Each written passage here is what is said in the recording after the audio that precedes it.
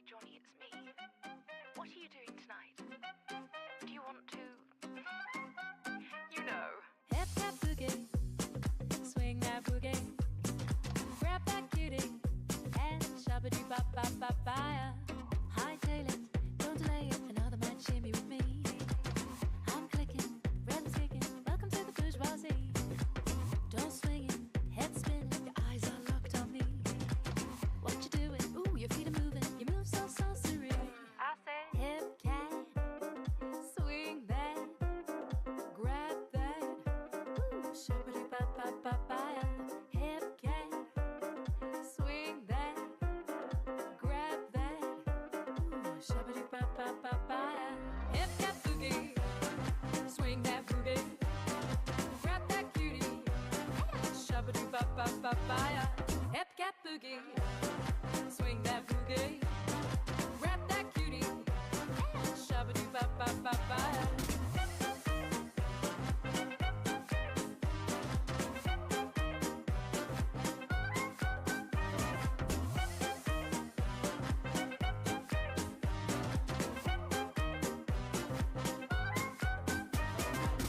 Hi, Frankie. It's me.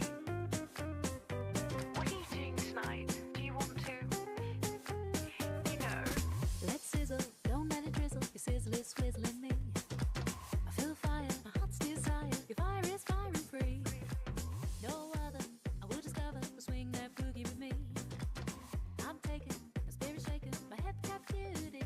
I say... Hip cat boogie, Okay. swing that boogie, grab that cutie. It does sound a little circusy, doesn't it? With the whole electro swing deal. And it is time, yes indeed. That time again before we enter into the weekend. Boy, oh boy.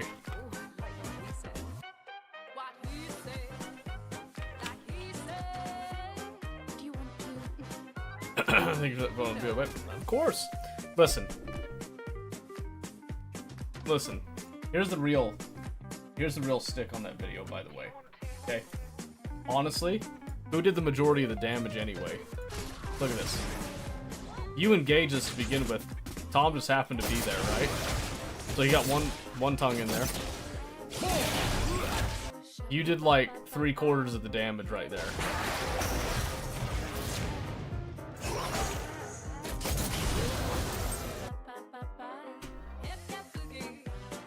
He probably thinks that it's a kill steal because he ignited, is my guess.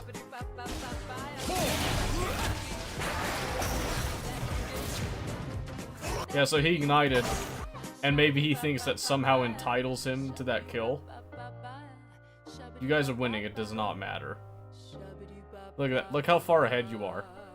You're a full 10,000 gold ahead. Who cares? Literally, who cares? I don't know. Kills me when people get all uppity about stuff like that. Maybe using Zion called me a glass cannon over and over for the rest of the game. Yeah, you're an 80 carry. Of course you're a glass cannon. Doesn't matter. Just secure so this is what the etiquette is. The etiquette is that you mute him. Really. I'm not joking. You mute him. Or you just ignore him. Really. Because keep in mind, you're playing an Iron, and if that guy's complaining about like one little kill just because he used Ignite, he has no clue what he's talking about. Same thing happens in Plat, same thing happens in Emerald. You know, like, across all of it. If someone starts talking like that, they have no clue what they're doing. I actually had a game last night that I was playing. I had a pretty good win, and then I had a really terrible loss where I had a Vi support who never came to lane, stayed out the entire time, never complained. So I spent the entire laning phase in a 2v1, which obviously I lost my tower for that, but I ended up gaining the tower in return, right? Didn't complain about it at all. My Swain mid was complaining about Vi roaming, so Vi then decided to troll the game. And this, I tried to have a conversation, this was literally the mentality. Swain didn't want to apologize to Vi because he had self-respect. Even if it was at the expense of everybody else on the team, didn't matter, right? Vi didn't want to end the game and win and actually try, so she started trolling because Swain refused to apologize to them.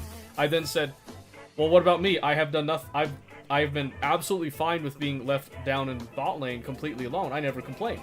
So you're going to lose the game and punish me because of what Swain's doing? And they literally typed in, unfortunately, yes. That is incredibly flawed logic. And I reported both of them. It didn't matter that Vi was doing good. Vi ended up throwing the game. An ego trip type of thing. It doesn't matter. So what they did was they were playing support, but they camped top lane. Because top lane was their duo. Fine, whatever. That's your duo play type of thing. I don't care. I can play solo bot lane. I'm not going to come out great. But every time it was a Nautilus, it was a Nautilus and a Kai'Sa, so I'm going to get Dove every time. But if I trade one kill every time I get Dove, I'm actually coming out on top of that, for the most part. If I punish them for their incorrect dive, right? I come out on top of it, really, because Vi's then allowed a Roman put pressure somewhere else, putting someone else behind. I'm just going even. So, he got left solo, it really was tough. Yeah, but it didn't matter. See, that's the thing, it didn't matter. I came out with just as much gold as Kai'Sa did, even though I was getting perma-pushed the entire time. Because I didn't panic and I wasn't raging about it. I was annoyed, right? I was annoyed, but that's okay. Though we always ignore, just play how you want, focus on basics. Yeah, it's fundamentals. I don't think you actually have to worry about how other people are playing realistically until, like, maybe Diamond. Maybe. So, that's just me, though. Hi, Dawn. And hello, Cat. I did notice you. I just was caught in the sauce with that one. But yeah, there's an epidemic in a lot of competitive games, but League of Legends, for some reason, is absolutely atrocious when it comes to people's mental state in it.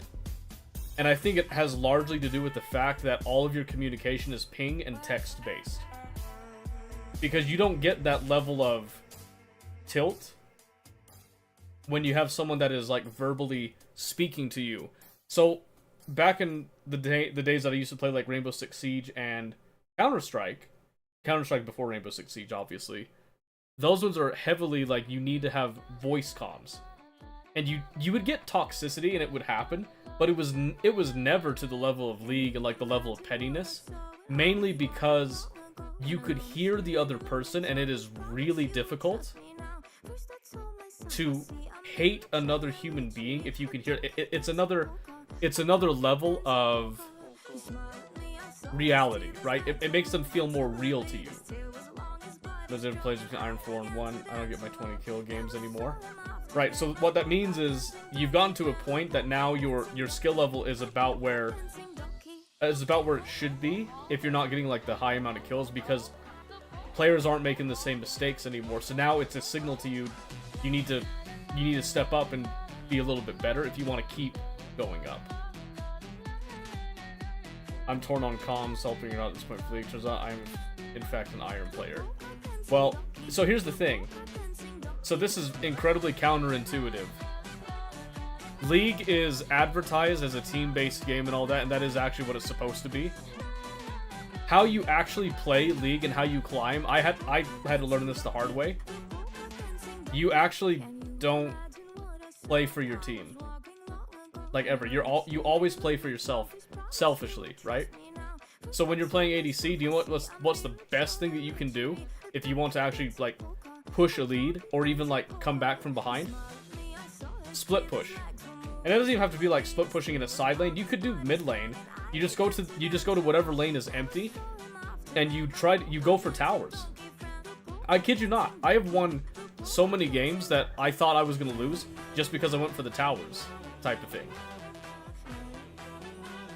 Every ADC how to climb videos, be selfish, push lanes, grab CS, avoid your team. Yes, but the reason they're saying that is because team fights are super unpredictable. Every time I go to a team fight is Jinx, especially now that Jinx isn't in, like, the strongest position. You know, like, she's still good, you can still make use of her, but she's not in, like, a super overpowered, you know, like, S-tier status type of thing. So a lot of the times when a team fight happens, I'll have like 2 enemy champions dive me, and my whole team will ignore me going for somebody else. That's fine if it works, right? My mentality is I'm okay dying if I have them blow cooldowns on me and that. But the issue is that I die, I lose all control of the team fight at that point. And I want to have full control, right? Team fights are coins because of no comms. Exactly, yeah. You are banking on your team knowing what to do. Which, the higher up you get, the greater chance that that might actually be the case. But you should always assume that your team doesn't know what to do. And that you should also assume that you don't know what to do in that situation. You know what I mean? Can't change target effectively mid-fight when needed. Yeah, that's the thing. So, you have to be like god tier on your positioning, and you have to be very aware of every enemy champion. And basically, you want to put allied bodies between you and them, right? And also, Don, I did see you there, and it's totally okay. It's totally okay. People come and go. People have lives. I'm here. I'll hopefully always be here too, so that won't change. But yeah, anyway, when it comes to the reason why you want to split push, it's because you are reducing the amount of times that your team influences your decision, right? And yeah, muting the team is a good tip. I've recently turned off the all chat so that I don't hear the enemy team and turn off their pings because it's a distraction, right? And I leave my team's comms on because sometimes they do give good information, and as long as they're not like tilting off the face of the earth and all that, I don't care, right? But as soon as they start to get like extremely negative, I just kind of ignore what they're saying, and if they get like really annoying with it, I mute them.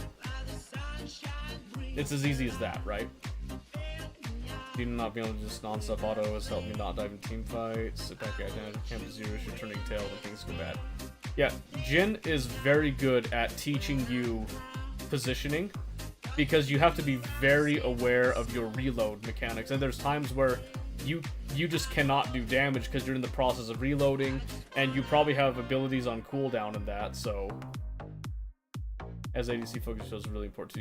Yeah, exactly. Because here's the thing, when you look at the LCS and all that, watching championship games gets really difficult, because what you are seeing is you're witnessing an entire 5-man actually being coordinated and working together and knowing what their respective roles are in their jobs and what their win conditions are and all that. When you're playing solo queue, everybody's out for themselves, right? Everybody's out for themselves. So you have to be out for yourself as well. And as an ADC, that can be difficult because most ADCs don't have great one-on-one until you get items. So you have to kind of be aware of who they send to meet you, basically, and how many they send, because there are times I've had it happen where there was a top laner that came down and I had 3 full items, they had 2 full items, but I had to look at what the items were, and as long as the items weren't anything that were direct counter to mine, I could just stat check them and I could just overwhelm them with my higher DPS. But if they had items that reduced my DPS and allowed them to use their base stats on me, I'm toast, right? Unless I can keep the distance. Darius in particular, you have to kite Darius, right? So, with Darius, if he gets on you, and he stays like, he keeps his slow on you and that, he gets very sticky. But if you can just keep your distance from him, and never let him touch you, it is incredibly easy to kill him. It's actually wickedly surprising how easy it is to kill Darius as long as you are properly kiting, right? So, cheap playing a 49-inch ultra-wide map isn't blocking anything. How big is your map? My map hasn't blocked anything. I've never had an issue where my mini-map blocked me.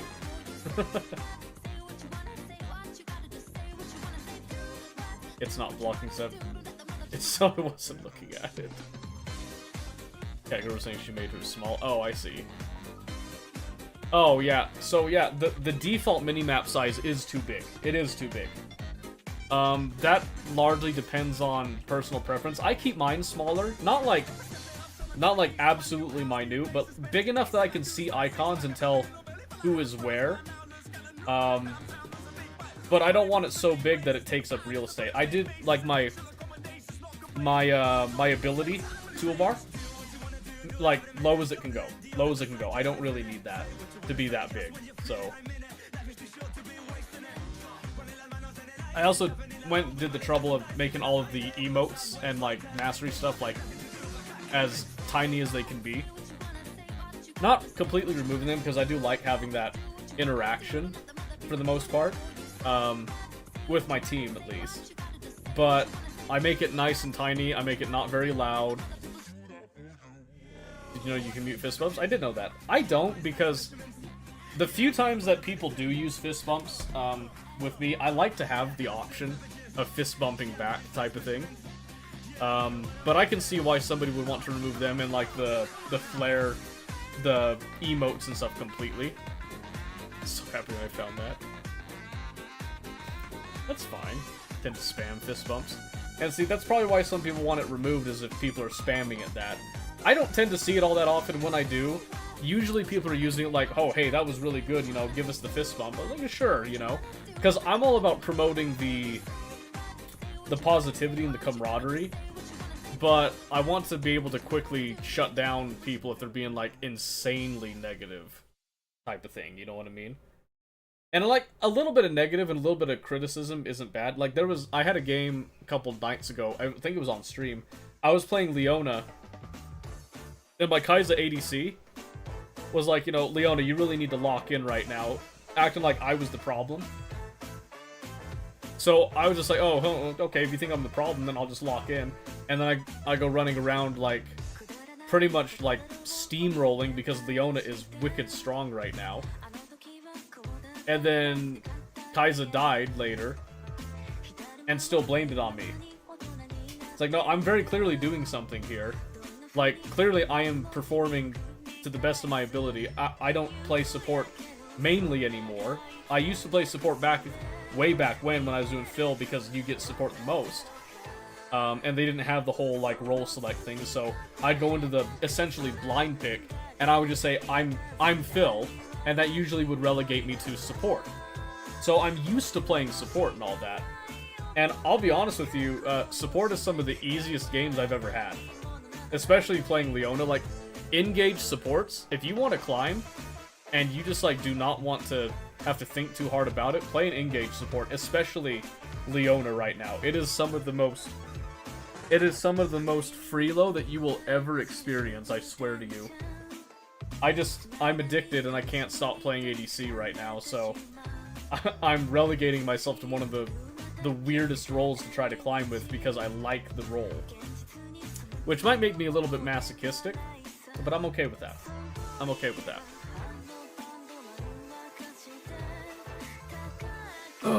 Okay, anyway, so today, we're not doing Baldur's Gate. Today, we're going to take a little bit of a break from it.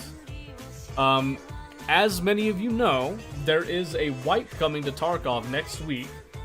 And for those of you that have not seen the trailer, I just wanted to kind of talk about it real quick here.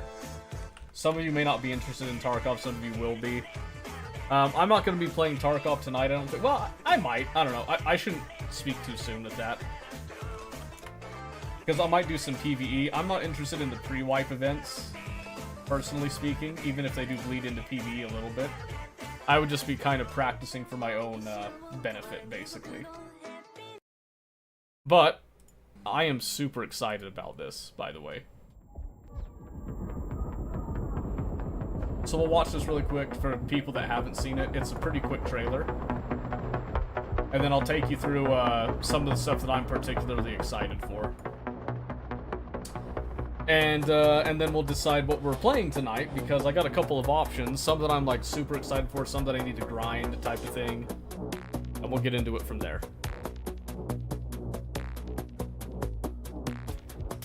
Also, rest in peace, Factory. I'm probably going to be spending the last few days playing the remnants of Factory before it changes again.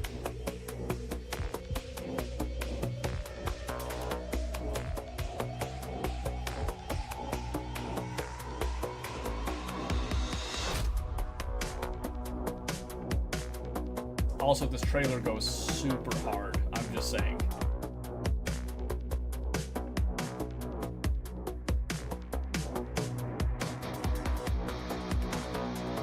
Whatever they're paying this editor, it's not enough.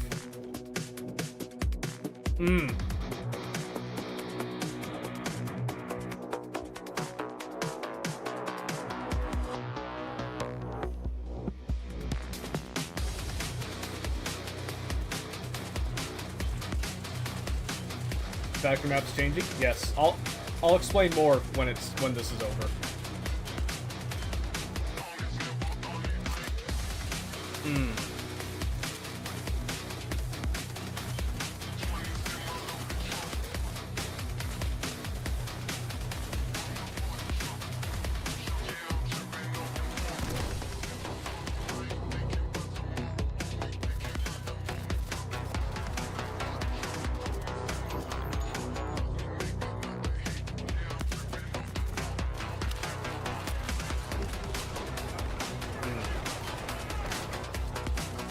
Is it hot in here, or is it just me?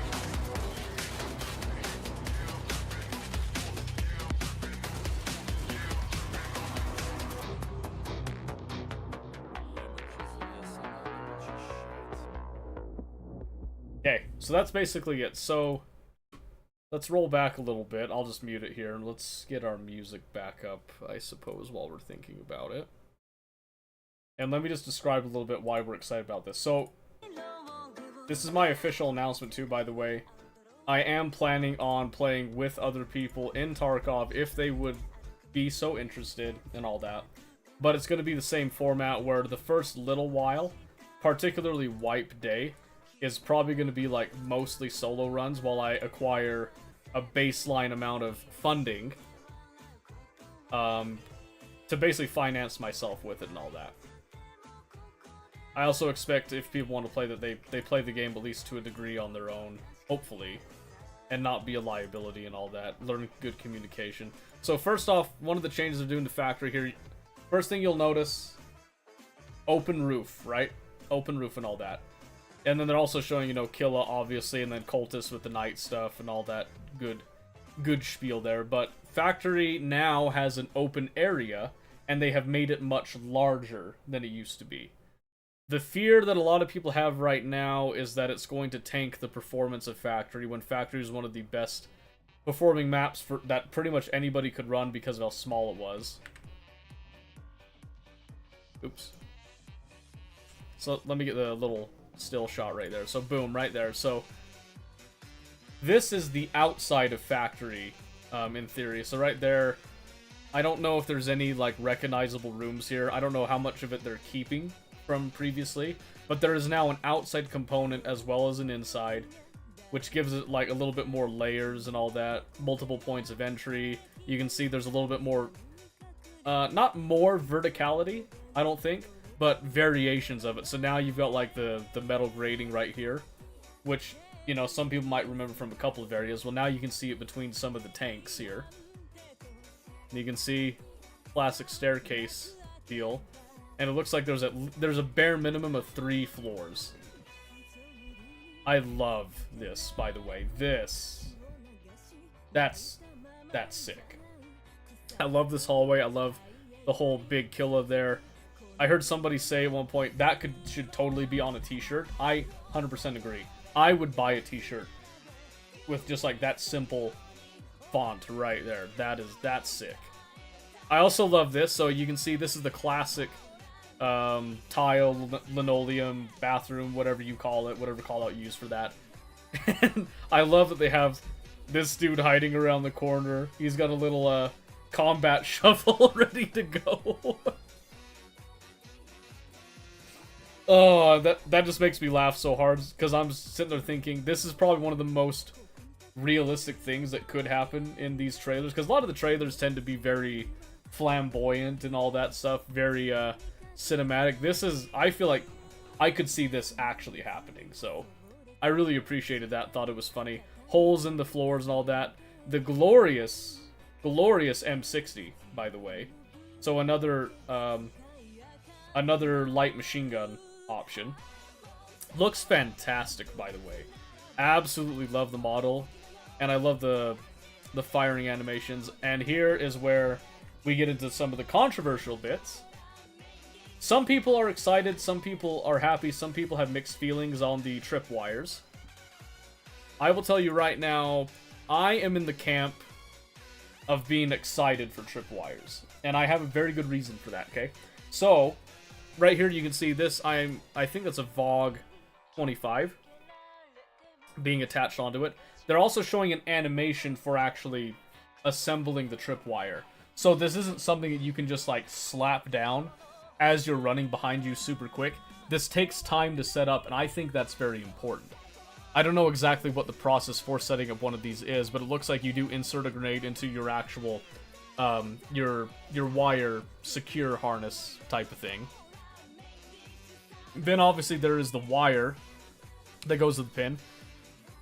Correct me if I'm wrong, that is an impact grenade. So you pull the pin on that, it's supposed to explode on impact. So how does that work on a tripwire? I'm actually not sure.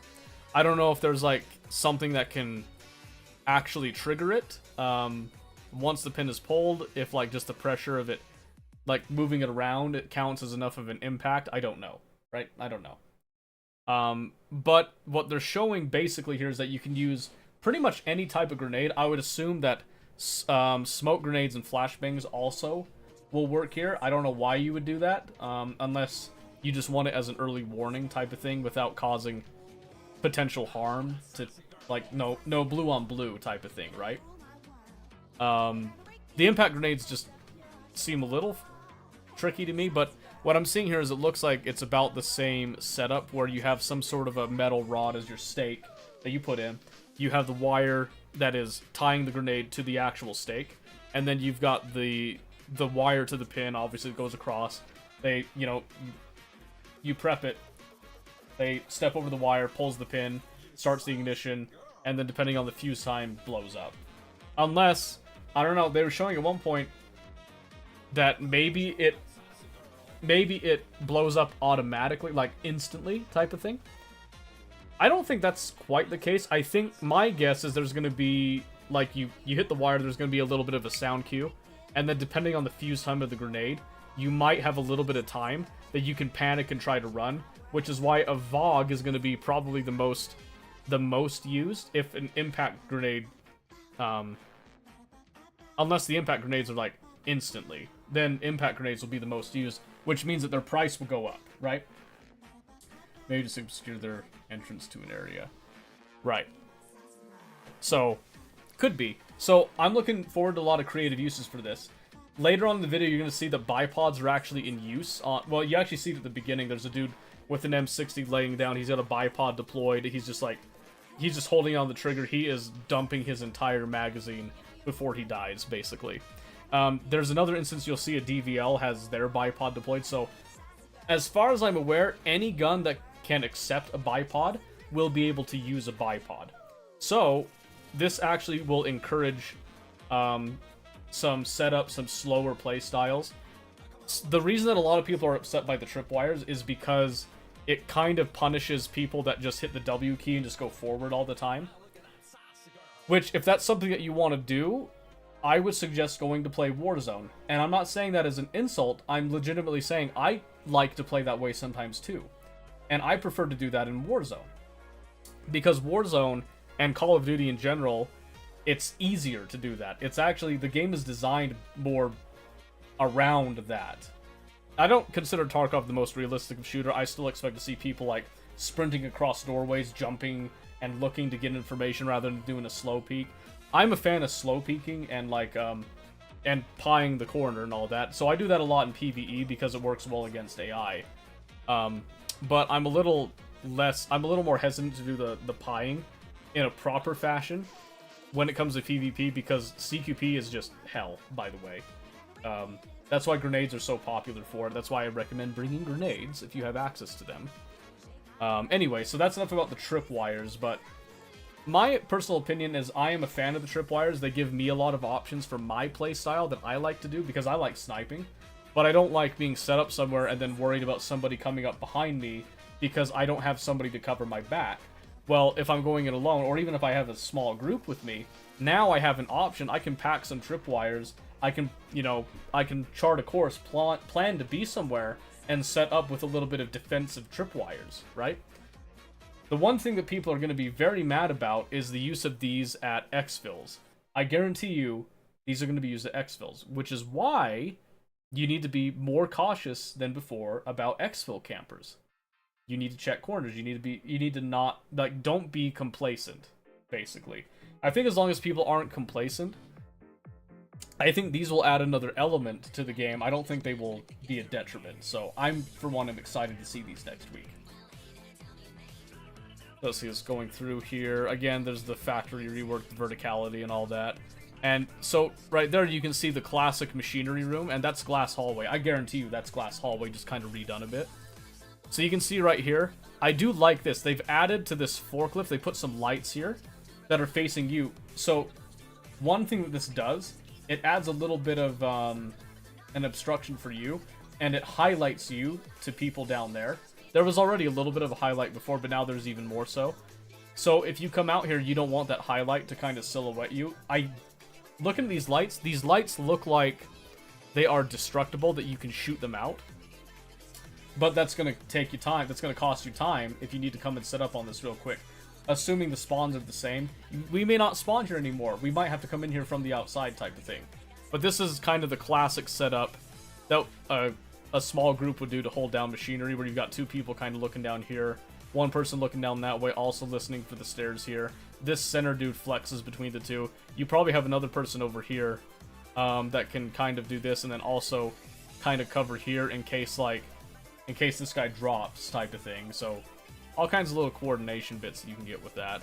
I love the lighting on the outside of this, by the way. Have a look at this again. I mean, look at that. I love that there's a mix of light and dark areas and stuff. I can see some stairs that go up, so there's some verticality. There's a lot of angles that you can get hit by that just... It just feels a lot more dynamic. Oh, I was clenching looking at this, by the way.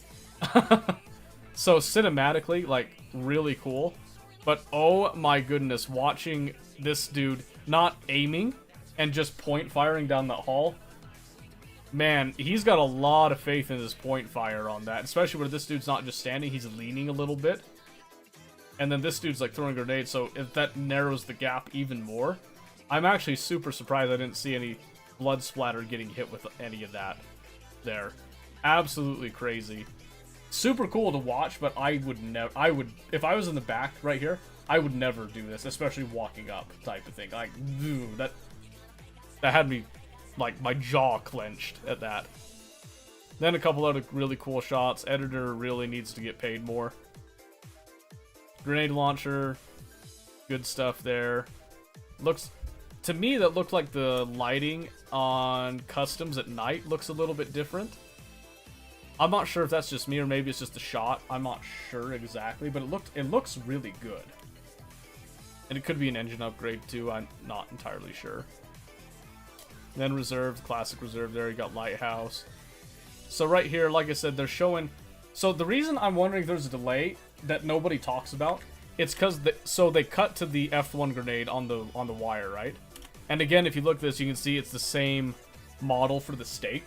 So it looks like you're able to make the stake and maybe there's like a tripwire kit that you then insert a grenade into. So maybe you've got the kits in a bag, and then you can either throw your grenades or you can rig the grenades dynamically, which would be super cool, by the way, because it gives you more modularity and versatility. So you have the tools on hand, but you don't necessarily need to use them. You can use the grenades as regular grenades. But here's the reason why I'm thinking that there's a fuse factor. Have a look at this. Have a look at this. So this guy, he's already walking in front, right? And then this guy, it almost leads you to think that this dude trips the wire and blows them both up. But I'm wondering if this dude already tripped the wire. There was the fuse time, and then it blows up. Because I was looking down the bottom left, have a close look here. See how it's like, not quite. It didn't seem like it was quite aligned with dude number 2, with the camera perspective, right? So I think there's a fuse time on that, but I'm not sure. Make multi-tool and equipment for disarm. I'm almost positive that's what they're going to do, because that would finally give a use to have the multi-tool in your like tool pouch and stuff while out on raid and all that. Probably a couple other things too, I would imagine, functionality wise they could do, but it would give at least a start for using the multi-tool, not just letting it sit in your stash. You know, like, because what kind of operator doesn't have a Leatherman or a Leatherman equivalent like in their rig, right? Can't think of anyone. So that's just the scene that makes me think there's a fuse time associated with it. Ah, right there. Here we go. So something interesting about this, I don't know if this is if he's leaning a little bit or if it's just kind of the angle with the bipod, but you can see right there that the bipod is deployed, which I'm super happy about. And then you can see him take a shot with it. Very, very slight at the end, but you can see the DVL rock back a little bit, and you can see it's the bipod and all that is reacting and resting on it. So what I don't know is deploying the bipod, if it puts you into like kind of an altered adjusted stance on the ground, or if you can drop the bipod and then you can lean a little bit and the bipod will actually keep the weapon stable and upright. Because what's the most annoying thing about when you're leaning on the ground is that you can't, right? And if you do a full rollout, then it's really bad. But what if with the bipod you could at least lean, and then the bipod helps you to keep it nice and straight? Because that's what I would do. You know what I mean? So, just a thought there. Just a thought. And then here, just really cool, you know, like ghost recon scene. You know, you got 2 people stacking up and taking out 2 targets at once, all, you know, in sync type of thing. Cool shots there. I did notice the Uzi. Ah, here's the... So this is something interesting. If you look very closely, let me actually slow it down a bit. If you look very closely there, these are mortar strikes, by the way. Like actual mortars. You can see the projectiles coming down. Let me see if I can pause on one. There's one over here that gets a really good shot. See right there? It's a little bit blurry. So what I don't know is because these look like they actually come from somewhere. I don't know if this is a mortar strike that's called off map that you can request, or if mortars are an actual item that you can use and get somebody to like fire them. But they're a little bit better shot. It's a little bit blurry because of the speed and all that with it. But you'll actually see it. It's going to come down here. Well, you won't see it because my camera's in the way. But it makes a connection right here on the road in front of the dude on the left running. And they cut just before it goes off, which is hilarious. So yeah, exciting stuff. And then right there, the infamous Desert Eagle, the Huandig, 2-tapping kill it, because I think it got that perfect neck hitbox right there, is my guess. Just blasting with it. Music was great too, by the way. And then right here we go. So this is something interesting. So they're adding Partisan. And I don't know if anybody here has heard of Partisan or like heard the rumors of it, but we've been having discussions about him for a couple of years now, basically. So it looks like they're actually putting him in the game, and Partisan, in theory, is supposed to be an anti-camping boss type of thing. Or like an anti-bad karma. So this implies that there is potentially PMC karma coming into the game with this patch. Part of... I mean, I'm looking here, you can see he's got USEC and bear patches on that bag, which I think is a really cool attention to detail with that.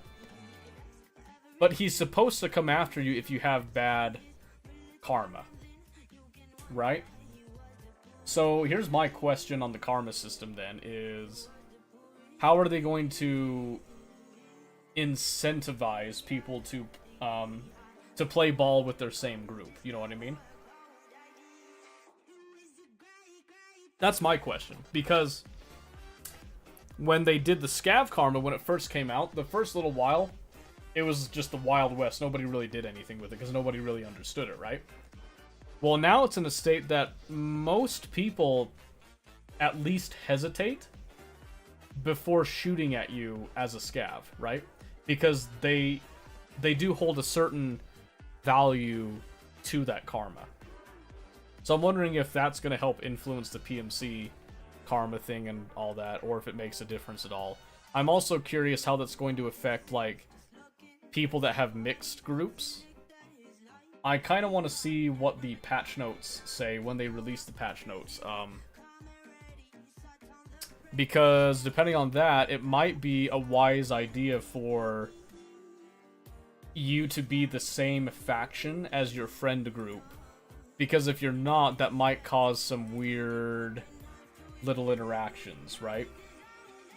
Especially if you're looking to actually try to interact with other players. I could see that being a very, a very difficult thing to kind of juggle with, but... yeah, there you go. So, like I said, that is happening next week. I am not planning on playing too much Tarkov until Wipe drops. I did a little bit of PvE. And I'll be honest with you, PvE is like... I was actually enjoying it, but I've got a problem with the PvE right now where a lot of the AI... So, I have a problem in most games that they have anti-player bias, right? And a lot of games that I play that have that tend to be strategy games.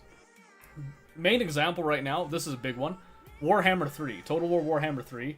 When you play on higher difficulty levels, there is an insane anti-player bias that the AI just kind of operates on. That's been in, like, Total War for a long time, but it is, like, I feel like it's really exaggerated in Warhammer 3. So what do I mean by anti-player bias? It's very simple. Anti-player bias is essentially, do they get extra resources in the game? Like I said, oh, they get extra resources. They also, you can kill a faction leader. So let's take, what's the Nurgle guy? I freaking forget his name. Anyway, so the Nurgle main faction dude, Chugoth, I think is his name. The Plague Father or something like that. Okay? So I had this happen. I was playing in Grand Cathay, level 30, Mao Ying, I think is his name. Mao Ying, the Iron Dragon guy, okay? Playing as him, got a level 30 Lord, got a stacked, like, gold experience army and all that. Playing against he's got demons and stuff, so they're automatically, like, insane. They got monsters, all that. Auto-resolve tells me it's going to be a valiant defeat. Obviously, I have to play it out myself. So I play it, I don't quite crush it, but it comes out as, like, a moderately decent victory. I didn't lose any unit cards, which was the biggest thing about that, is that as long as I have unit cards, I can then replenish them and keep those experienced units back, right? So, major blow to him, right? He just lost his biggest army with all that experience. He has no way to get that back, right? Well, here we go.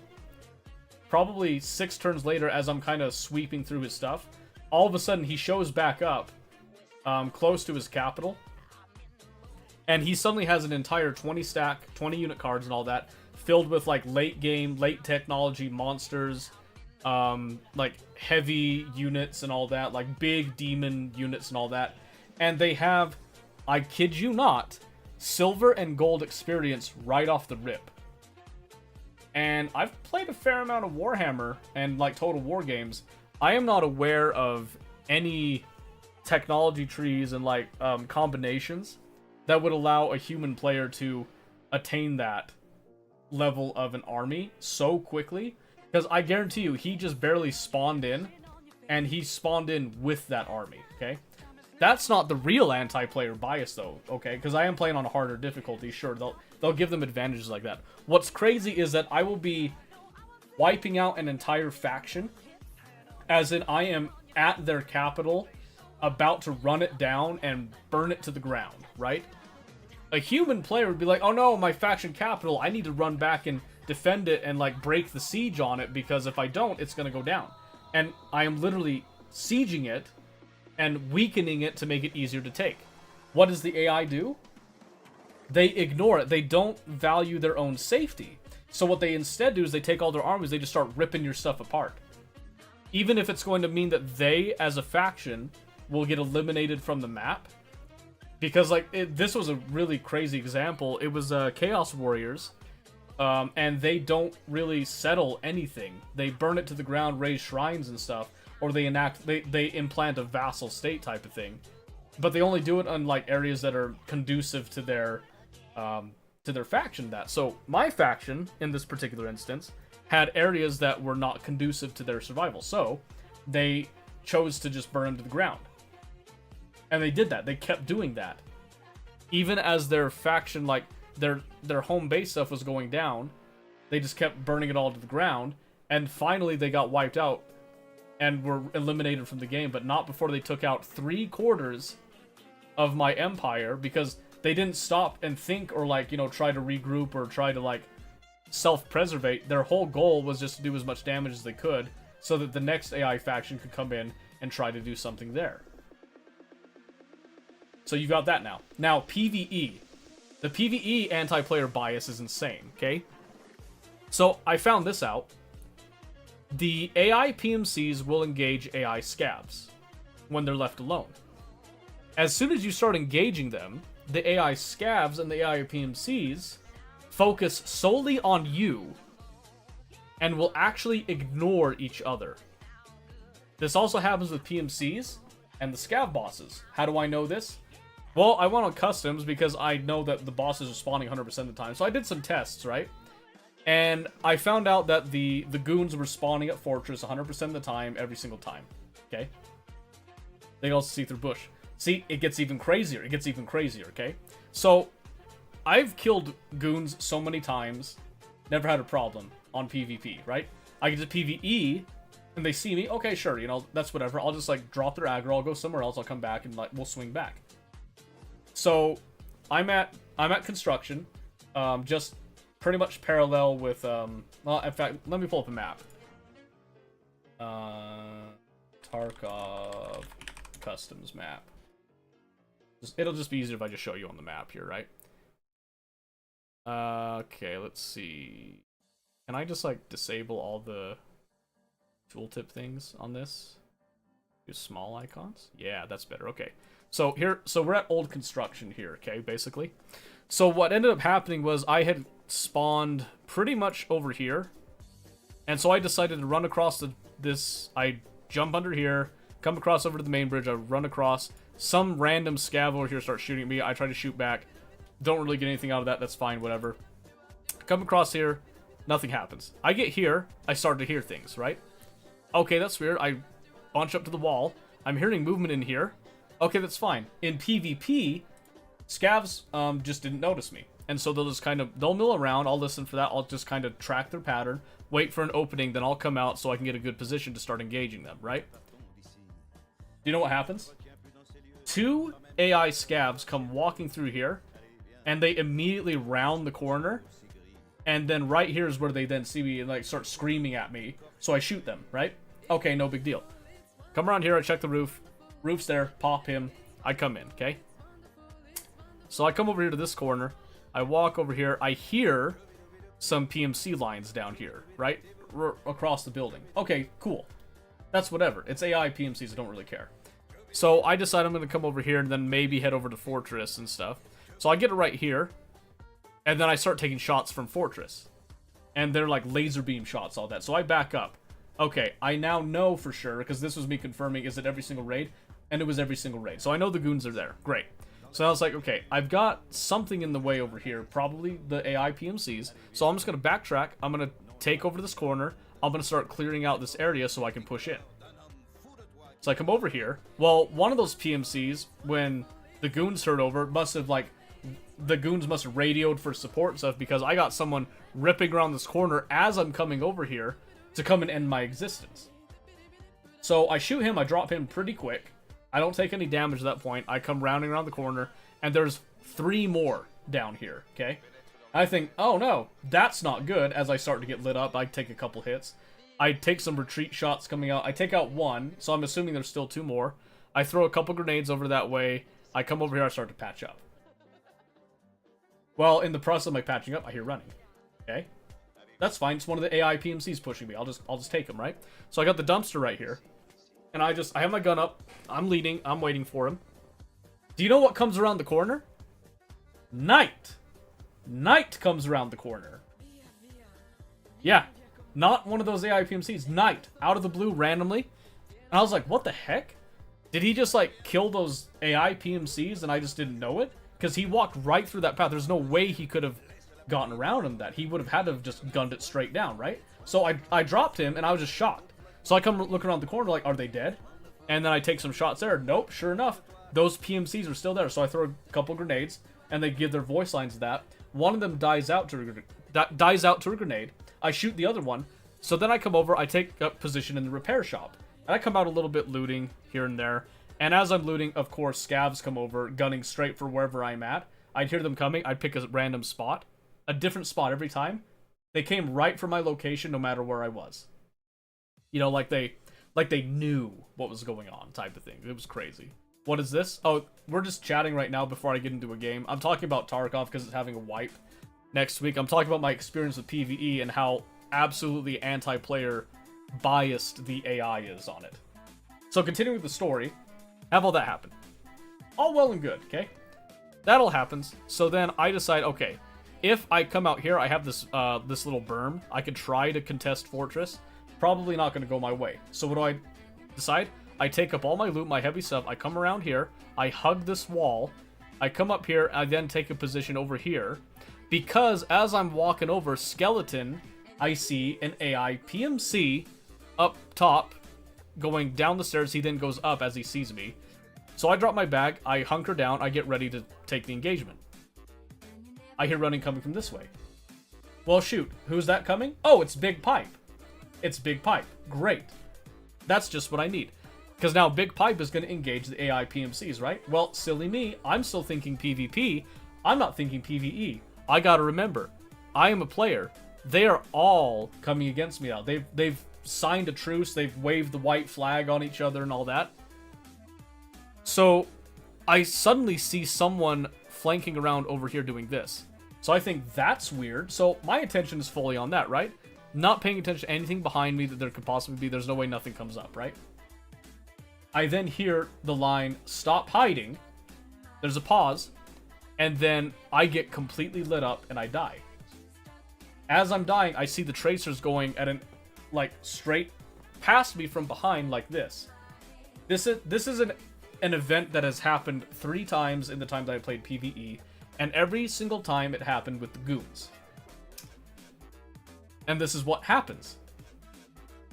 Big Pipe, or I think Rook is the other one. This never happens with Knight. It's really interesting. Knight never does this. Knight always pushes you from a completely normal angle. But I've been killed by Big Pipe and then Rook, or whatever the other one's name is. I always forget. They always come up right to a wall. So the other instance this happened was actually right here at this little gate, okay? I was tucked in this corner, biding my time. I had seen them coming from over here. Or so I thought, you know. And then there was the same thing. It was a stop hiding, and then I get shot. I'm watching at an angle right here where I'm covering this. Watching all over here. I've checked over here several times. I hear him clear as day. He is right next to me. And then he just blasts me away through this wall. Which AI don't do, typically. So it's really weird. He's wall penning me when I'm hiding behind cover like that. They never do that before. But in PvE, all of a sudden they decide that's what they're going to do, right? So another weird thing that's happened before, and I think this one was on... Oh, this was on Health Resort, actually. Looking for a dude that's in the stairwell, well, in the Health Resort. Audio's being all screwy. I go into a stairwell looking for him. I then come up the stairs, and then there's a bright flash of light as a muzzle flash is right next to my head. Just, like, unloads into me. And I realize, oh, according to the game, he's standing right next to me, but I can't see him. And so I died to something that I couldn't see, I couldn't fight. I, in theory, could not even damage because I couldn't see him, and therefore I can't shoot him. So that one was just a straight-up bug, but every single time that you play PvE, you have to bring more ammo than you would in PvP, because the entire map basically locks onto you if you get within a certain range, and they try to kill you. Which is not really a good way to teach new players. Like, I can comp stomp all day, that's no problem. But I don't like having these weird things where the entire map seems to be against me, and there's no organic, oh, PMCs are against the scavs and bosses, And that means that if they're engaging you, you get that opportunity where, oh, somebody else came in, you know, to the party. Now it's a three-way type of thing. No, it's always you versus everyone. And if you happen to aggro multiple things, they completely ignore each other, just sign like a temporary truce, and they all come after you. If you play the game for a long time, that's totally fine, right? You're okay with that. It gives it an extra bit of challenge. It actually makes PvE more interesting. If you're a new player, though, that is absolutely overwhelming, and that is just not okay. This is not okay. And if you're an average player, some people might like that extra challenge, that extra fear that goes with it, and other people will absolutely hate it. So, you know, take that for what you will, but I don't like anti-player bias in the sense of I don't like it being too extreme. So games that have it too extreme tend to rub me the wrong way. I play Warhammer 3 still, I like Warhammer 3, but I always get very annoyed at the anti-player bias, but I have ways to operate around it. Tarkov PvE, it's the same thing, you can operate around the anti-player bias, you just have to be more proactive with it, essentially. You have to just, like, abuse the AI's behavior and how they push you type of thing.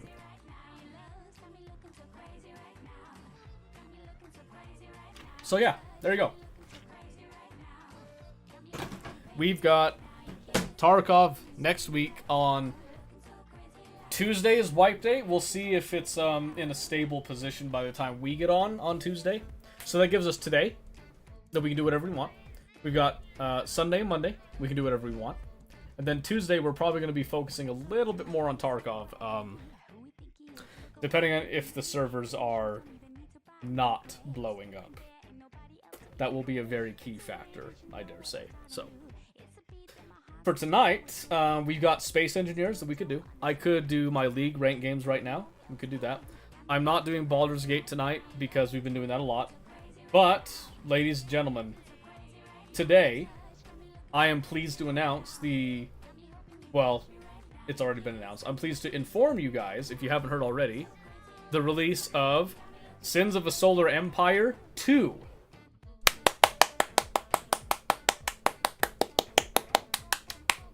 I'm super excited by this. I don't have to play this tonight if you guys are not interested in this type of stuff. But I just wanted to let you guys know that I am very interested in this game. I am a huge Sins of a Solar Empire fan. I played it back when the first Sins came out. Way back when. I don't even remember the year that it was. But I played the snot out of it all the time. And then Rebellion came out not long after. There was one in between Vanilla and Rebellion. I don't really remember it off the top of my head because I played the snot out of Rebellion and it had the other stuff with it too.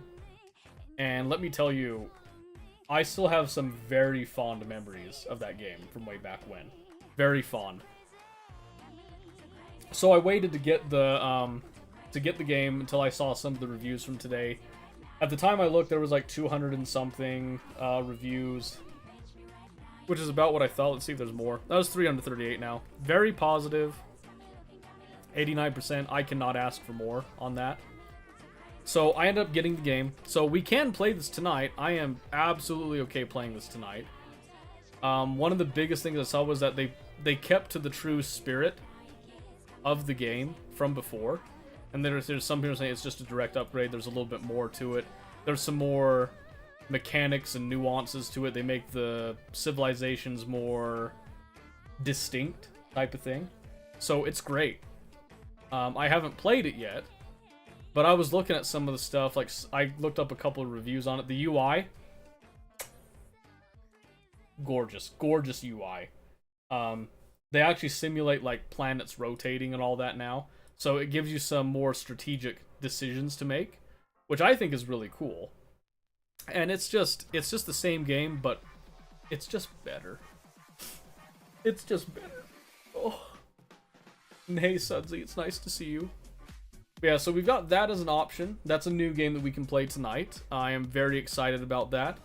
And I'll probably get lost in the sauce on that for sure, because I have so many memories of that. Like I said, we could do some Space Engineers as well. We could do some Space Engineers. I got some Auction not included we could do. I was playing some Factorio for a couple days, just kind of doing some little vanilla stuff. just keeping myself fresh on combinators and circuit logic. I'm going to be doing a sushi belt for my Space Age run because I enjoy sushi belts. So I'll just keep making sure that I remember my basic concept of my memory cell, my input-output ratios and stuff, because the ratios are probably going to change with the new update. I'm just accepting that that's just going to happen, right? Haven't played it, it sounds interesting. I'll be in and out though, so don't weigh my vote too high. Okay. What's up, Seto? What's up, Red? Yeah, so like I said, Sins of Slender Empire 2, super excited. Can't wait to play it. Oh, I can, if I have to, but I'd rather not. So I kind of want to play that at some point tonight. Doesn't have to be at the beginning. It could be at any time. We could do some League, get some of that rank going on. We could do the Oxygen Not Included bit. I actually did not do what I said I was going to do, which was to let it run and do the strip mining bit, which was kind of the more boring aspect. So I'd have to do that a little bit, but that's okay. I'm still not doing Factorio on stream because it's still a little bit too far away, because we're just in the middle of August right now. We haven't quite hit the point where I can start, in my eyes, doing Factorio stuff. So my plan is we're going to have Tarkov starting this next week with the wipe and all that. And then that should carry us through. I'm hoping it carries through with the hype and the enjoyment at least until the middle of September. Because if it can go that long, that would then be a good time for me to transition to doing the more Factorio stuff in a more regular rotation with that. But we'll have to wait and see what Tarkov does next week with that. So like I said, super excited for that. Space Engineers, like I said, we've been working on that. Last time I played was August 11th. So 4 days ago. And I think that was me just getting on, and I fixed up my rover that I was using, but I didn't do anything else really beyond that. So we still have some objectives that we were working on, kind of building towards on that we can do. So all kinds of options here, all kinds of options. So what do we think? Do we have opinions? Do we have ideas? Suggestions? Do we have thoughts, intrusive or otherwise, floating around? Just pop that off a little bit there. While you're thinking about that, Riker had his first day at kindergarten today. He was very happy. It was very fun. Make a pool? A pool, what do you mean? I have no idea what you mean.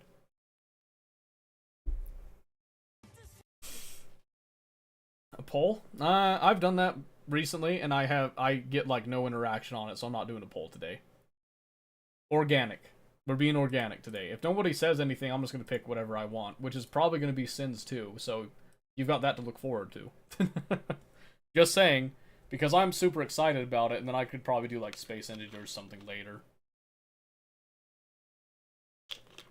Yeah, I've been playing a little bit of PvE, just trying to stay refreshed on how to play Tarkov still and all that, and we still got it, but PvE is not PvP. It definitely has a very different play style to it.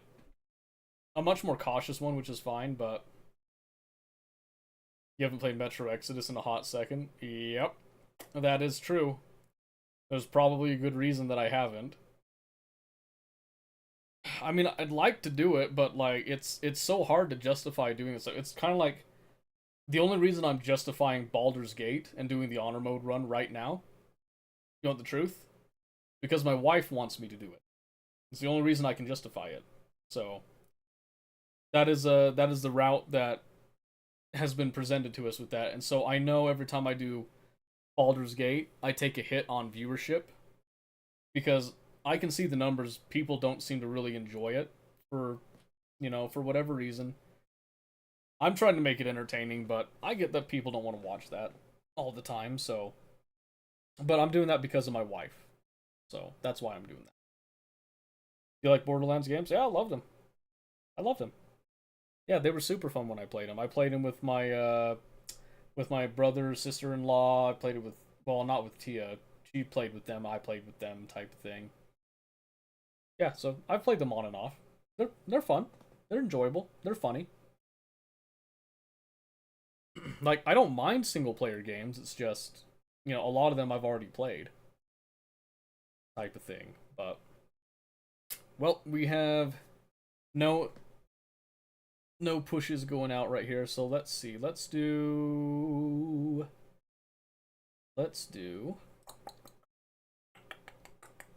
League. I did put that out as an option.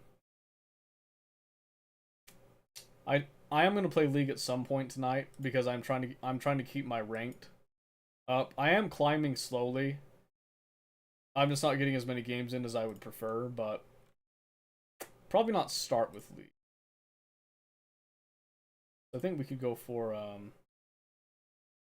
new Clank game is on Steam. Which was the new Clank game? Did you play Bloons TD6? I don't. My son does. I have that installed for my son, not me. I don't play Bloons. It seems fun and all that, but it's like, I don't know, when I want to play strategy, I'm not a tower defense type of guy. And thank you, Childish, I love you. Love Bloons, it's my low IQ game. See, that's my thing, is like, it's good, it's fine, I just don't want to play it. That's just me, you know? So, and what's the new Clank game? I'm not sure which one you're referring to with that, Sudsy. I can't, I don't think I'm gonna buy it right now because I went ahead and bought Sins of Solar Empire 2 today, but played Bloons a lot during classes in college. It's the board game. The board game? On the world? The board game? That's crazy. On the internet? Insane. But no, yeah, I don't fault anybody for playing Bloons, you know, it's a great game. It's just not for me. It's kind of like with Tarkov PvE. Now, I'm sure a lot of people get immense amounts of enjoyment out of it. I enjoyed a little bit, but I still prefer the PvP on it. Like, I don't know what it is. I just would rather do that. So, do you have Sons of the Forest? Yep, I do. I do have Sons of the Forest. And I did play it a little bit, just checking it to see if it would work fine, and it works pretty good. They optimized it quite a bit. I have been meaning to actually go through and do like the Iron Man mode on... Holy moly, where did it go? Iron Man mode on... Is it not up here?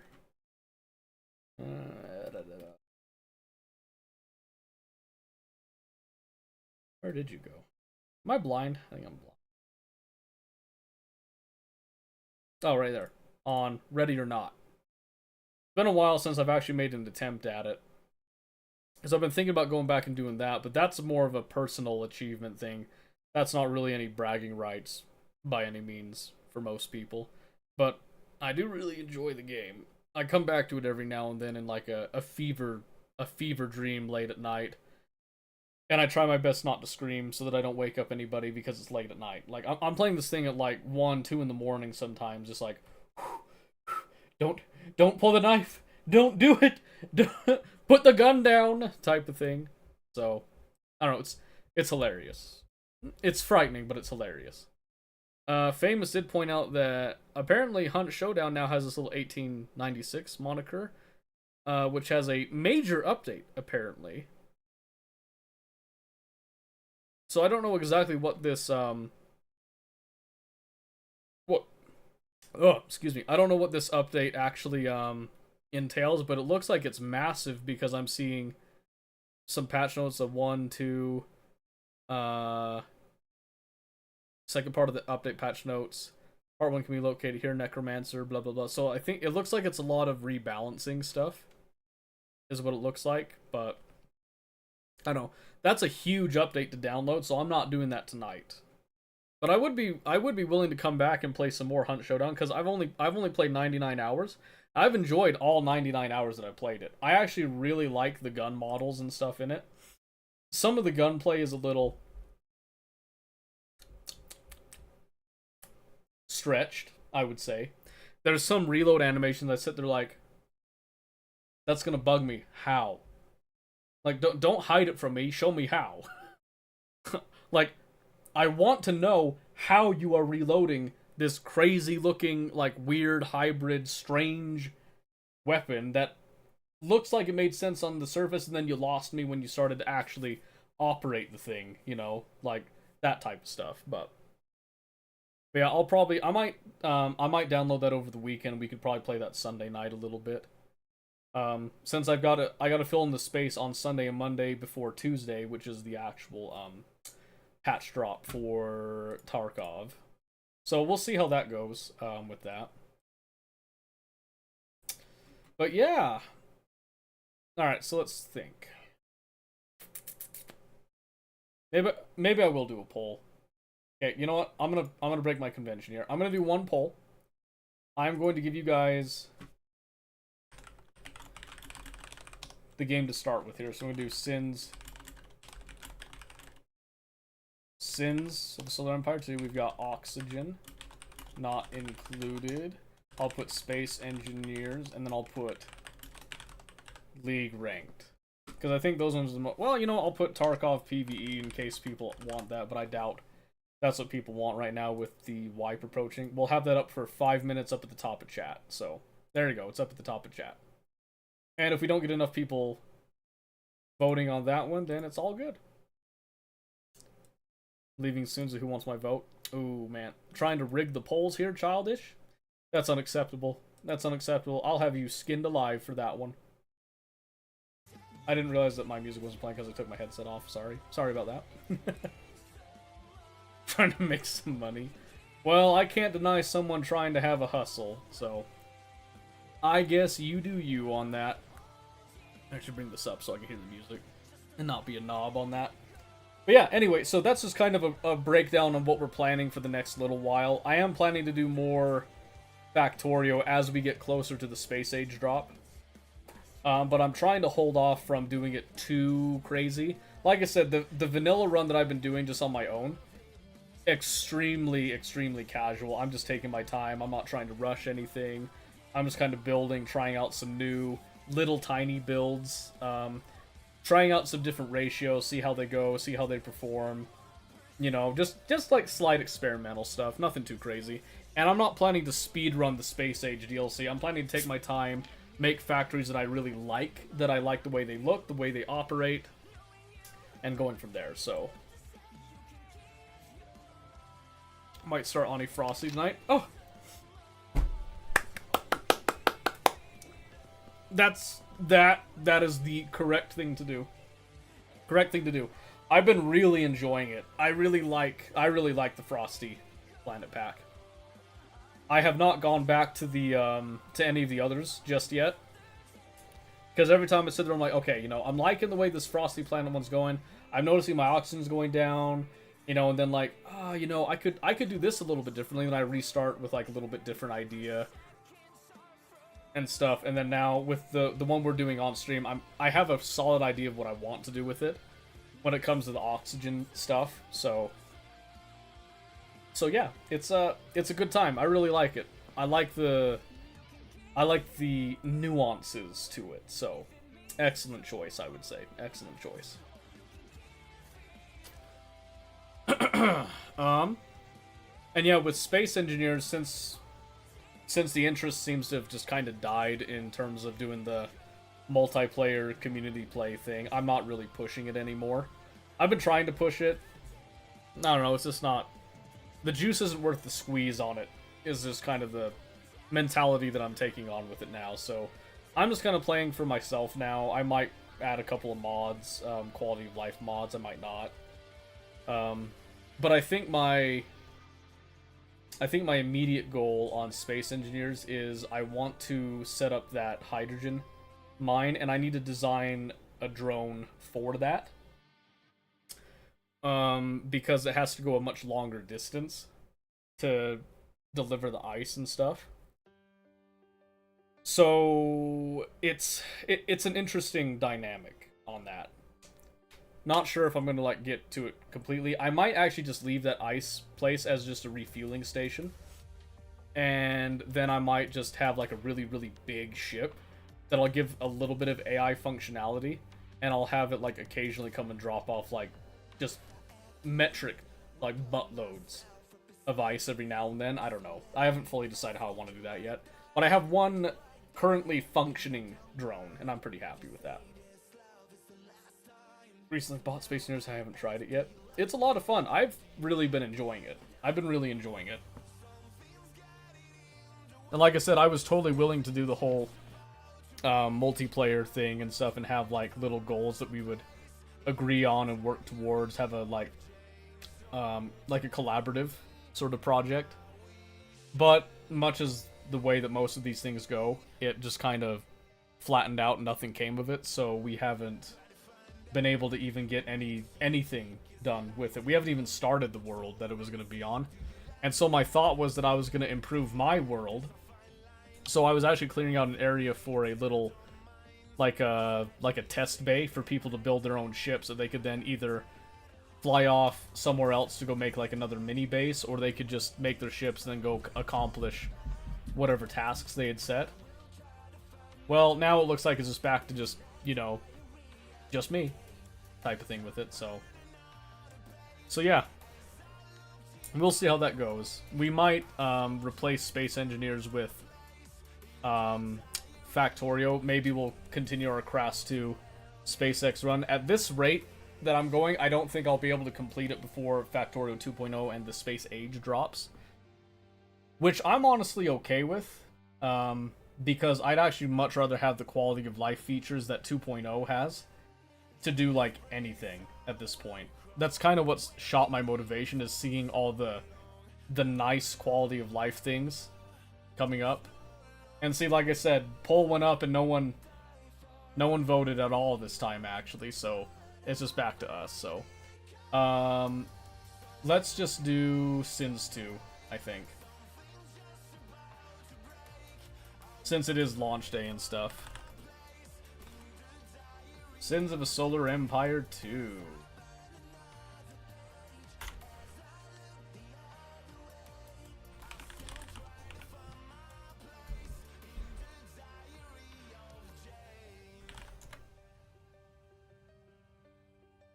I was gonna put Sins fan right there because that is exactly what I am. Alright, so we're planning on playing Sins of a Solar Empire 2 at least for a couple of hours. So strap in on that. Alright, so we're planning on playing Sins of a Solar Empire 2 at least for a couple... I don't want to hear myself. Okay? Don't want that. Okay, here we go. This is the very first time I am opening this. I'm muting everything. I want to experience it. I want to feel... Launcher! That's fine. I didn't realize that they did Ashes. That's cool. That's really cool, actually. Huh. Alright. Here we go. I haven't messed with any settings or anything yet, so... hopefully the volume doesn't blow us away, but if it does, I'm here, you're here, we can be blasted away together, basically. I'm hoping Sins doesn't do that. Now I'm nervous. It's thinking. Why is it thinking? Oh, that's not too bad. Whoa! An entire generation has been consumed by this endless war. For more than 30 years, we've sacrificed and bled for a memory of peace we've never known. Few remain of those who fought before, and the burdens of command now fall on us. We were trained to survive in a hostile, changing galaxy. To evolve and adapt new tactics, and leverage the environment in our favor using the shifting phase lanes to cut off our enemies.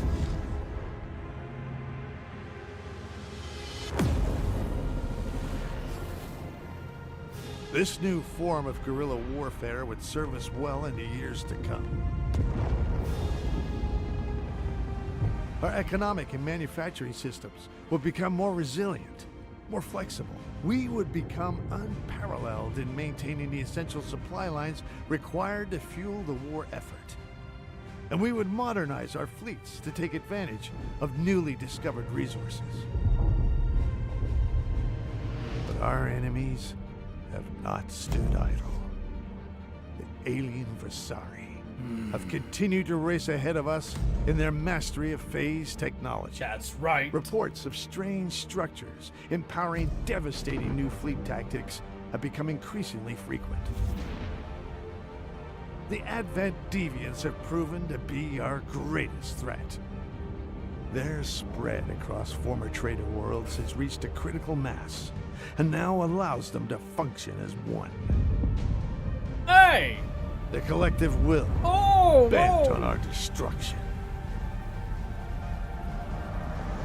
Now something new is on the horizon. That was like 2 Death Stars. That's not fair. Signals from both friendly and enemy planets are falling at an unprecedented pace.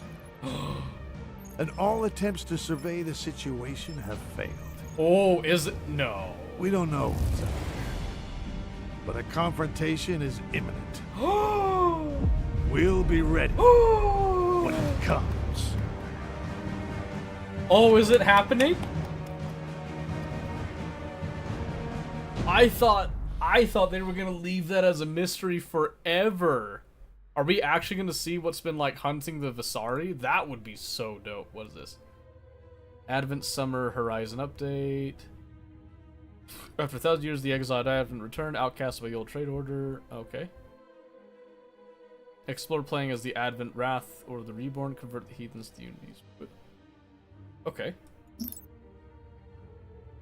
Oh my word, okay. I got some. Let's try the tutorials. I'm just curious. Because the tutorials previously were quite, bare bones, if I recall. But it looks like it does the same thing where it puts you into the game to do the stuff. Oh, yep. Oh, it's basically the same, so basic camera control. Yep, so then I'm just gonna go. Oh, that looks so good. Whoa, I zoomed on. I forget. It zooms on your cursor.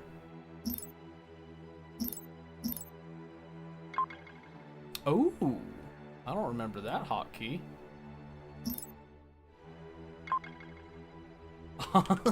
Oh, that is so good. Actually, I like that.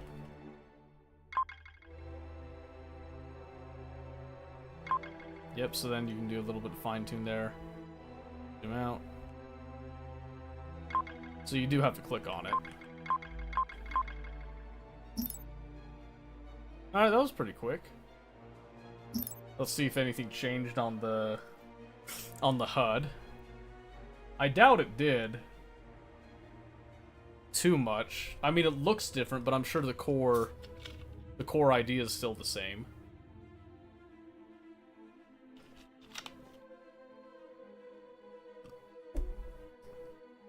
Yeah, I'm not gonna lie, I always thought the Advent had like super cool ship designs. Okay, so surface level, so you've got your civilian research. Let's see. Feel free to explore the screen. Yep. Then you got your military research. Ooh, this is different. Required military research. Okay, so that's going to be interesting.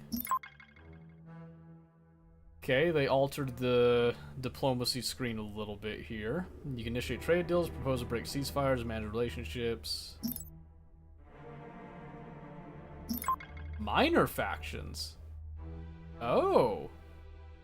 You can spend influence them to gain various benefits, either temporary or permanent. So that's another topic. Okay, so that's new. Then military command. Oh. Allows you to manage all your capital ships, star-based abilities, and items all in one place. Oh, that is handy. I like that a lot. Ooh. Here you can see all your planets and manage their logistics tracks and structures, defensive tracks and structures, economic tracks, planet items. Ah, so they gave you like a couple of screens. I'm gonna have to learn how to use those. And then it's got the resource bits, which is your credit income, metal, and crystal. That's different icons, but that is exactly what they had before. So that's super awesome. Market button. Yep, that's the same as before. Buy and sell, and then there's this. Ooh, hello. Taranite, Endurium, Kalinite, Andivar, and Quardium. Okay. This is the TEC trade button. Each race has a specialized system suited to their playstyle. For the TEC, they receive the trade system. Oh, there's an actual mechanic now. Ooh. Export points, top, and export types, left, goods, metal, crystal, are acquired by building a trade ports around planets. You allocate export points to export types to adapt your economy to changing needs. Okay. Then there's the exotics button, which also summarizes your exotic inventory. Okay.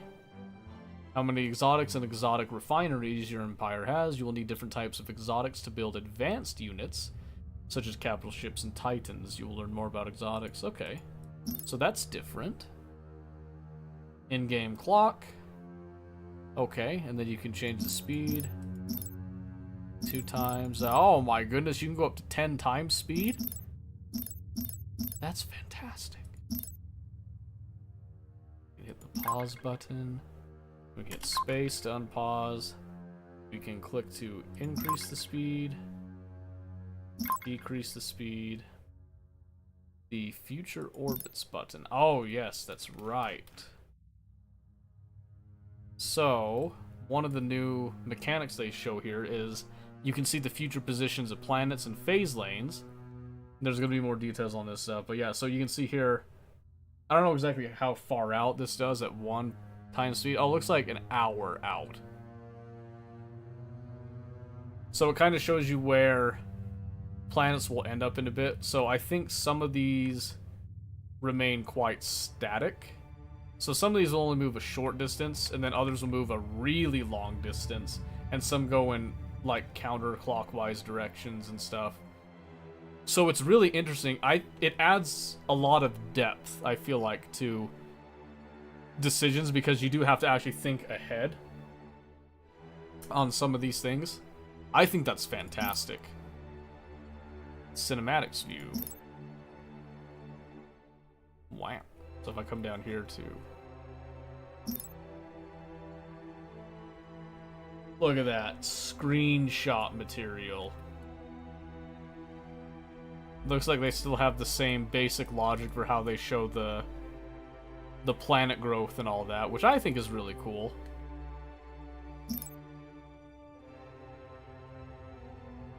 Man, that looks pretty. Just so pretty. Okay, it's been a while since I played, so it's probably good I'm going through all this stuff. So, Galaxy Overview Tutorial. Zoom out to get a big picture of the galaxy. So we see our home planet. Yep. Oh, so that's the indicator. Oh, that's actually super clean and easy to read. I like that. Yep, so the phase lanes, we know about those. Exploring planets. So then they actually have you build your first thing. So we click on this. Then we're going to build ourselves a scout frigate.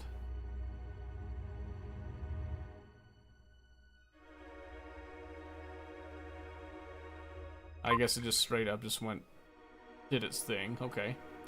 We'll now reveal the entire map for you for purposes of this tutorial. That's good. Okay. So now we're going to examine some of these planets. Asteroids are the most basic planetoid. They have limited space, but essential for upgrading the Empire. Another thing I've noticed is before in Sins of a Solar Empire, it was always just a static circle. I'm seeing here that it looks like there's a little bit of a bump out on some of these. I think that's very interesting, by the way. Then let's talk about ice planets specialize in crystal. That's true to the original game as well. And then the volcanic planets specialize in metal. For obvious reasons, I should say. All factions like getting ice worlds early in the game. They have decent credit income on them. Volcanic planets specialize in metal. They also have high research track levels, but they are notably bad at credit generation. That is a little bit different. I don't recall ice planets being good for credit income and lava planets, well, you know, volcanic planets being bad. That might be a new feature, or I might have just not paid attention enough to that. Many other planets, feel free to look around. One of the most important new gameplay features is orbiting planets. During the game, planets will move, creating new phase lanes and destroying others. You can peek up to 1 hour into the future using the future orbits. This will allow you to plan strategy around the changing topology. Click it now. Interesting. Note how the planets are moving and the phase lanes are changing. Move back and forth in time by clicking the time bar. Oh, okay. So the blue thing is showing not just their direction. So you're actually witnessing. Oh, okay. So right now I have a phase lane going to this ice planet. But then in a short bit of time, that phase lane then gets obstructed by Apollo there. And I no longer have access straight to that. I'd have to go through my volcanic planet for that. That's interesting. Where else does that affect? Oh, and then something like right here. So this one has, this cannot access that asteroid, but then if I go a little bit further in time, I can then see, oh, suddenly I'm going to have access to this, and then this desert planet is going to be completely cut off and isolated for a brief period of time. That's so cool. You can screw the crow back for holding the hotkey. Oh my word, a use for tilde! A use for tilde! Oh my word, I feel like a kid again. Oh, that's so cool. Okay, let's look at what they've done to orbital structures now. So, building structure in orbit is essential to the game. Select your planet. Okay, so before you used to do these like automatically. There was a button for it. I don't see the auto place button anymore. So here we have outlined all the civilian categories. Orbital structures cost slots. You can see the planet's current slot usage above the structure buttons. You can upgrade the planet's logistics track to increase the slots you have to spend on civilian orbit structures. Upgrading the planet's defensive track will be for military orbital structures. So now we build a light factory. Your cursor now loaded, you can move it around and place it exactly where you want it. So I'm gonna say, let's put it near that stuff, because why not, right? Now that you have that, the constructor ship automatically comes over. Yep, that's very true to the original as well. You will never have to manage these constructor ships yourself, just place the structures and move on. Okay, so now you can also skip micromanagement holding control when clicking. Oh, control. Will automatically be placed near other structures, so we can go... Ah, okay, so it's not a toggle anymore. You can quickly remove instant... scuttle any structure, so how do I... By right-clicking a structure button. Ah, like that. Okay. You can also move over to adapt to changing lane phases due to orbiting planets. Click the rotate structures button on the event. Oh.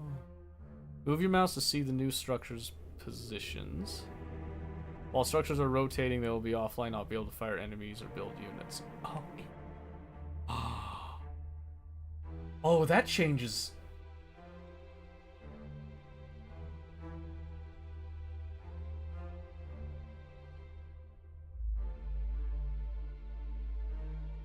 That's actually so... I never thought about that.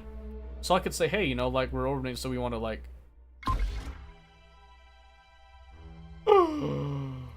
That is so cool. What?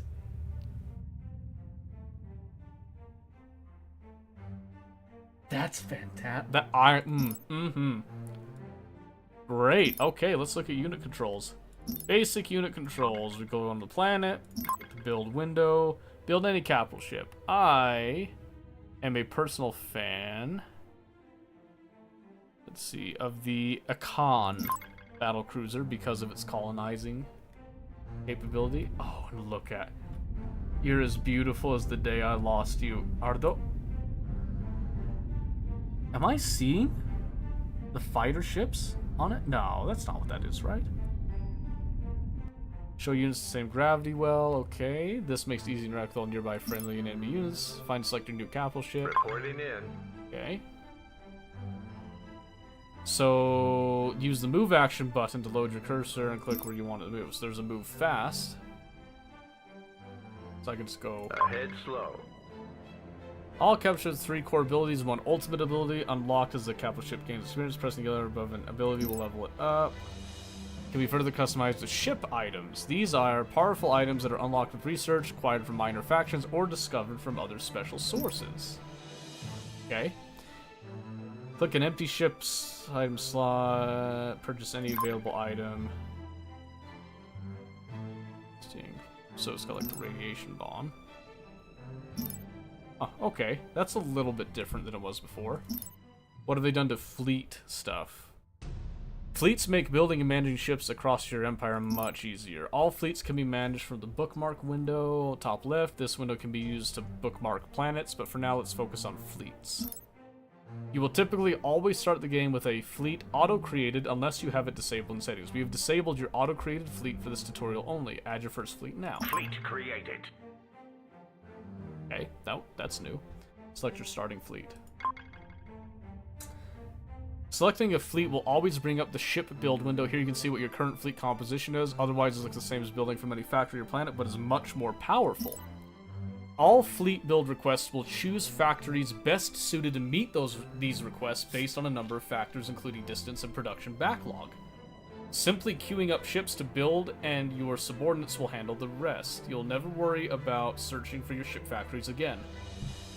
Oh my goodness. Well, that's convenient. I like that. Let's get your new fleet organized. Make sure you still have your fleet selected. Click any of the capital ship buttons to automatically join the fleet. Let's do, I do like the Marza Dreadnought, so let's do that one. And then 20. Shift key to queue up units faster, so shift does 5 at a time. Okay. While they're building, you can inspect where they're being constructed on the tooltip. Okay. So they're all being made from this one right here, the Thorina. And I'll speed up the construction of the light frigates so you aren't waiting for too long. Okay, that's nice of them. So then they all come over, they join up on the fleet. So there's going to be fleet formations that they'll talk about here, I'm sure. Quickly split off and create new fleets. First, select all of your newly built frigates from the upper left section of the window. Give the order. Okay. Then you click on the Fleet add fleet. created. Oh. So now there's 2 fleets just like that.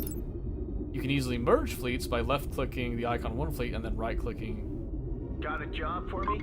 Fleet deployment acknowledged. Oh, okay. Fleets are controllable like any other unit. By default, they travel quickly to other gravity wells without waiting for other ships. Making them together, right-click the move button. By default, fleets will attack everything in their gravity well. You can change this behavior by clicking the engagement range. Time is short. Yes. So, I usually would do engage close. So anything that comes too close, they engage it. Otherwise, they just don't, like, immediately assault in the gravity well. So then I can just go move into formation. So right-click will just change that. So I like the move in formation. Okay, that's pretty easy.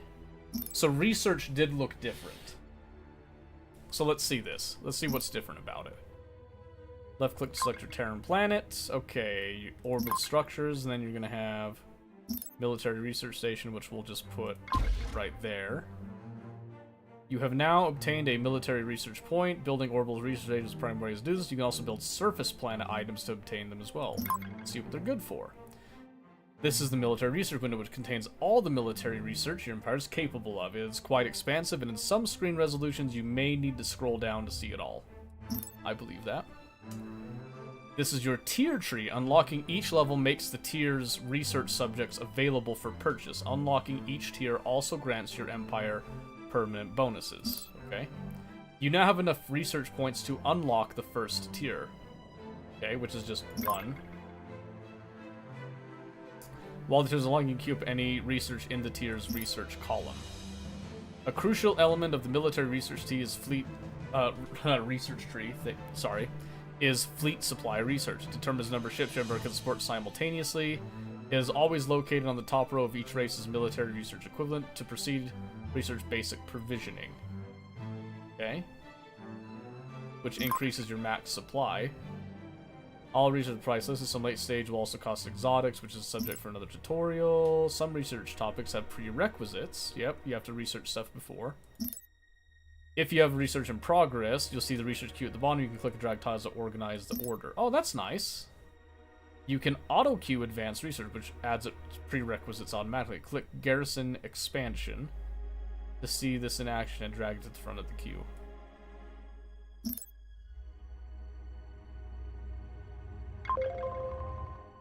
This button toggles a more compressed view of the research. Oh, that's nice. If you want to add a specific research, you can use type to search in this text filter. Very useful for advanced players. Okay. It also checks both military and civilian domains for your results, so you don't have to search in each separately. Well, that's nice. Okay. So I can get, like, the overall bit, and then I can get the compressed view. I like the overall. I think that's good. Ah, okay. Now we're getting into the stuff that is definitely new for me. Which is the derelicts and wreckage. Okay. We will explore how to locate and capture derelicts and how to salvage wreckage. Derelicts are found throughout the galaxy. Their origin is unknown. Capturing derelicts grants you various rewards, including resources and exotics. They can be captured by capital ships.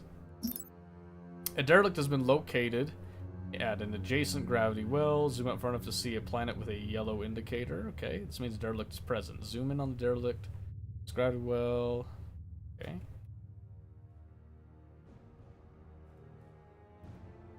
Not you. Oh, that icon. Duh. Okay, I see. It is surrounded by defenders. These scavengers want to claim the derelict for their own profit. You'll need to fight them off and claim it for yourself. Send your fleet to clear it away, and then move your capital ship. Got a job for me? Okay. So again, I'm just gonna go engage close. I want to move in formation. We're underway. Just like we always do. They've given us some Cobalt frigates, some Harka heavy cruisers. Those are not the Kodiaks. Ooh, those look really cool, actually. Looks super cool. Some of those, and they've got some Javelis LRM cruisers. All hands, prepare for a phase jump.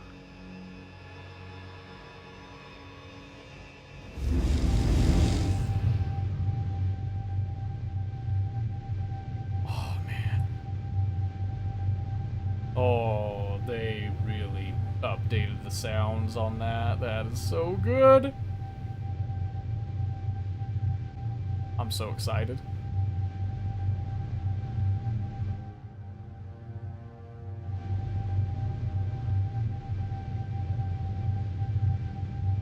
That seriously looks so good.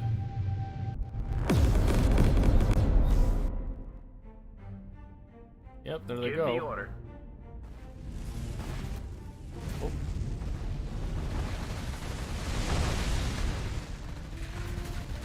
So a new thing for Sins, all of the projectiles and stuff are rendered in real time, meaning that you can actually use ships to body block missiles, and your point defense stuff actually has more meaning, so to speak. Reporting in. A sound plan. They also made it so that all the different turrets will independently move. So now it's even more important to, like, position How broadside can I be of service? and such. So I can actually do like Ahead this. slow. We're underway. So I can turn to the side to give broadside guns a chance to shoot over in that direction as well. So it just kind of brings more firepower. You had to do that in the original Sins a bit as well, too.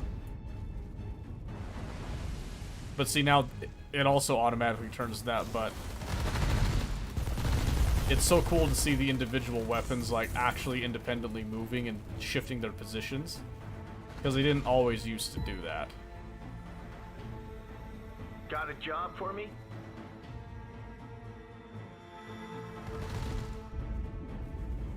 A sound plan. Yep, so then... And then the other thing is, as they're moving, they'll still shoot on the move, so you don't have to have them immediately locked on looking at something specific. Which I think is super cool. So then we come up here in order to do the capture. It. So I can probably just go ahead and increase the time on that just to save us a bit. Oh, but something I'm noticing is there's little lights popping up every, like, in a couple places. I don't know what that's about.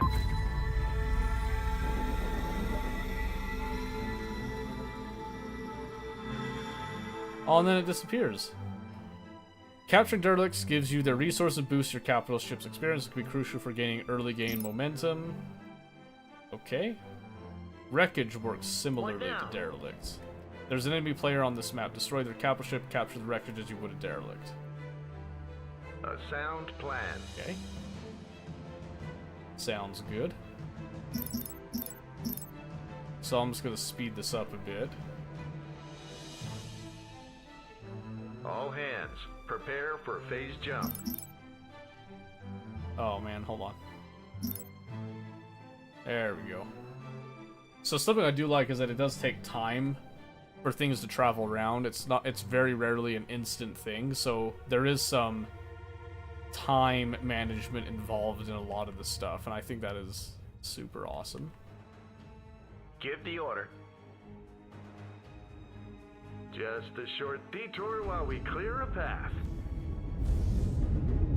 And then let's see us just annihilate this thing.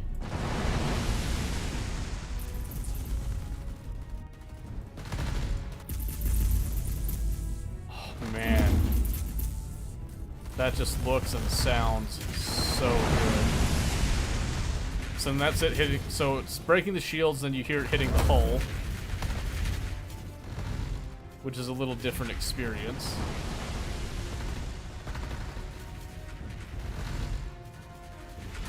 And then we should be seeing... Then it starts taking actual hull damage. Now you can see as it starts to break through all of that. Which again, I think is a super cool bit of detail with that stuff.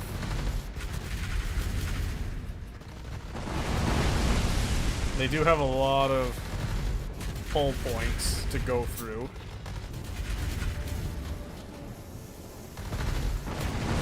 So beefy. Very, very beefy.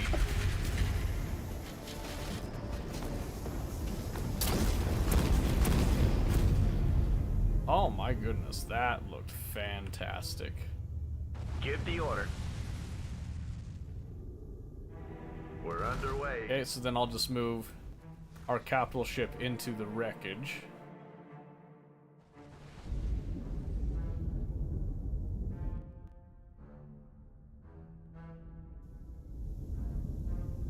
So right there. So right there. Coal wreckage. Ship wreckage loot. Resources, it gives you some credits, some metal, some crystal, and then some tauronite, and then an experience gain as well. So that's another interesting and new mechanic as well, that I think adds a very nice level of depth to military engagements. Because now it's more of a steamroll on that if you're not careful. Not only boosts your supplies, also denies them to your enemies. Strategies like this are key to winning. Okay. I like that. Now, the economy. The bane of most people's existence, including my own. Okay. So you got your resource window. It displays top 3 basic resources. They're often required various combination for building units, conducting research, and more. The Vasari, however, do not need to use credits and primarily rely on metal and crystal. While they can use credits with the market, it is not a necessity for them. Hovering over each research in the resource window shows its income rate. Each planet generates a certain amount per second. To succeed, you must maximize this number. As your economy grows, you will incur infrastructure taxes based on your income, not your ship's or fleet's supply. It is a marginal tax system where higher income is taxed at higher rates. Initially, your tax rate will be 0 as your income will be low. Let's talk about how to produce some resources from your planet. Select your home planet to continue. Okay. This is your planet's mining track. Represents the production of metal and crystal on your selected planet.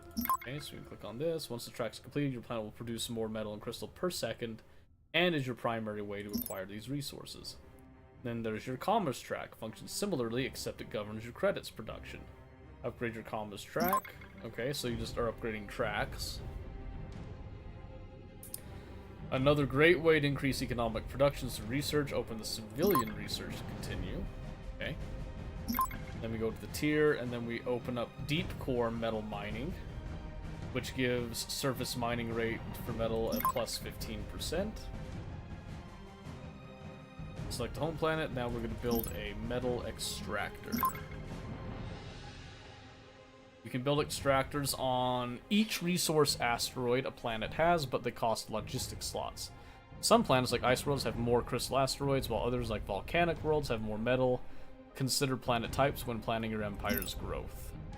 Sometimes you just need to buy and sell resources rapidly, which is where the market comes in.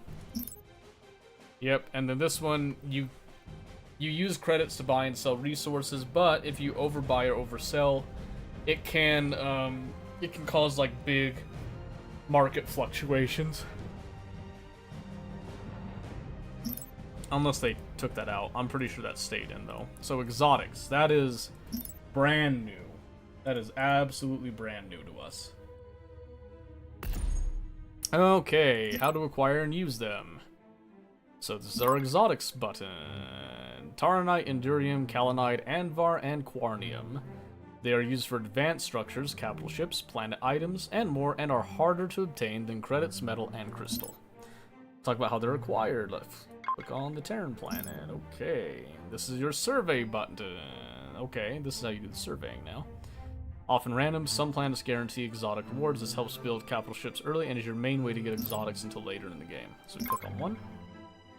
Another way to acquire them is to capture derelicts. A derelict has been located at an adjacent gravity well. Okay. Yep, so looks like 2 of them actually. Find and zoom into a derelict to continue, so we'll go to this one. Whoa. This is a derelict. They're always guarded by scavengers looking to profit from what they find. You have to fight through them to get it yourself. Capturing them is another great way to get an early access to exotics. Another important way to acquire exotics is to build them yourself in exotic refineries. In order to do this, we'll need to research the correct technology, then build a refinery. So you have to go all the way up to Civilian 3. And then you research exotic refinery. And then we go to build the exotic refinery. All the way over Mya. And it is a big building, apparently. Exotic refineries convert basic resources into exotics. Each refinery makes one exotic at a time, so you'll need several for a strong exotic economy. The ability to make exotics on demand is invaluable. Let's queue one up. Open your exotic windows to continue. Clicking on any exotic icon will queue it at an available refinery. The picture number below the exotic section show how many exotic refineries you have. Okay. You can queue up as many exotics as you can afford. Create a new exotic continues to the Taranite then. And that's it. Okay, that's not too bad. Okay, have they changed the colonize mechanic stuff? Small food finisher, shall be destroy these. Yep, so build a Protev colony frigate. It is extremely vulnerable. Use best clear the target planet of enemies before attempting to colonize it. Send your attack fleet to destroy it. We'll do engage anywhere, but we'll move in formation. Colonize the adjacent asteroid, it says. I'm assuming it's yes, this. Commander, at once.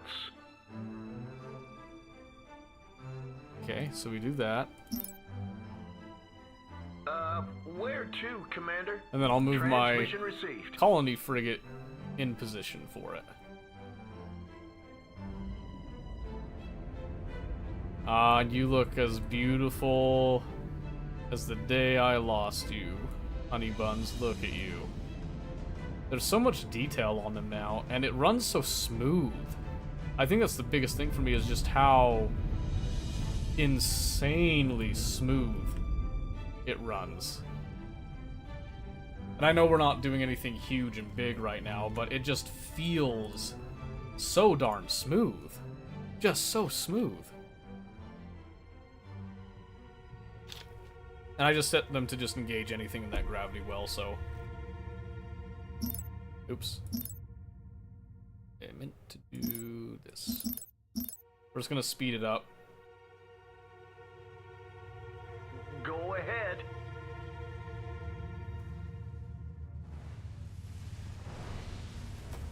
Yes, Commander. And then send him on his Stand way. by for phase jump. Okay. Transmission received. Give the order. And then I'd That's usually more move like the it. fleet to the next spot. Just like that. Where to, Commander? So colony frigate comes in, and then he just immediately casts the colonize ability. That's just by default. You don't have to set that. That's really cool, actually. There's a far richer planet right next door to the enemy's home planet. Unlike the asteroid, enemy's home planet is already occupied. You'll not be able to colonize it till the enemy is displaced. Send your attack fleet to clear the defenses, bomb the planet with What your now? Krosov siege frigates. After they lose control of the planet, bring in your colony frigate and take it over. All capital ships can bomb. Easily done. Yes. So I knew about that. Are there siege frigates in the mix of this? Are they in the back? They are in the back, okay. Plotting jump coordinates. So I used to be very stingy about bringing siege frigates just because of like fleet sizes and stuff. Which I'm sure was a detriment, and I think it made a lot of people cry when I would do that. Got a job for me? So we got our siege frigates immediately starting to work on the planet itself while Give the order. the rest of the fleet goes to engage the main Good day, stuff, which Commander. is good. Okay, so I gave it some experimental weapons to use. I want to see it use it. So there's the fusillade. Then there's the experimental beam with all the antimatter and the good stuff. So I gotta get fairly close to it first. Easily done. I didn't mean to do that. Stopped it in its tracks.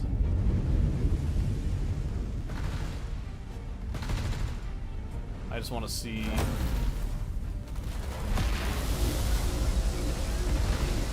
Oh, that is. I love the sound effects with all that. Gotta get used to the zoom again.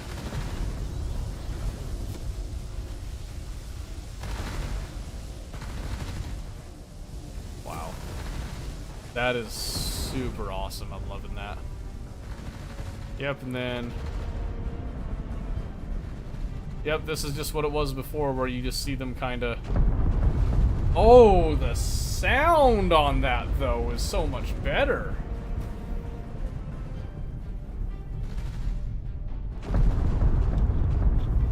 Oh, man.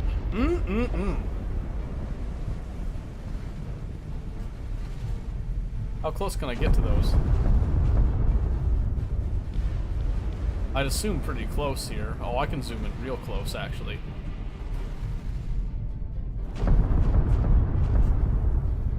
Wow! Gotta remember the zoom mechanic's a little weird on some of that. Oh, she's going down!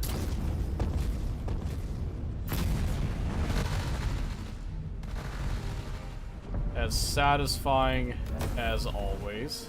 That's more like it.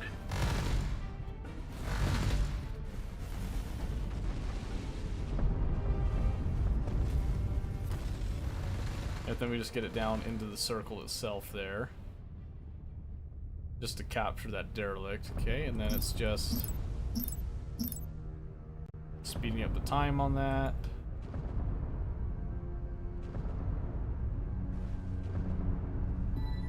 I'll make And sure then I just work let out of them. this also bomb it.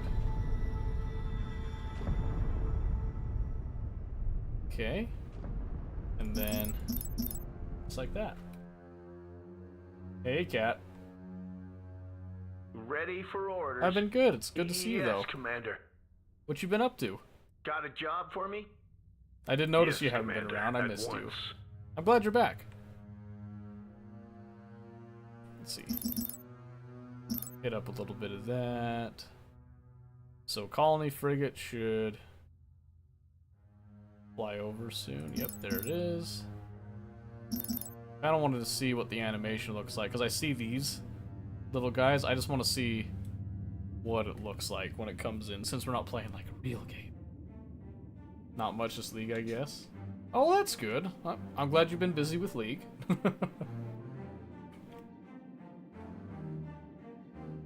Do they fly off? Tell me they fly off. Oh, that's fair. That works too. Game feels pretty boring at the moment, though. Yeah? Is it because you're already ranked up? Minor factions. Here we go. Welcome to the minor factions. Here you learn about the minor factions, how to use them to your advantage. That the galaxy, major powers are locked in endless war. Offshoots of each have also set up their own operations wherever they could settle. They are always highly entrenched in their gravity wells, so combat is not something to be taken lightly. Luckily, everyone has a price. Your minor factions window shows up here. Okay. You can interact when you're encountered. They'll appear once you discover them. You can exert soft power over the various minor factions using influence. Your influence points show up at the top. Different ways to increase your influence potential, but the primary ways are via research and planet items. So we go to civilian. Research the mercantile envoys to continue. Fair enough, okay. I'm gonna go back over here. Ah, okay. Spreading culture speeds us up. Let's see what you can spend influence points on. You've been given detection to see the only minor faction in this scenario, the pirates. This bar represents your reputation level. Okay. You ever tried, like, starting a new account and climbing in a different role? Spend influence to increase your rep level with this minor faction. Doing this will increase the cost of increasing other levels for any minor faction. Okay, which will give you the boarding crew. Okay, highlighted shows rewards from minor factions, which also cost influence. Add several pirate boarding crews to your ship. These crews can board and take control of enemy corvettes, frigates, and cruisers. Oh. Interesting. And that's it, huh? A looting crew. Adds a pirate looting crew to your ship. All weapon damage will generate credits. Okay, that's cool. Cooldown of 4 minutes. Pirate wage. Oh, okay, that's interesting. Combat model overview. Okay. They nerfed fresh accounts though, so it takes a lot of wins to climb now. I guess that makes sense.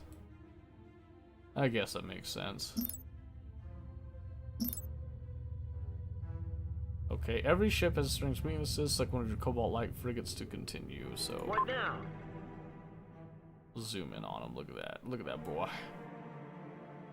Okay, display tooltip by hovering over it. Okay, the unit has decently high damage per second and can hit hard in large groups. Okay. In Sins 2, all unit weapons are fully simulated. If you zoom in on the light frigate, you'll notice it lacks turrets, making it vulnerable to faster corvettes because it cannot rotate fast enough to acquire a target. Now focus on the Cold battleship. Good day, Commander. Cole's tooltip has a variety of weapons, including light autocannon turrets. These turrets can rotate quickly enough to track corvettes. However, it has no point defense turret, so it's vulnerable to long-range missiles. To protect our units from missiles, build guard of flak frigates with fast-tracking point defense turrets to take down missiles and strike craft. They're not effective against other targets, so they need support. Build some flak frigates to Ready continue. for battle. Okay, I'll just do... The combat model is deep when it comes to basics. The next most important factor is durability. I've been finding TFT and ARAM more fun. Really? Well, that's good. I've still been playing ranked. It's been getting kind of annoying because, like, oh my word. The other night, I had this weird thing where I had a Vi support who left me in lane for the entire laning phase and beyond because they were duoed with the top lane, so they stuck up there doing that. I ended up coming out even, which was a surprise because I got dove by the Kai'Sa Nautilus. But what was funny was we had a Swain mid, who I don't even know what they said, but they just kept complaining. And then Vi got all butthurt about it. She was doing really good and then decided to just, you know, troll, demanding that Swain apologize. Swain never did, so Vi was at the enemy nexus, was like maybe 4 or 5 hits from ending it, and then walked away because Swain wouldn't apologize. And it was like one of the most annoying, aggravating, like, why would you do that? And I even sat there and I typed out saying, you know, I didn't even complain when you left me in bot lane. I've been nothing but respectful. So you're going to punish me because you want to punish Swain. And they just said, unfortunately, yes. And that mentality is just mind-boggling. What's the plan? Select your Striken Gunship Corvette. Where is that? Oh, I need some excitement. It has 0 durability. Corvettes gain their defense primarily through maneuverability. They're very effective as a swarm unit against targets with fixed or slow-moving turrets, even if these weapons have very high DPS or pierce. An enemy base was set up nearby with assailant, missile frigates, and a starbase. To take on the starbase, it's best to use torpedo cruisers. Prepare for this engagement by building some torpedo cruisers. Good day, Commander. Okay, build 10 Ogrov torpedo cruisers. Let's see. There we go. So those get built and come out. Build another capital ship to continue. Well, let's see. So I got a coal battleship. So I'm thinking... oh, let's do a carrier because we can. Destroy the opponent's starbase with all this junk. Ready for battle. One of the many times people make League unfun. You can't escape it either. Yeah, I know. I know. It's just... it's funny because all Swain had to do was apologize, Commander, right? at once. But then he's like, no, I'm not going to do it because I have self-respect. You have no self-respect. It's like, that's crazy. You're acting like a child. I said as much. And they're like, so? Okay. Then I appealed to Vi, saying, Vi, you're really going to bring down the rest of the team and your duo just because of this one guy? And they just were like, yep, unfortunately, that's just the way it is. Like, why? Why do that? That's just such a... that's such a weird way of going about it. It just didn't make sense to me, I guess. Plotting jump coordinates. Alright, I just want to kind of watch this and see how this transpires in, like, normal time. Ooh! That's, like, almost singing. That sounds really cool.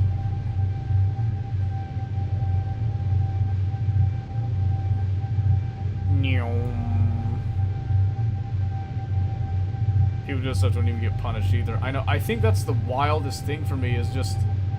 it just seems like people do that and then nothing happens to them. And then, you know, you go through, you get like, you know, I've been getting rewards for being honorable and stuff, and the rewards suck. You know what I mean? Like, achieving honor level 5 feels like it doesn't mean anything. That is a huge starbase. What the crap?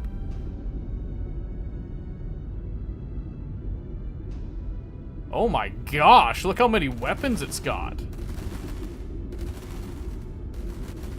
Holy moly. What a monster. So this is an RTS then. Yes, it was actually one of the first 4X strategy games to not be turn-based. Back when it first came out. It was actually revolutionary. So I'm happy to see this come out now. Get it? I completely forgot to upgrade stuff. Reading you loud and clear.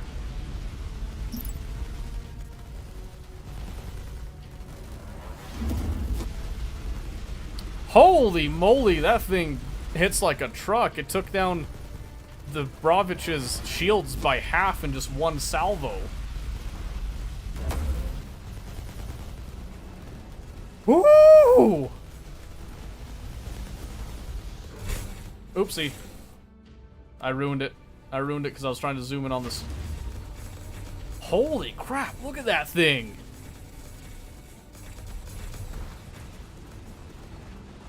Dude, I love the Visari tech, by the way.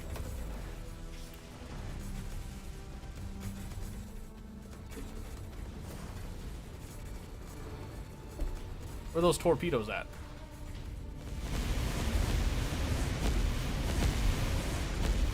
Holy mo, look how big those things are!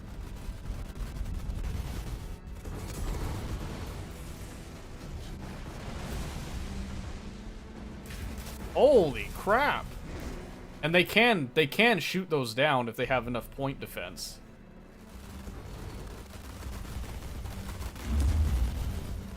So you can kind of see some of the shots are trying to knock out some of the missiles and that. So point defense is a thing in this game for that type of stuff, and it is incredible. Now that they're like simulating all the different various shots and stuff. And now, so I can sit here and say, hey, you know, my Bravich has taken a lot of damage. I can actually move my carrier, which is healthier, to actually... Oh, can I do it now? The right choice. I messed it up, but you can actually body block by moving the carrier in front to try to soak up some of that stuff. So I'm trying to do it right now. Move it out. Yeah, see right there? So they're aiming for this one, but I can actually manipulate my carrier and use its shields to try to cover up the Bravich and let it recharge its shields a bit.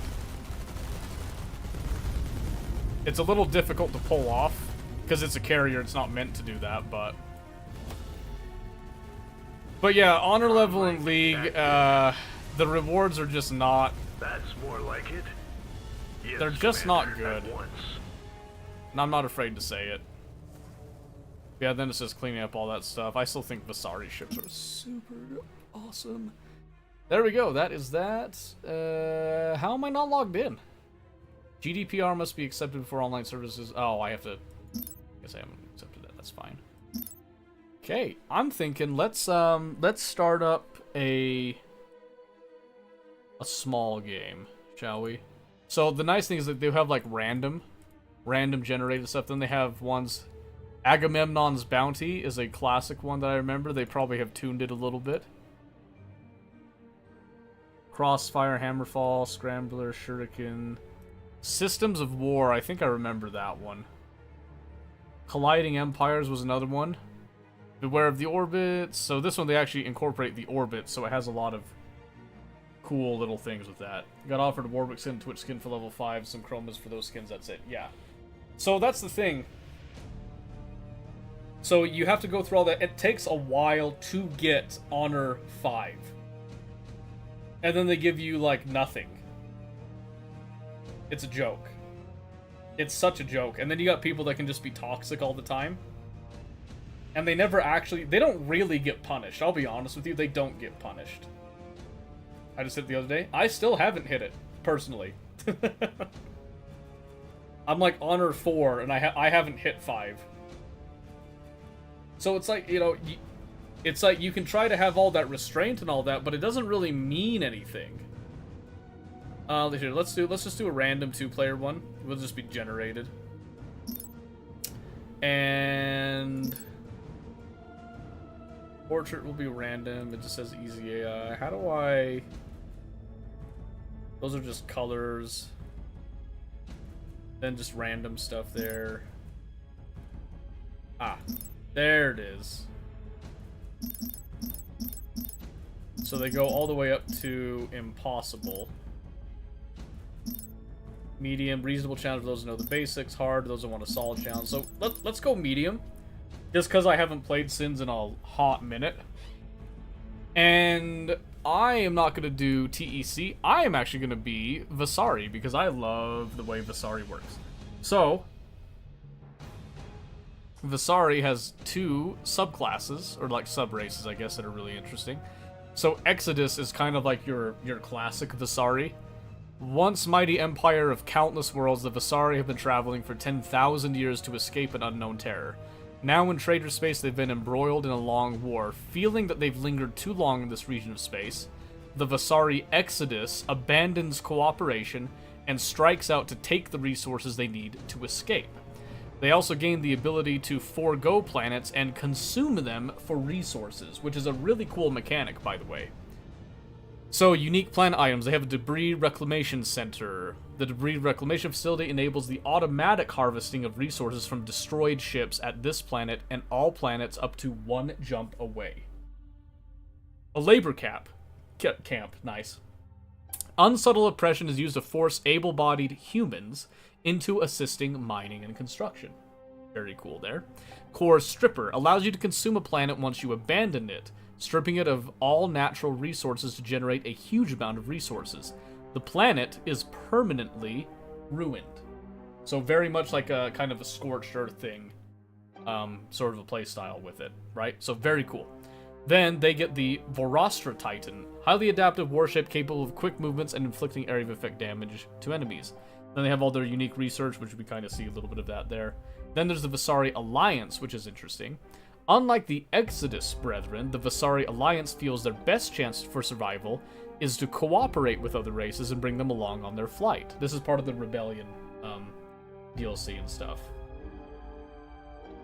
And hey, Murkai, how's it going? This game got strippers? Of course, naturally. Every civilization has strippers, I'm just saying. While their preferences work well with others, they are fully capable of managing any aggressor. So their unique stuff is the Alliance Xeno Embassy, a grand yet welcoming structure built to house legions of Visari diplomatic experts and facilitate mutual cooperation between species. Intercultural exchange facilities dedicated to the exchange of ideas and goods are established, embracing the Alliance's strategy of cooperation.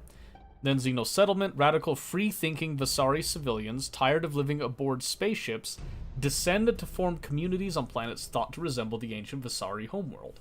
So this is a very cool thing. So typically what Visari do, they don't actually live on the planets, they live on like their great warships and stuff, or colony ships, and it's all labor camps down on the planet. It's really, really interesting way for that to happen. Finally, days off, man. Long work week. I believe that. I'm sorry. Well, settle in, man. Settle in. Relax. Play a game. Play several games. Play all the games. Get comfy with it. We're with it. Yes, so we've got that. So for me, since this is technically a one-on-one, I'm going to go for the Visari Exodus. So kind of like a very aggressive type of thing. I'll just do the default stuff right there. There's no teams. It's just a one-on-one thing. Just the medium AI while we just get familiar with the game again. And we'll see what we get put up against. It'll be cool. And, oh, that's so cool. We don't start on a planet. Have discovered a colonizable planet. We just straight up jump onto a planet. Jarasul Excavator. And we just... fleet has engaged the enemy. That's so cool that we jump in like... So, that is very, very indicative of Visari, I'll be honest with you. So we are going to colonize this for the labor camps and all that. This is a Ferris planet, which is interesting.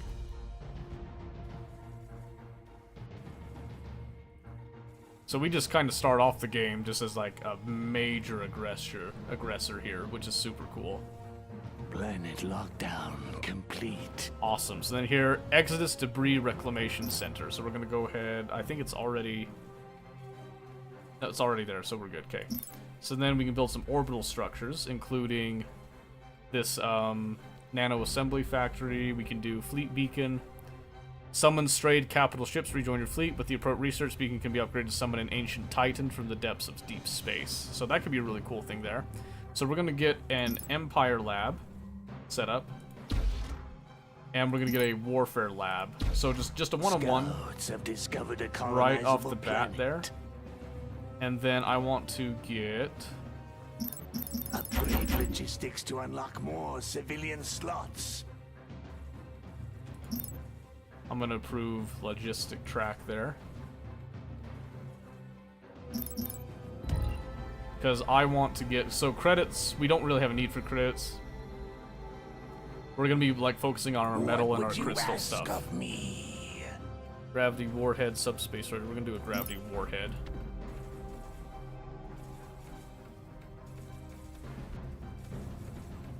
Speed. So Visari are known in the original Sins of the Logistics Solar Empire for upgrade having an complete. extremely strong early I'll see to early it. game fleet. So we're gonna be hoping to keep that up here. So I'm just gonna up the defense track here. So I'm looking at orbital structures. I'm gonna look at military, and I just want to put some. Well, is it control click? Yeah, a couple of those, and a phase missile platform just to start with. Speak. And then you can see our metal Scouts have extractors are all discovered a colonizable planet. moving up. So we need research for the volcanic planet. Finally. We are going to move in formation. I'll see We're going to to secure it. this asteroid here. What got you into playing this Civilian game, Setup? structure complete. I am a huge fan of Sins of the Solar Empire from the original bits and that. When I saw that the second one, the Sins of Solar Empire 2, I should say, was on its way out, I had to play it. So, this is kind of a nostalgia thing for me, personally. So let's see, so we got that. Regeneration Bay. Okay, so now we want to get... Let's see, phase gate. I think we need to do a fleet Empire beacon. research tier complete. Upgrade logistics to unlock more civilian slots. Super lame. Okay, so I need to do Civilian a structure fleet beacon. complete.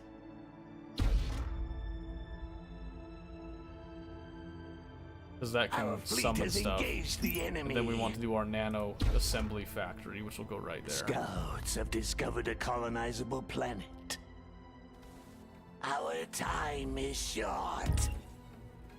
Yep, so we'll just let these guys kind of clean out all this stuff. Does it have a story? Yes, it does. It doesn't have like a... I didn't see a Military campaign. The structure original didn't have a complete. campaign. But it's got a lot... It is pretty story-rich in terms of like what all the different factions are about and how they play. So right now I'm playing as the Visari, as the... pretty much like the original Visari faction, which is like a total scorched earth. We're not making friends. We are stripping planets. We are taking slaves, getting as much as we can, and then we are running away from the threat that has annihilated our 10,000-year-old empire, basically. Okay, let's see. Remote fabrication can spawn ships. Military structure complete. Alright, let's do some research here. So we've acquired this, so now I want to go straight into some of our researchers. We're going to do our Empire volcanic research occupation. complete. This is going to be one of the first things we get there. I'm going to research that tier as well, because I want to occupy that planet because we love metal. Is there many factions? Yeah, so there's 3 main factions, and each of those factions have 2 sub-factions. So you have essentially 6 because they have slightly different play Planet styles with them. lockdown complete. And they have pretty interesting interactions with each other. What would you ask of So me? I'm going to position this fleet right here Finally. for the time being. Warfare research tier complete. So we're going to up our logistics, and then we're going to come over, grab our metal, and then we're going to do defense, which is going to need more metal. So we need to acquire more metal because that's what would you ask Visari of me? are all about. So let's see. So can I get some more Empire research complete. frigates? Civilian structure complete. Can soon. Logistics upgrade complete. Okay, so we can go ahead. Excellent plan. We can pop over here to this in order to clean it out and get ready to colonize it. Will be a good call, I think. Scouts have discovered a colonizable planet. Civilian structure complete. Okay, let's see. We're producing quite a bit of metal, but we're also burning through a lot of it because I built a lot of structures, which is probably not a wise move on my end, but we'll see how it goes. Our time is short. So yeah, Finally. this game is incredible. Speak. I'll see to it. Absolutely incredible. The original was incredible. I think this one's incredible so far. I am Empire loving it. research complete. Okay, so that's going to give us our volcanic occupation that we can get. Ferric, let's see. Crystalline occupation, orbital extraction. Civilian structure complete. Already got that. Let's see. Resource sublimation, which can change our surface mining rates. Orbital exotic refinery, molecular assembly. Can be good. Let's see. I think we go for. We can do labor camps. Military structure complete. Our fleet has engaged the And enemy. I think we are going to prioritize some labor camps. Logistics Is it an upgrade RTS? It is a complete. 4X, actually. Scouts have discovered a Which a lot of people colonizable find planet. very interesting because it's a real-time strategy 4X. This one might be a little bit rough. I'm going to let that sit. It should be fine. Because again, like I said, Vasari ships early game are absolute monsters. Like, they are Structure brutal. complete. They are straight up brutal creations here. So nano assembly factory will allow the construction of ships. Fleet beacon. Civilian We'll structure be able to call complete. strayed capital ships to rejoin us. I've got the research there. Xeno Relations Center. Who even wants that, right? To revive their expertise in interspecies persuasion and indoctrination. Exotic refinery. I don't have that yet. Auction is underway. Auction. Empire research complete. Okay, so we got the labor camp. Civilian discovered. structure complete. Alright, so it's Advent. It's an Advent player.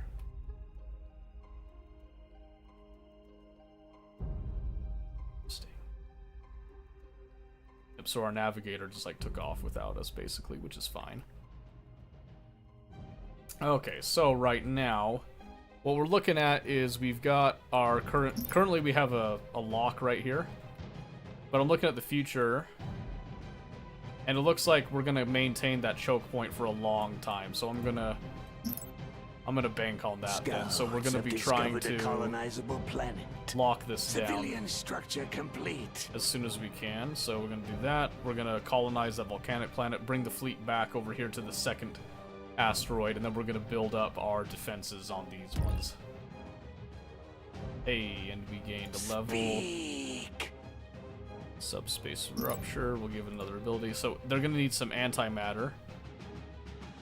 They'll need 120 antimatter to actually colonize us. We're gonna let them sit there and do that. Place a bid. I didn't want it.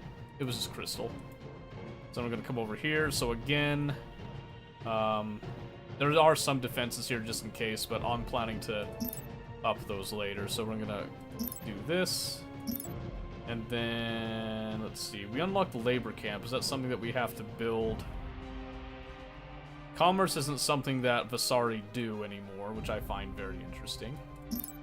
Okay, here we go. I'm going to put a labor camp here because why not? And we're going to increase our mining. More metal is required. And we'll be getting it. Don't worry. Don't you worry. Metal is very important to Our us. time is short. Speak. Yep, so I'm going to speed up time just a hair. I don't want to do this too much.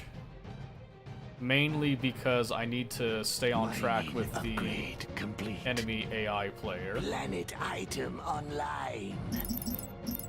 So I'm going to do that, wait for the colony thing, then I'm going to have them come back over here. I'm going to up a defense More right metal there. is required. Just because we might as well up it just in case they break through. But yeah, there's a lot Planet of lockdown complete. nuances that come in with this. Speak. So now I'm going to move that. Excellent plan. So this initial fleet that we came in with, which is like 4 ships, has allowed us to gain all this ground and fight off the neutrals all around. But we're going to have to slow down a little bit because we're going to want to eventually get after these guys here. So it says level 9 Scouts have planet there. discovered a colonizable planet. And we're not going to be holding too many planets, but I want a strong base of operations to work with here. And so part of that is going to come down with this, where I'm going to have my defenses upped again here. And then, let's see, so I got a couple of civilian hits left, so I want to do 2 more labs. Maximum civilian orbit slots reached. Okay, I need to do that. I need to do that because I need the additional crystal income. So I'm going to do a warfare lab on that one. So that'll give us 2. Build more warfare labs. It's okay. Alright. Let's look at our surface mining rate. So we're going to increase our surface mine rates. Survey bonus, exotic chance. Mining upgrade. We're going to complete. decrease our build times on that. Mass enslaved labor will then allow us to develop plants a little bit more. And we'll get into more of this stuff in a bit. So right now, in order to get to research or warfare 2, I actually need 2 more warfare ones. So we're going to look at what we've got right now. I want to unlock all of those. I want to increase my supply while we're here. Our fleet has engaged the enemy. So I am committing all my resources now to research Civilian structure complete. and getting ready to actually expand with what we've got here. So this shouldn't be a problem then. The fleet is going to hold here while I get ready to actually supply it with more ships, which will then start kind of ripping through. I want to try to be on good relations with Civilian structure this complete. minor faction if I can. Well, probably not actually. These ones are Vasari, so I think I want to try to be good terms with Defense them. upgrade But complete. yeah, so I want to be on good terms with these guys. These guys can go pound sand. So we'll work Warfare on research complete. we'll work on some of our Empire Xeno research relations with that in a bit. complete. But is the printer going to beep at me to change the filament sometime soon? No, it's not going to beep. It's in silent mode. It'll just pause and then just wait for the color change. Or it's supposed to, if it was sliced correctly. Civilian structure complete. If you see it printing words, something's gone wrong. It's supposed to wait and have the white filament for that, but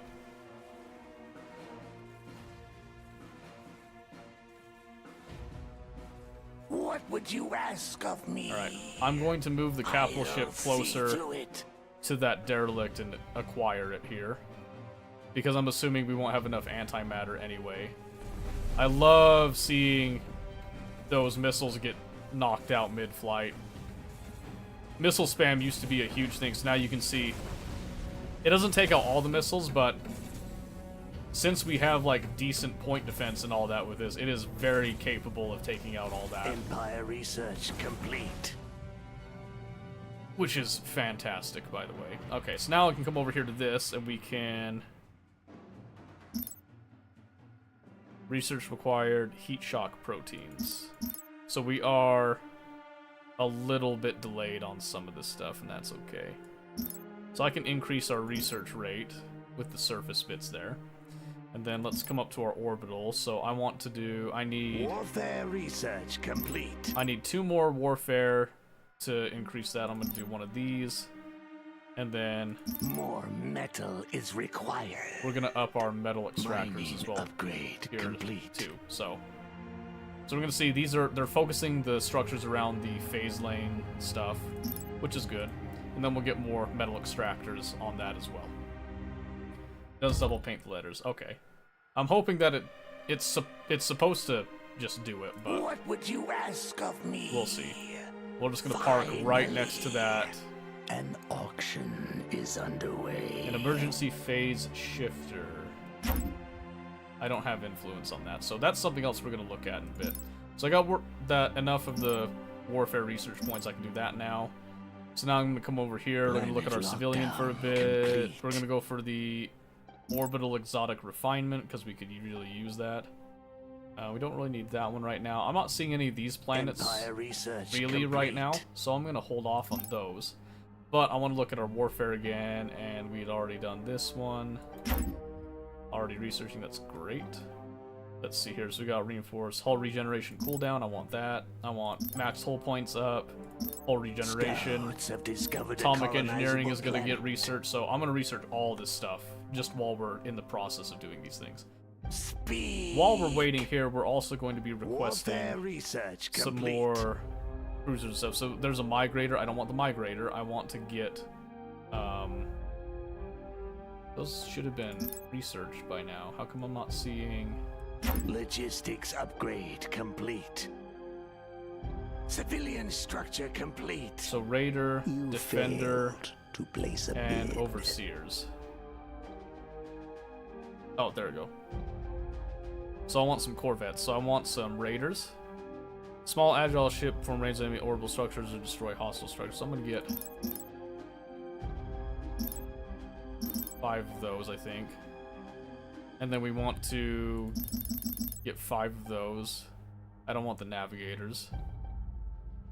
Then I'm gonna get 1 more. Not enough crystal. Okay. I am expecting us to be starving on crystals a little bit. So I'm gonna see if I can acquire an ice planet here in the near future. But we're gonna... Empire research complete. We're beefing up the main fleet with a couple more ships, just to give us a little bit more Civilian structure defensive complete. capability. So, our used supply right now is Research rate 126, upgrade max is complete. 120. Civilian structure complete. We're about to be getting our captive suppliers, which should give us the necessary supply that we're looking for. So I can look at our colonized planets Warfare here. research complete. So here I want to do a labor camp. Scouts have discovered a colonizable planet. And we've already got the mine up there, so I need to see where heat shock proteins. I'm going to need 2 more civilian research stations for that. So I can put Civilian 1 more structure complete. civilian Another structure already fills this research space. right there, which I am going to do. And I'm going to look at this one. And we've already used up all Warfare civilian. research We've tier held off on complete. military. Not enough crystal. We just barely got the Our capability of time even doing is that one. short. An excellent plan. So I am going to need 1 more research station. So I'm going to hit that. Research rate upgrade complete. Warfare research complete. Civilian structure Alright, complete. so I don't have any Planet item credits at this online. time. And that's okay. So we've got all that. So Civilian again, structure complete. we've got just the 1 fleet right now, which is totally fine, since we're only dealing with like 1 enemy. They won't go for this because I'm pretty sure breaching into enemy space like that is not okay. So I can safely take the fleet. Our time is short. And we can head for Finally. that asteroid. That's what I'm going to go for here. So we'll take what we've gotten and just kind of send it over there. Do you like egg mayo? I'm not a fan of mayo, like, in general, I'll be honest with you. Just not my cup of tea, you know? Okay, so there we go. I'm going to get a number 4 right there, Not and enough then... crystal. Alright, so yeah, Crystal is pain. So this... Warfare research That complete. ice planet is going to be a prime target. That is actually going to be a focus here, so... I didn't like it all until very recently. Really? Oh, what changed your mind on it?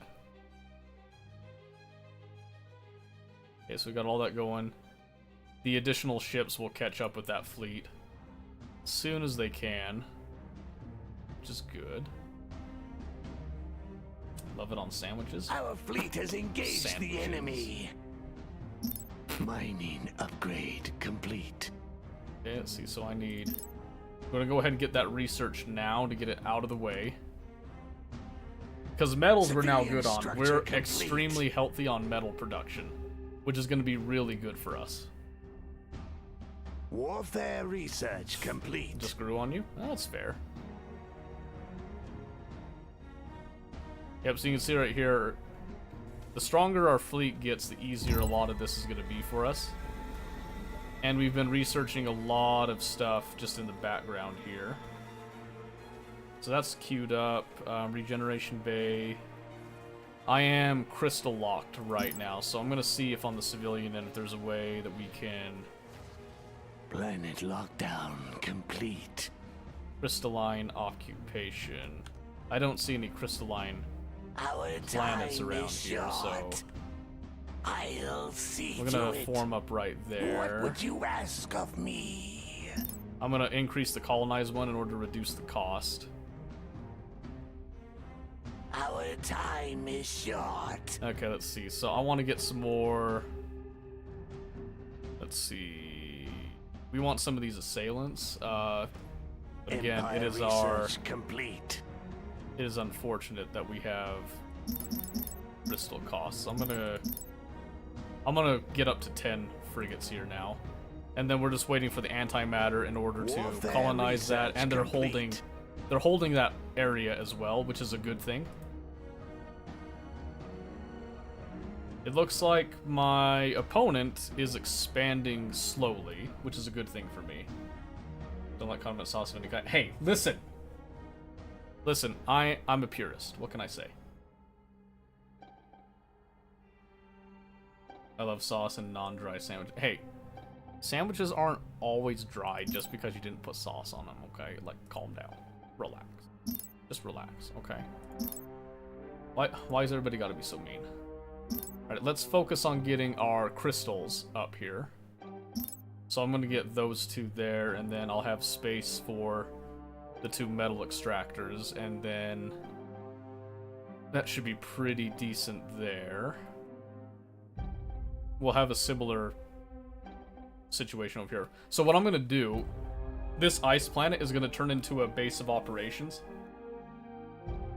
where I'm going to actually build like a massive ship refinery, like ship production area, and it's gonna be financed from everything in the back here. And then I'm gonna form one Warfare big fleet to just like research go through, complete. crack into this one. Probably. Well, I might leave that alone, just go to the star and kind of just whip around it here, leave them as a barrier there.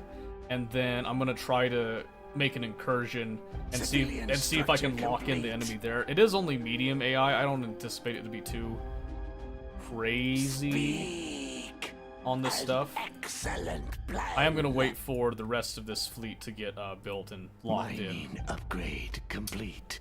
So then I'm gonna come over here. We're gonna go just like that, and then again I'm gonna grab that. Not enough crystal. Crystals will come. The crystals will come. Don't you worry. Mustard's directly from hell. I can have mustard sometimes. Not all the time, though. I can do ketchup, though. Warfare research complete. Berry powder just need a touch. Listen. An I don't auction is do mayo. underway. Personally speaking, I don't do mayo. Mayo and I are not on good terms. What can I say? See, I'm gonna up the mining on that one. I should be surveying these planets, I'll be honest with you. Research upgrade, communal oppression. Ah, man. Crystal, crystal, crystal. Everywhere you see. As far as the eye can see, it's crystal. Mustard's good on some things, mayo's good. I just cannot. What would you ask of me? I don't know. Mayo just does not agree with me. This should be Finally. good. We should be able to go and take this. So I'm just gonna start the main fleet. We're gonna have it jump over and just start the Our process. time is short. Logistics upgrade complete. So this is Preparing for probably about as phase far as I'm jump. planning to retain planets. And then I'm planning to Civilian structure complete. essentially do like a scorched earth tactic over here, where I'm going to plan on greatly like stripping a lot of stuff. Speak. So let's see. So one of the things that I want to do is I want to do like there's a devastator here, would be good. We could do a carrier. Civilian structure A complete. desolator would be You amazing. failed to place a bid. Could do a titan. Could get a couple of overseers. I'm gonna hold off on building more because we're gonna build this up right here. Meat, bread, and cheese only sounds dry. Hey, listen! Why we hating? Okay, why we hating? Whoa, hold on. We've got our first engagement with the enemy civilization. Speak. Hold off on that, please. Hold off on that. What would you ask of me? Hold off on that. Yes. Turn and fight. The They're only time level has come 3. to kill. We have the superior force. Take 'em. Civilian structure complete. Get those Our fleet advent. has engaged the enemy. Take 'em down. See, this is gonna be the cool one, is when we get the ability to drain the planet. It's gonna be sick. That's how we're really gonna rip them apart. Yep, so they have a mothership, just like ours, so we're just gonna go straight at it. We do have a superior number of ships right now, which is what we're going to be using to our advantage right now.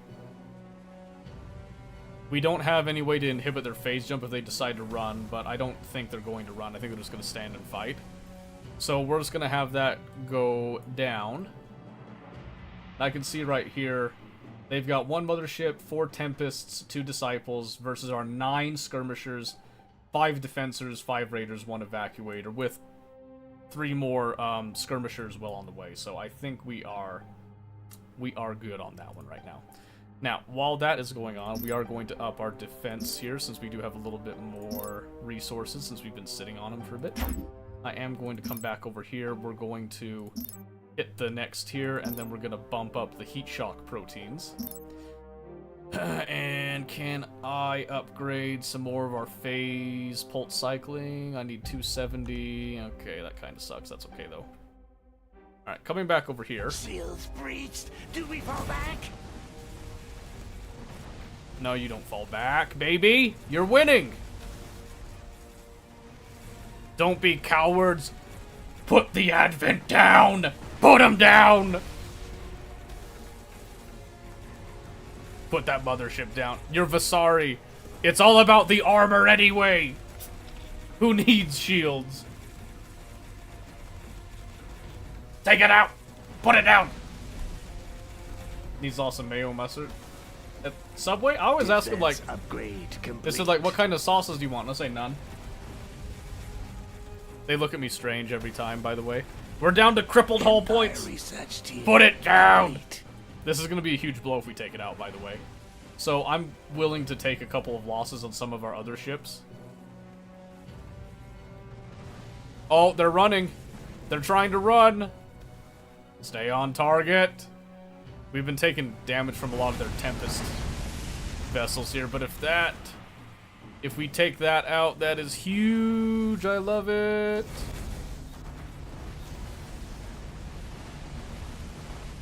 Send them to the void. The void. Hey, like your food dry? No, it's just simple. What can I say?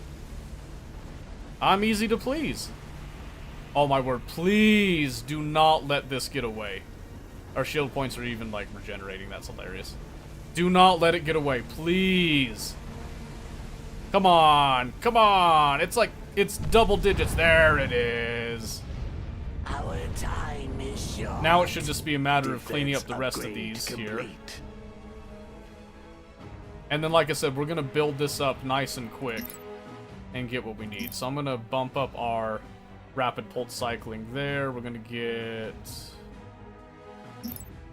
waves there. Intense beams will go up. Yes, up the tracking speed on the point defense. That is actually incredible. Okay, now I need to save some resources for the colonization. Speak. Alright, it shouldn't be too difficult to take out the rest of these. I will admit, I have lost quite a few ships. Probably because we were, like, hard focusing. Hard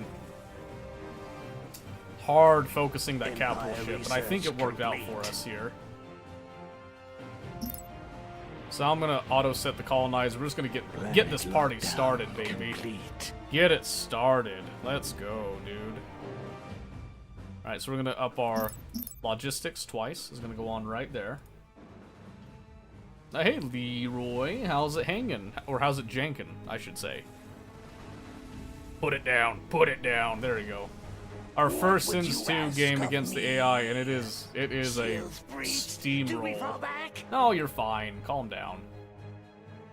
Gotta go. Bye, Merc. I'm sorry that you hate the way that I eat food. I'm not proud of me. Complete. Okay, we really need these crystals, so I'm gonna invest a good chunk of this into crystals, and then we're gonna be jumping into a big old ship production facility to reinforce everything here. It was the joke? Oh, lit. Just gotta work on to make a new save file in this game. Super fun so far. Dude, it is such an improvement over the original. I am super impressed with it. I love it so much. The visuals are great. The gameplay is still true to the original and has just enough changes to make it, like, super fresh. So good, dude. So good. Awesome. Okay. I'll see to it. So, coming back to what we're doing here, we're going to bump that up right there, and then we're going to look at our nano assembly factories. Yep. So I'm going to go 1, and then we're going to cry about our crystal situation. I'm still getting used to not having credits. Auction is underway. That's okay. Warfare research complete. Gonna hit that. We'll get a labor camp here soon, but we need to give it time. Okay, I got a lot of metal right now, so let's see. I already got 8 of those. Let's get, Civilian structure complete. get like 5 of those. We'll commission 1 raider. So we're gonna have these, at least a couple of these on their way. Even though it is eating into our crystal, economy just a little bit there. In fact, what I might do, since I have a lot of metal,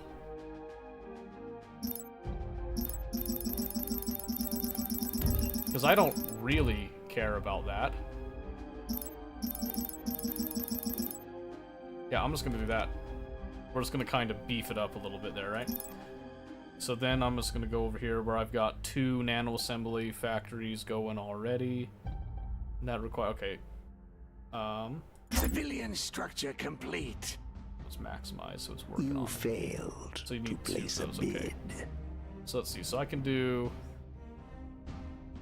increase global resonance points, allocate resonance between. Okay, we'll do a resonator. Another structure already fills this space. We'll do a phase resonator because I haven't tried that yet. Yep, and I hit the economy with that. I don't really care. What would you ask of me? Okay. An excellent plan. And we're gonna place these guys immediately right on top of this. I am noticing that influence is beginning to. Yep, dominant culture is being established. So I probably need to actually look into culture myself. Is what I'm looking at here. Warfare Leroy, thank you for the research follow. I complete. appreciate that. It's coming on down. Where do I see culture? I see mobile Civilian warfare lab. structure That's complete. interesting. Mobile Empire Lab. Okay. The phase resonator. First off, right there. Unlock it. Phase drives, resonance amplifier, Empire long range research jumps, complete. interstar phase jumps. Okay.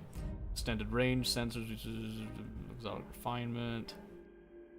Bombing damage taken. Okay, I don't anticipate getting bombing damage right now, so that's good.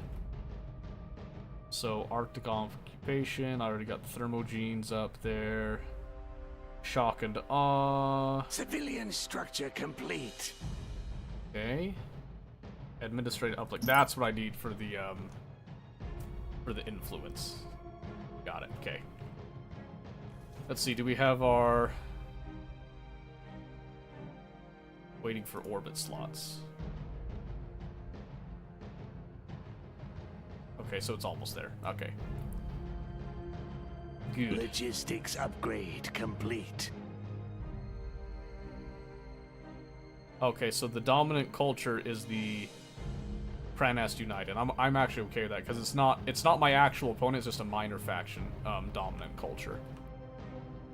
So that's okay.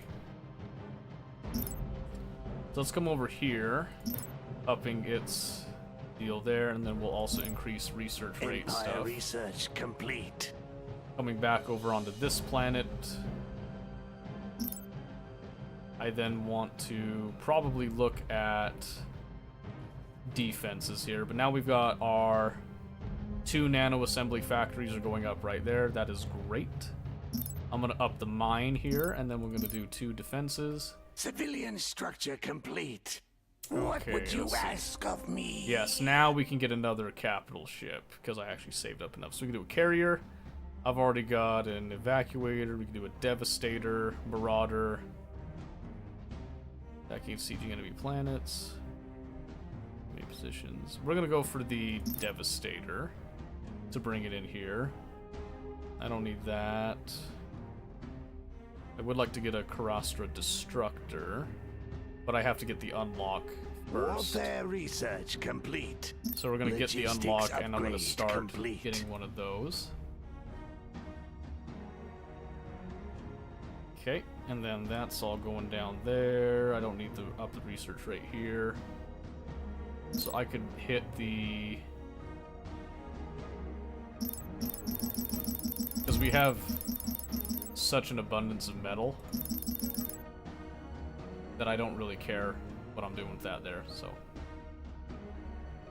It's a seeker vessel. That's just gonna get away. Let's look at our defenses here. So we have... Let's see...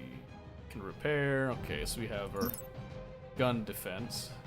Civilian structure complete. I'm gonna go...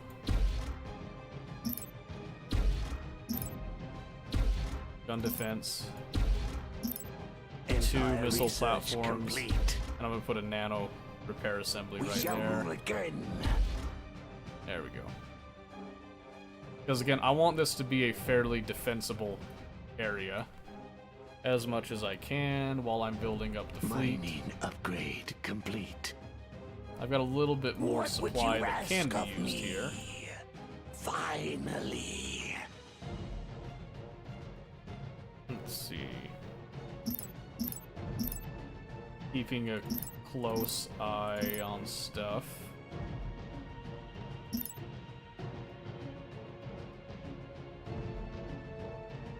Couple of destructors for just ripping through the planets is what I'm planning on there. Then I want to get, let's see, short range beam weapon. Warfare let's see, what can we research do here? complete.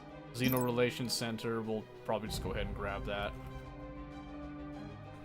And then remember that we were just going to be constantly starving on crystals still for a bit.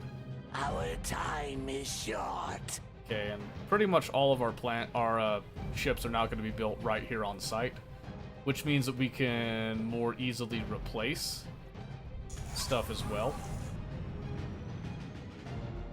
which is very good. Okay, I do want to get Canrack Assailants researched and on the way. So that gets us up to 260. Research rate upgrade complete. That's right, baby. We like research. Military So we're unlocking the structure Karastra. complete. We'll get the regen brain and the Canrack. So the Canrack's just gonna have to wait. I'm gonna hit that so that I have a little bit more available.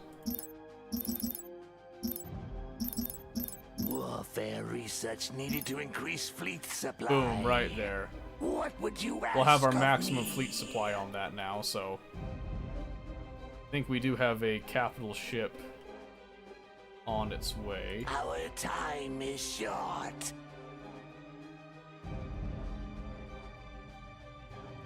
Yes, it's right there, so it'll be on its way.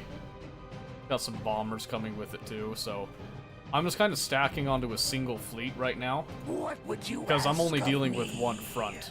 I mean, Our realistically. time is short. So there's no reason for me to split too far. Warfare research complete. Military structure complete. Empire research complete. What would you ask of me? Is it really waiting on the Canrack now? That sucks. Okay. Oh, that's fine. Coming back over here, entanglement filtering. Oh, yeah. Definitely give us some more of that. I don't need the desert occupation. That's just a waste right now. Shock and awe won't really do us much. Communal oppression will help with quite a bit of things.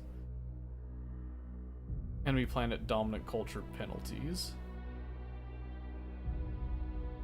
Ambassador relations, emissary outreach serving at indoctrination center.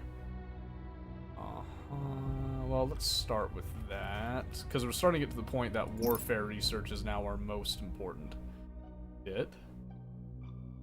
Unlocks a ship item. Let's see. second generation cruise. Is underway. Gives us some starting experience. I like that. I like that. Regenerative shielding. Yep, I'm gonna up that for shields and stuff because that can only be beneficial. Speak. So we're just waiting on some Canrack assailants, which is going to be coming with our research right here. So I'm going to go ahead and speed up time just a bit here since we're just dealing with AI. Research complete. And it doesn't look like there's much motion going on here, and we can see that our fleet strength is beginning to get place a bid. really, Empire research complete. really tough now. Military structure complete. So, the main thing that I'm hoping on here Warfare research is that complete. we can hit them with a little bit of overwhelming firepower. Empire research complete. Knock it down again for a little bit here, because now we've got resources, we can up a couple things. More research is needed. Upping our research rates again there. Looking at emissary outreach, we already got the entanglement filtering. We don't have enough research points for that, but I don't see us really needing it. So we can up our phase jump times. And we can get phase space monitoring. Because we might as well. Empire Not that I research expect complete. much to happen right now. So we can get like planet bombing range up here. Our time is short. Speed. Okay, so now what I want to do is I want to engage close. So I want them to maintain like a semblance of formation when they get into the actual combat here. What would you ask of But now me? there is a substantial spiel going on here. Oh yeah, so right here. Power surge, jam weapons, let's see, energy weapon reload. I'm gonna go for the power surge on that one. Ship items, let's see what we can get here. Kinetic intensifier, gravity well aura, weapon damage, weapon range. Within the gravity, well, yeah, we're gonna grab a little bit of that. It's really good. Nano repair swarm, we can slap on you as well. We can get Defense upgrade complete. nano Warfare catalyzer swarm. research complete. And then we can do so 8. Okay, so I can look for I can actually put on some mobile labs if I so choose. Mobile adjunct lab, research rates and stuff. Mobile The warfare item is lab. ready. Let's put it to good use. So we can do a lab of each there. Empire research complete. And do a nano attack swarm on you, and then we can do some labs on each of these as well. Our time is short. The fleet is ready. An excellent plan. Glorious, glorious conquest awaits us once more.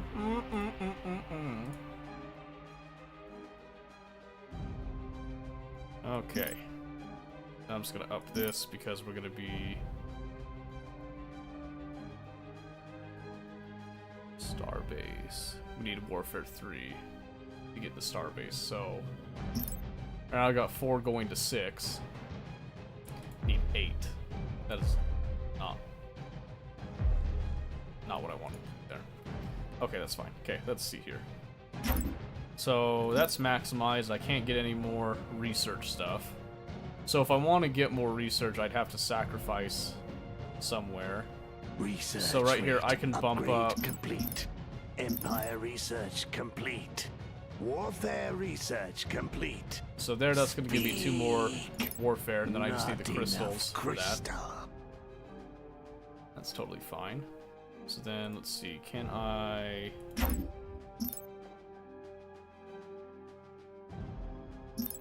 I'm going to throw down a Xeno Relations Center there just to kind of give a buffer for influence, basically. As you can see, there's that influence now beginning to come through there. So, Finally. I am expecting a great deal of resistance on this planet. May not be the case, but we'll find out. So now they're all gonna move. We're gonna try to start cutting them off. Because as far as I can tell, this should be the main cutoff point. Because like I said, I don't think they are allowed to pass through places like that without incurring like diplomatic penalty type of thing. I could be completely wrong on that, but Civilian structure complete. this is what I'm going with, so.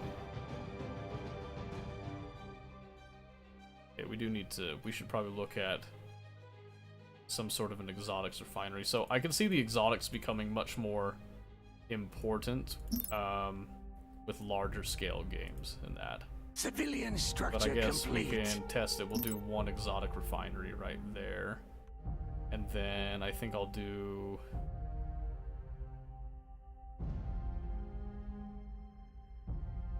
I think I'll add an Empire lab there just to kind of get it on its way.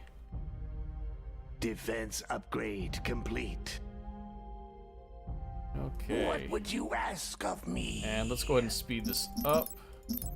An auction is underway. So you can see how this game can take a Empire while to research do, because it took complete. me a while to build this fleet up once I Warfare had it in. research complete. But at Civilian the same structure time, complete. we are in a great position now. Preparing for phase jump. We're gonna slow it down in case something happens here.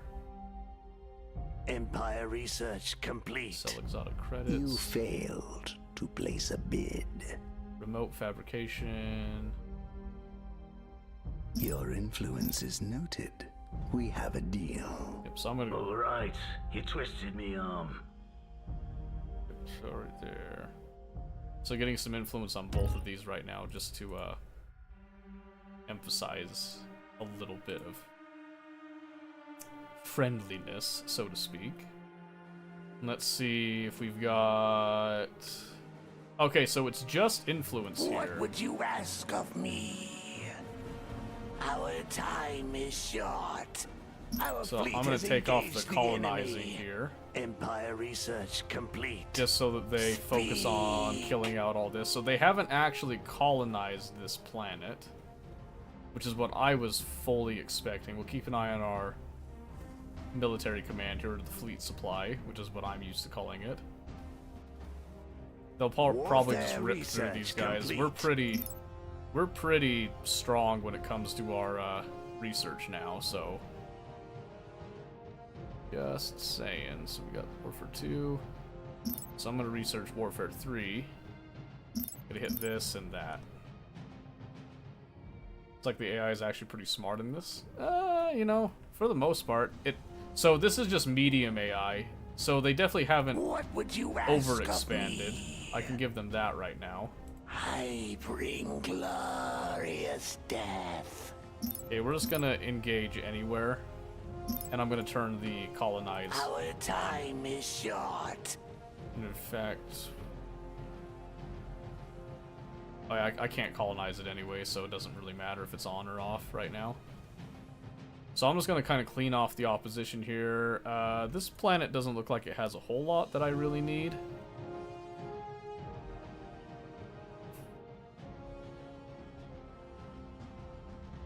But now I'm essentially putting down some counterculture, because I know Advent, if they're the same as the original Sins, they are notorious for their culture bombing.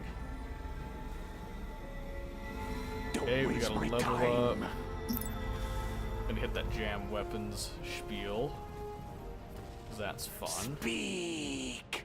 Okay, and then I'll see to it. we didn't lose any ships. That is great. So we're just gonna go and place them right in the phase, well, like the phase jump area, and we're gonna prepare to actually assault that asteroid and see where we go from there. Is the plan. Look at this remote fabrication. Asari fabricator with retrofit capabilities. Not sure exactly what that means by the retrofit. This costs 3 influence points, which could then give us jump field stabilizer. Render ship immune to the effects of a jump inhibitor. Oh, that's cool. Emergency Gauss platform, unassailable fortress, extra military orbit slots, max health. That's kind of neat. Plain silly beggars, you have to sweeten the deal. Have to sweeten the deal. Relax then, jeez. Alright, so let's have a What look. would you ask of me? Trying to see if I... So it used to be you could look at an average of like all the shields and hull points and all that stuff, but it looks like we're probably fine, right? So we're still waiting on more research points, I guess. I could have swore we had... Are we still making that? I guess we're still making them. Interesting. Deployment monitor. Here, we can bump that up.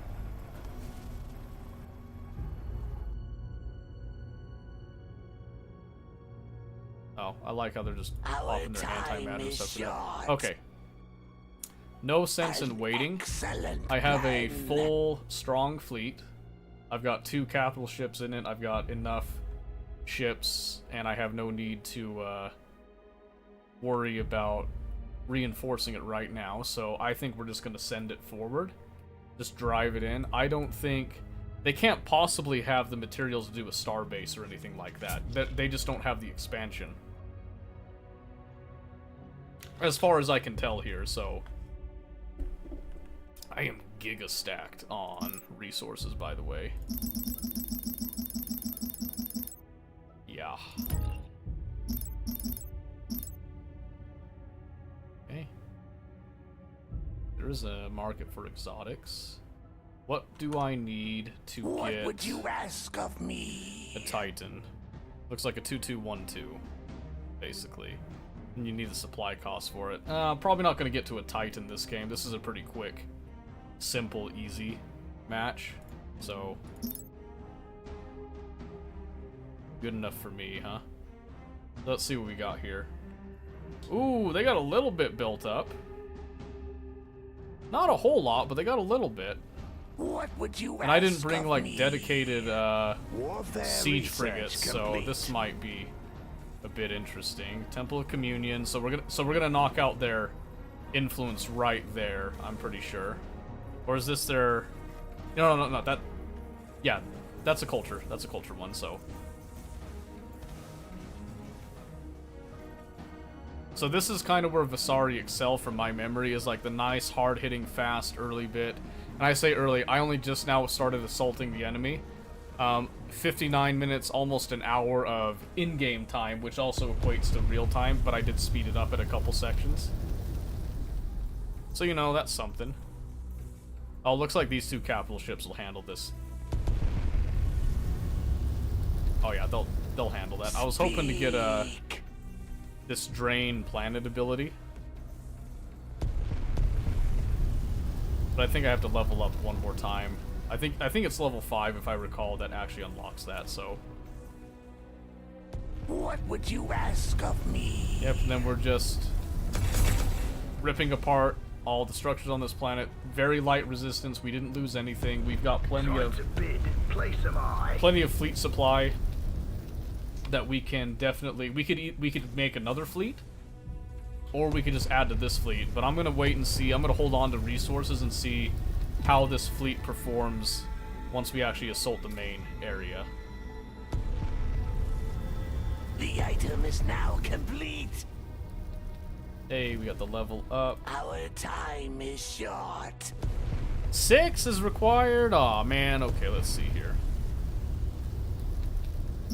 Gonna up that deep space rupture bit. And I'm gonna take off the colonize. I have no interest in, well... So when I abandon a planet, so if I come over here, is there an option to do that? So, advanced planet actions. Rotate the structure, toggle scuttle, no. Yeah, I'm not... Trying to see, like, how the new mechanics work with all this. Our time So actually, is short. I'm gonna go ahead, I'm gonna colonize this. Planet lockdown complete. Because if I look at the Finally. future orbits here, they are completely locked in. Next time, pay up. They are completely locked in. As far as I can tell here, so... They have no What would you ask of real me? way of getting out. An excellent plan. Speak. Finally. I'm just gonna kind of set them right there. I'll see to And I'm it. gonna actually set them Our to time is hold short. position and just kind of maintain this area. Yeah, see, they got some secret vessels trying to come out. So we're gonna intercept them. They have no chance of getting any information back now, which is good. And then I'm just going to up. This is gonna just civilian structures are just for mining. And then I'm gonna do this, and then we're just gonna go. Let's see. Let's do. So I would need. Yep, I'm gonna be super mean. We're just gonna do the one starbase there.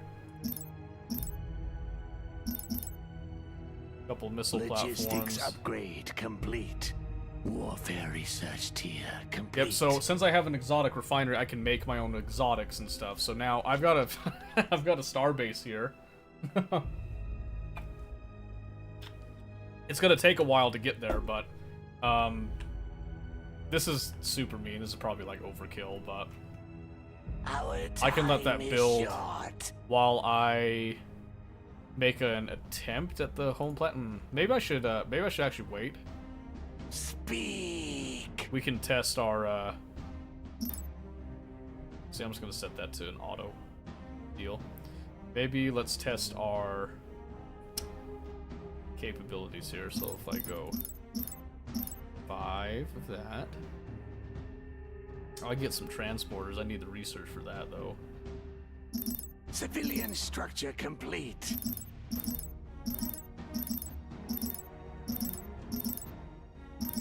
Do like 10 of those there. So yeah, let's see. I kind of want to see what path they take, because I guarantee they're all being built from this planet here. And I was only able to get 2 nano assembly factories, which isn't ideal, but I want to see what path they take.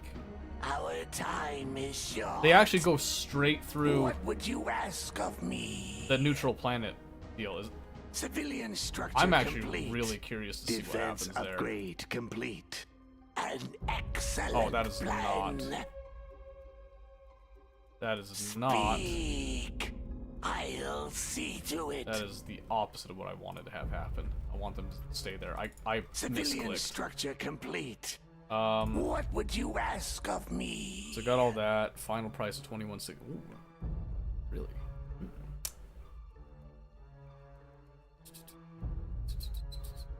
Interesting. Okay. Yeah. So I want to see what happens when they Our time is short. when they decide to go through. I guess I don't know if they just get immediately popped or what. It'll be interesting to see. And then we'll Our time is short. and then we'll go for the assault, I think, because this also gives us a chance to wait for I guess waiting for the Orculus Defense upgrade unlock there as complete. well. Civilian structure complete. Can I just bump that to the front? Thank you. And then since we're just kind of waiting here, we'll go ahead and up the game time because nothing's really happening right now. But you can see here that this game is taking an hour. If I were to sit here and wait for it, so Military if this was a structure real game, I'd be complete. waiting for that whole hour. No, yep. So it looks like they just kind of let us by. Holy star bases, Batman! Military structure complete.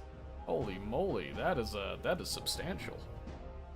Okay, so this wasn't the The blockade item like I is thought now it was. complete. So I mean Warfare that's good to research know. complete. And I can up my reputation with Military them. structure That can only help, complete. right? All right, you twisted me arm. That can only help. So Warfare research complete. An auction is underway. Our time is short. we don't care about the auction though, baby. Oh, and there we go. There is. So it used to be that these star bases you would also upgrade them. You failed. So I'm be curious to civilian. see if these star bases also have like. The Orculus starbase is built at last. The Orculus awaits your orders. Okay, so they have ship. So okay. Oh, okay. Here we go. So you get some efficient hangars, max squadron slots. Yeah. So that takes research. You get efficient hangars too. and 3, which I'm like definitely because we like that. Debris reintegration, so okay, that's pretty cool. Our time is short. But yeah, Sins 2 finally came out on Steam, and it is a delight so far. I am greatly enjoying it. We're gonna get the full, well, the full-ish fleet right now up here. Warfare research complete. Follow this one. Bump it up to 5 times speed just to kind of catch everybody up.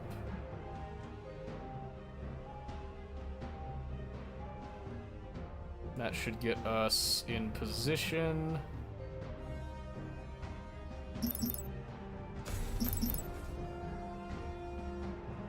Okay, they've just been kind of sending out little random things. So I'm gonna set for engage close. And here we go. We're gonna see how this, I think it was medium AI. I have no intel on this. And we're just gonna go for it. We're gonna kind of knock out this little guy first. We have a starbase set up, we have defenses. If this fleet somehow fails, it does not even matter. I don't think this fails. I think we're about to just like close out the game. So that's what we're looking at. Jump. Let's follow the fleet, baby. Vasari! What you played so far? This is my first match that I played. I just did a normal AI just to get used to some of the new mechanics and stuff. Vasari are just as baller as I remember them, by the way. Massive fleet, bro? I don't think so. This is only the, like, 3rd... I don't even have it full on the supply here. And they do have a starbase. Our fleet has engaged the enemy.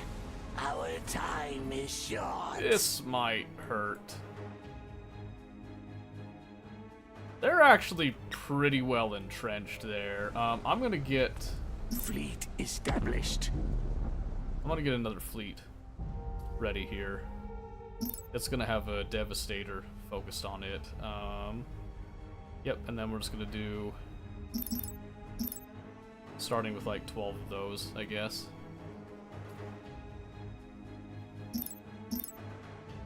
Yeah.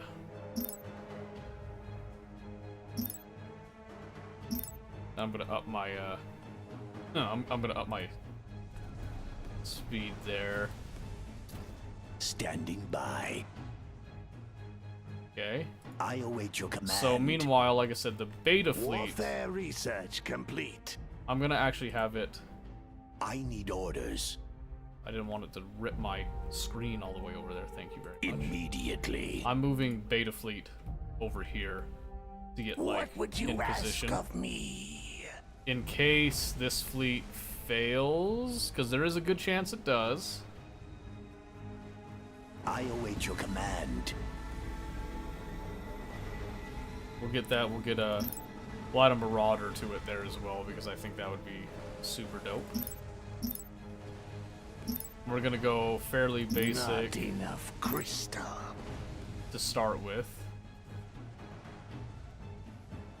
Yeah, I'm pretty sure we're probably losing this fleet, but it's gonna do enough damage that I think it's worth it.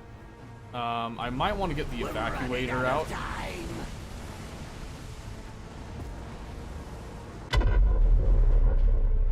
Holy moly! That's a lot of missiles. They switched targets?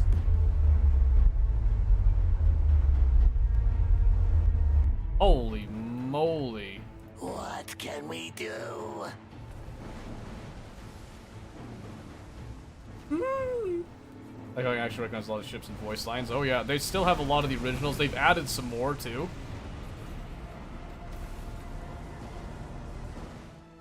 Holy moly, okay, let's we're just gonna move fast and we're going to maneuver.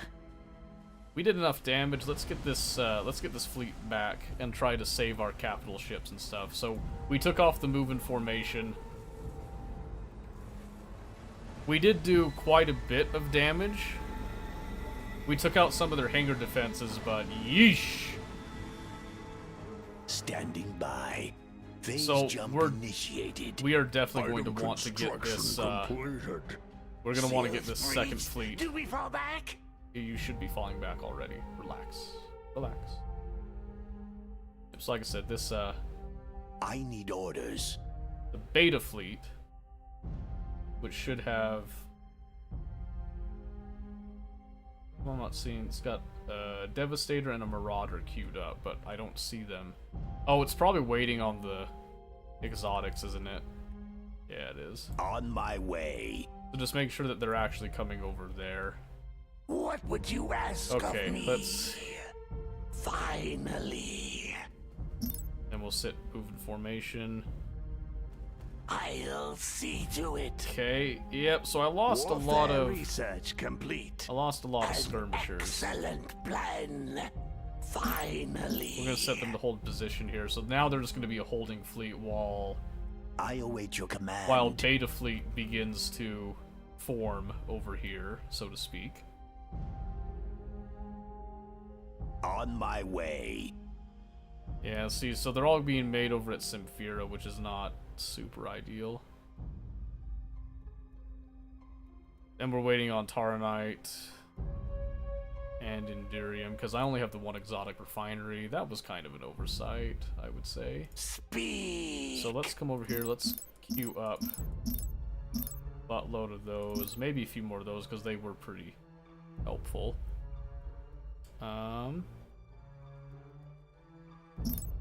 Maybe get some of those fabricators. Couple strike craft bits. So these ones should be coming from the ice planet and will head over to us.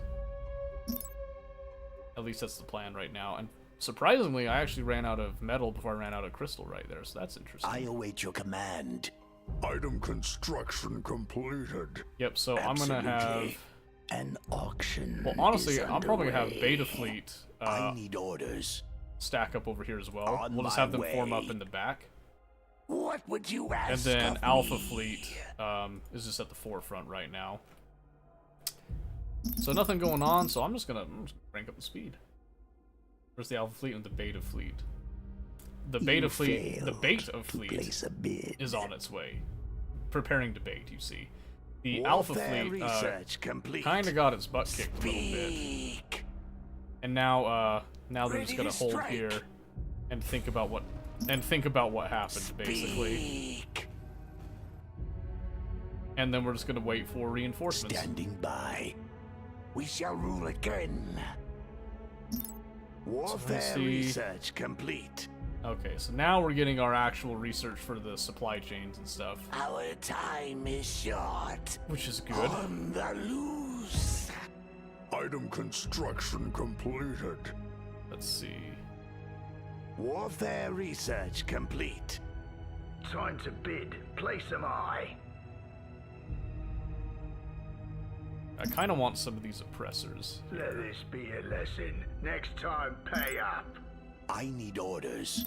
Jump drive online. So kind of a semi-balanced fleet Warfare research complete. on both sides What here would going you on-ish. ask of Not me? huge, but I await your command. 2 capital Jump ships drive apiece online. with a bunch of ships I need also orders. being queued up for both. Constant stream coming in here. So the idea is that we're just going to kind of just build up this huge fleet Jump now. drive online. And between the two of them, Warfare research complete. I might just combine them all into one fleet, actually. How do I do that? I Is await it your command. Fleet assignment approved. just like that, actually. What would you ask of me? An auction is underway. Just like that. Speak.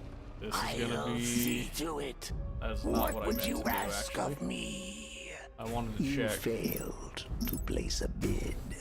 Don't waste my time. Checking You up on some of may those. speak.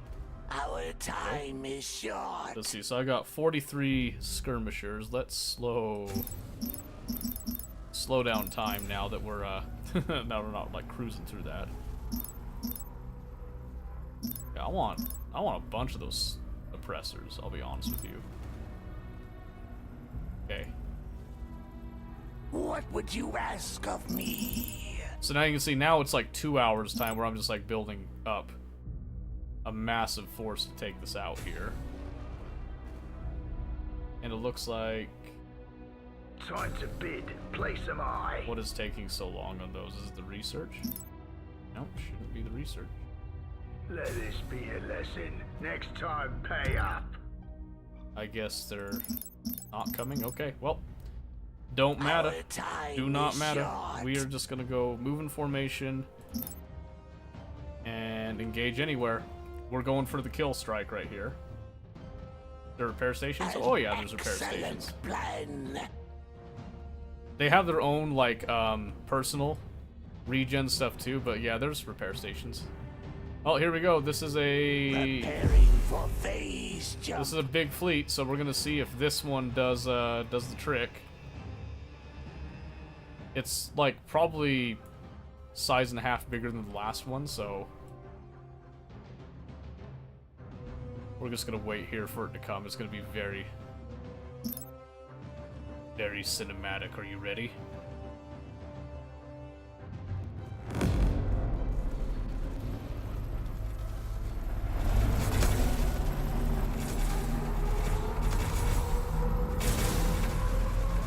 For the glory of the Dark Fleet! Our fleet has engaged the enemy. Holy moly, what are these? Temple of Renewal. Yeah, get those out of there. Okay, we're gonna zoom out a little bit just to get an overall look. I don't have it focusing on the starbase right now because I think it is really good for it to get rid of a lot of the infrastructure on the sides. I am seeing a lot of strike craft. I didn't exactly build for countering the strike craft, so hopefully there's enough Speed. to kind of offset that.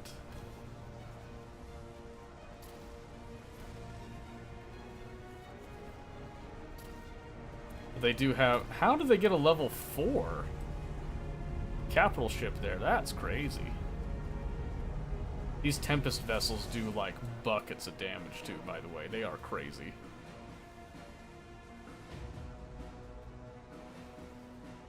Holy moly, yeah, you see all that? Oh, my goodness.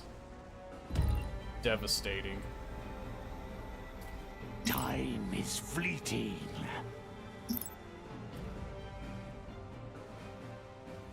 Okay, and I want to be very careful of my capital ships at all times, basically. Yeah, you can see we're ripping through a lot of the structures, which is good. We've done a lot of damage on those ends.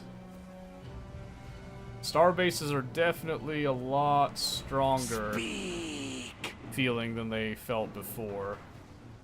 At least to me.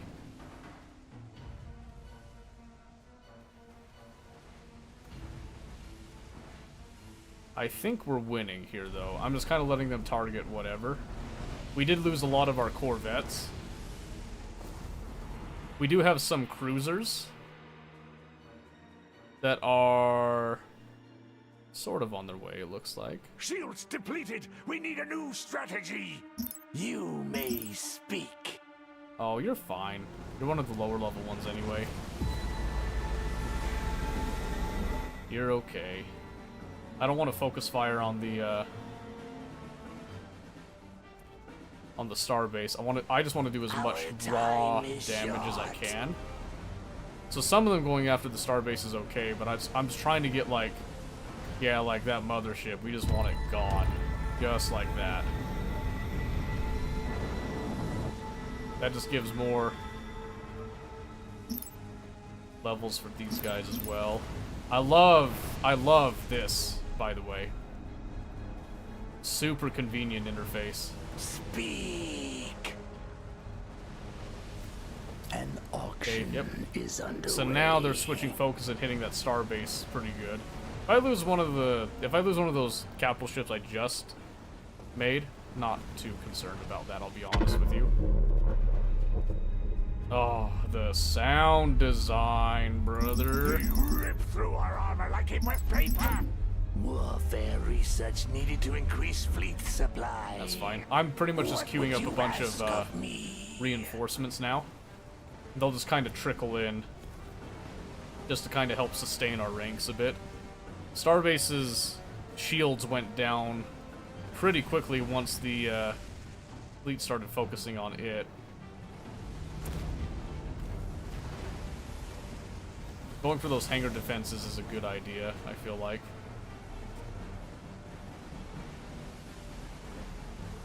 Our time is short. Let's see, can I select... Give me a target. I'm just gonna turn all of the can racks Victory is at hand. and just have them just jump straight at that. What would you ask of me? Spit it out.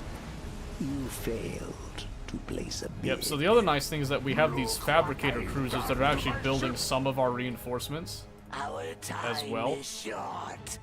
Warfare research needed to increase. So fleet they are able to, like, supply. keep a constant, steady supply of some things here. We're probably gonna lose that Marauder in this, but I want to Speed. put an end to this. I'm just going straight in for it. Doing games like this, and you can actually go into plans and fight through, kind of like Plan for Annihilation. We need a new Yeah, strategy. I could see that. My strength. It'd be is pretty cool. yours. Don't waste my time. I think it would be a really cool thing. Yeah, they don't have enough point defense to stop that.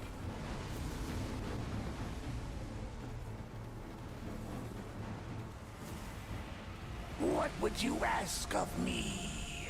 Yeah, see, so some of these are queued up on the fabricator cruisers, and then some are coming from the actual planet over there.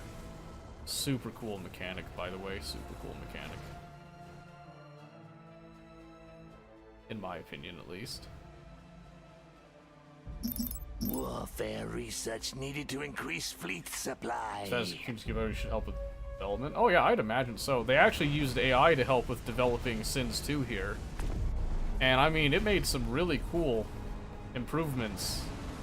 Really helped them out on a lot of their stuff. I think they mentioned that they used the AI to help them with creating the UI, and the UI is gorgeous, by the way. I love the UI. Oh, baby. Now we get our Drain Planet, which is going to really help with killing this. Our time is short. So we're going to hold off on that. We're going to build up the antimatter in order to use it on the main planet. What would you ask of me? And the fleet is now driving home the message here.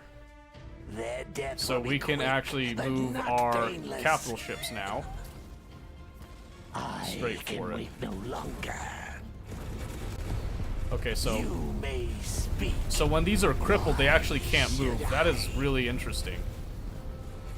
Oh no, there it goes. Now it can move. It took it a bit, but it couldn't move for a bit. I was clicking on it, nothing was happening. Death to the enemy. That's interesting.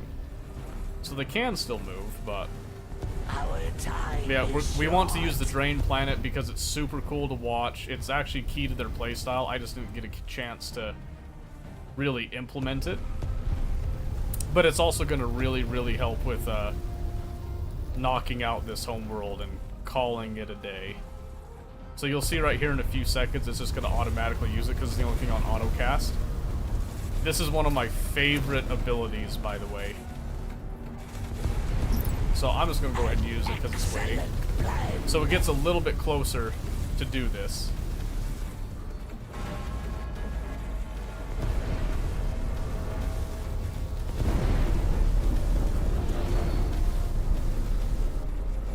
Look at that. And look at the cash flow just rocking in. And look at the damage too, by the way. This is Vasari right here. Yeah, I helped make the UI. This is impressive. I know, right? They also used AI with some of the concept art and stuff. They trained it on some of the art that the artists themselves use and stuff. So it's self-trained like in-house. And they're gonna work on like cleaning up and improving it, but it was super impressive what they did with it.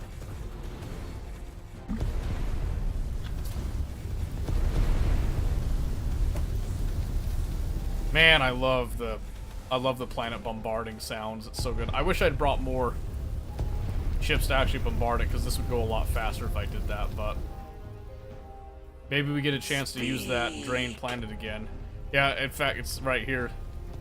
The Animander cost is coming down, but it is going to be a... What would you ask of me? We do have it set to engage anywhere. I'm surprised the AI didn't just, like, surrender off of that, you know what I mean? Because that was such an overwhelming amount of firepower brought down on it. I'm going to probably just speed up the game time here. Speed. If this was just me, I could watch this, like, all night long, I'm just saying. But we're going to speed it up just so that we can end this and have our first official victory in Sins 2 come down. So this is probably going to just go straight at it. Yeah, look how much faster it is once you start draining the planet. Imagine having, like, 2 of these. You would wipe out any planet and you would just, like absolutely shred any resources an enemy player had. Ours for the taking. Victory is ours. An enemy has... And good game. There we go. So you can see the normal AI isn't anything really impressive. I mostly just did it just to see what happened. But you can see, like, early expansion, they kinda matched us a little bit, and then at some point they just sort of stop. So you can see here, they kinda jumped up, but it took them...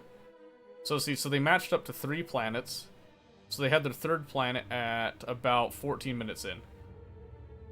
And then they don't get another planet until an hour in, more or less, right? So that's a little bit crazy. Oh, there's replays? That's really cool, actually. Nipson. Yeah, so the real reason that we beat the AI is just that we were just faster. And then you can see here fleet supply used. They kept up a little bit. You know, I dropped down a little bit, lost a couple ships. Flatline here for a bit. Then we tried to actually fight them. That's probably actually where we did try to fight them. Then we were like waiting and sped up time. Get up here, and then you can see throughout the whole thing we're just constantly getting stronger while they're just getting weaker. So we pretty much just beat them by way of attrition is really what it was on that, which is kind of a funny way of doing it, but also it was our economy. So you can see here with the metal balance, I mean, like, just insane, just skyrocketing on all that. Crystal we struggled with for a little bit, but that's kind of normal. Yeah, there we go. Yeah, so I'm seeing here there's tutorials, new game, load game. You have to be logged in for multiplayer. I guess I'm not logged in for some reason. I thought I was logged in, but I guess I wasn't. And yeah, that was just a simple... Oh, they actually track your best win? That's really cool, actually. Record your best win by winning the game with no changes to teams or removing players. The lowest AI difficulty will be recorded. That's really cool. That's really cool, actually. So that's like a kind of like a little mini achievement thing that you can do. You can like go through all of these and just see like which ones you can get at the highest AI difficulty levels, including some of these bigger ones that you can have like... So you saw how long that took. In terms of game time, it took me 2 hours to actually accomplish this. I probably could have done it sooner, but that was just a one-on-one. Now imagine how long it would take. These games like, you know, 4, 6, 10 even. It can get absolutely insane. Absolutely insane, and I just love that about it. I love that about it. The planet shifting didn't really come into play on this particular one, but in a longer game, I can see that really having an effect on a lot of things. So, absolutely fantastic game. What's this player's guide? Oh, it pulls up a wiki. Oh, a wiki. You have to log in to access it. That's okay. Never mind. They have credits right there. There's a Discord. I'll probably join that later. Yeah, overall, this is a really good game. I like that a lot. I like that a lot. Because there's some of these 4X games that they're interesting like on the surface level, and then they get kind of boring. Oh, I can actually limit. Oh, okay. So there's not a huge selection of like maps, as in like handcrafted maps, so to speak. But there is like quite a few of these random ones. There's like some of these like slim pickings. Not much is left. Claim the scraps remaining, then venture out to seize what you can from the other empires in this 4-star map. So the one that we played, this random 2-player, it's a single star, so you're not dealing with anything super long range on that. But a lot of these tend to feature like 3 to 4 stars, and so you take control over your star, and then you get like your long range phase stuff, and you go over to other stars. So it can get really complicated. You have a lot that you have to kind of manage, which is why I recommend not speeding up the game time too much. I think the fastest I would do as like a constant speed is like maybe the 2x. I wouldn't do 5x because there's a lot. It's best to kind of go at a slower pace with it. But there's a lot of people that don't like the longer settings with it. I don't want to do the variable refresh rate, layout, and scaling. 75%? Really? Resolution virtual full screen. What does that mean? Oh, ooh. Oh, you know what? Yeah, I do like the 75. I like the smaller. I do like the smaller, I think. I'll have to try it in the actual game with the 100%, but I actually do really like that 75%. That feels very, very clean. It's not very... It's not in your face type of thing, you know what I mean? So that's really cool. Man, I'm so happy, dude. Like, I kid you not, when I actually bought this today, I was giggling a little bit on the inside. I was so excited for this. This makes me so happy. I'll still probably go back and play Sins of a Solar Empire Rebellion with people that don't buy Sins 2.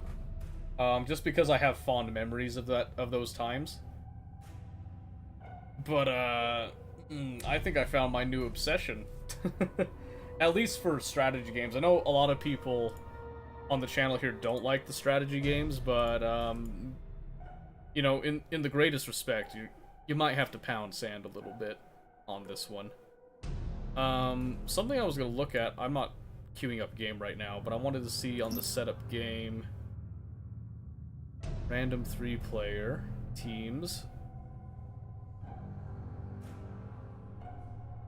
random behavior. Okay, what's the behaviors? We got aggressive, defensive, and just random. Okay, so not quite as many extensive options at the beginning, so we can change map settings. Colonization victory. Game is won by a player or team colonizing most of the galaxy. I don't think that was a victory condition before. Players lose the game upon losing their home planet. Not be able to change their home planet. Vasari players have research to help mitigate this loss condition. Mitigate this. Oh, is it because they don't technically have a whole planet? So that's the other thing I noticed is, so before, when you would start in Sins of the Solar Empire, you always started on a planet. But I played Vasari, I didn't think about this, but it showed us warping in and just like arriving at a planet, and then just like taking it over immediately, essentially.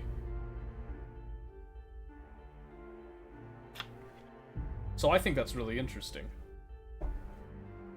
I wonder if the other factions do that. I don't know. Oh, excuse me. Wow, that was... I meant to sniff, and I ended up snorting. Well, that's really cool. Should we do another one, or like at least start one, or should we move on? What do you guys think? We liking this? Should we do something else? Think about it a little bit. I'm gonna run to the bathroom super fast while you are debating on that a little bit, because I'm totally down to play more of this. Not gonna lie, I really enjoy this game already. Like, I'm in love. I've fallen in love for the first time again with it, so it's really nice to see. Think about it a little bit. We can talk about it when I come back. I'm gonna run up to the bathroom and probably gonna see if I can plug in my phone. Charge. I think stuff is up. Give me just a few minutes, I'll be right back.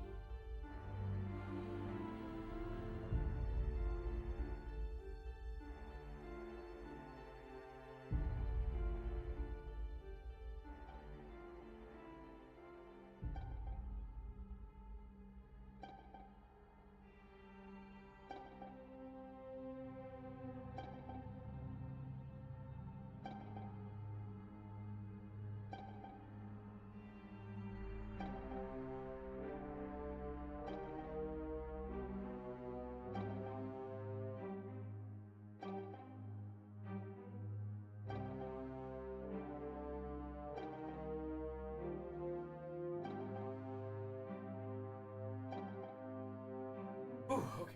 Sorry about that. Alright. I think we're gonna switch games. Just because of how long these games tend to take. So, here's the plan for those of you that like this. We're gonna come back to this on Sunday. So Sunday, we are gonna do this, and we are going to look at Advent next. So this one, I did the Visari Exodus, which is like your like original, I guess like loyalist type of thing. So with Advent here, we could do Reborn, we could do Wrath. We'll have a look at it when we go. We'll probably do one of these like random 3-player ones, or I think we'll do something a little bit longer.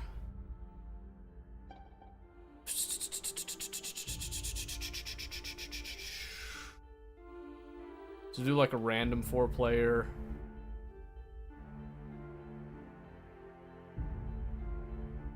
With no changes to teams or removing players. Yeah, okay. So you can still set up the game, so we could do like... Oh, can I not change? Ah, okay. Trying to see if I could change like the number of stars. So how far do I have to go to get like... Ooh, so that one would be cool. 4 main factions and 5 stars. You can see 50 planets, so 10 planets per star. That could be really interesting. That would be definitely a long haul one. I'm almost positive that's a long haul type of thing. So we'll look at it next time. But yeah, we're gonna put Sins down. We're gonna let her rest. This was really good though. I am very, very happy with that. Very, very happy indeed.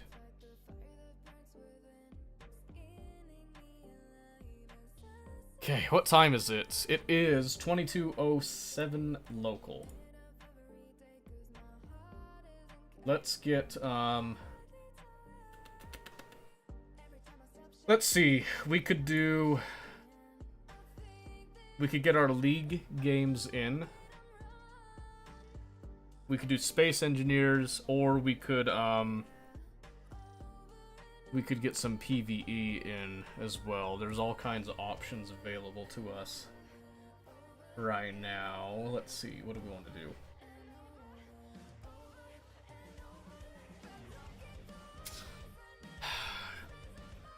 I'm gonna say it's a toss-up between PvE and Space Engineers. Since we've got Wipe coming next week. But that's not until Tuesday. So I've got Friday, Saturday, Sunday, Monday. Now I can do some of that on my own time if I get some time. If I want to.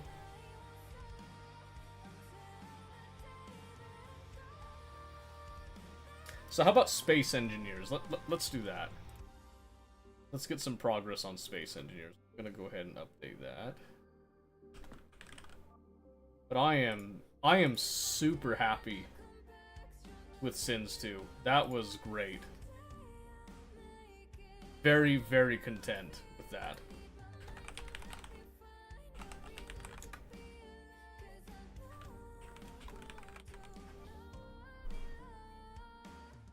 I'm very happy with that. Okay. Let's go do our Space Engineers deal. Yeah, I spent nearly 3 hours night 1. And I do not regret a moment of that. That is beautiful. Perfect. Just... Man, it... So far, I was very pleased with Vasari, but I was only playing against normal AI. And I didn't get a chance to delve deep into the main mechanics, I feel like. So, we'll have to wait and see. I might do some... I might get some time over the weekend that I'll play just myself. We'll have to see. I do have a lot that I want to do over the weekend, but yeah, like I said, it ran really smooth. Even with like that final space battle bit, it, you know, like I kind of strained it. I feel like, you know, I was pushing it. I know I was pushing it a little bit. But as soon as I zoomed out enough, I mean, like, it handled it super cleanly. I felt like it was impressive. It was very impressive. So yeah, again, very happy with it. I'm definitely gonna come back to that. I am 100% coming back to that. That was great. Loved every second of that. I need to. Oop, that is the wrong. Capture and go. Space Engineers right here. There we go. That's fixed. That is fixed. Beautiful. Okay. All right. Switching gears. What are we thinking here? Trying to remember what we were doing. We were planning to try to make like a square miner to clear out an area. I was trying to figure out how I wanted to actually accomplish that. And I did not come up with a good answer last time that I was on. So, instead what?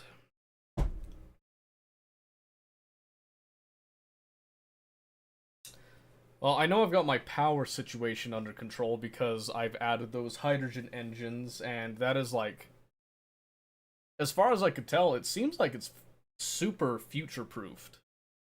As, you know, like, as far as I'm concerned, at least. So I think what we want to do is with this newfound,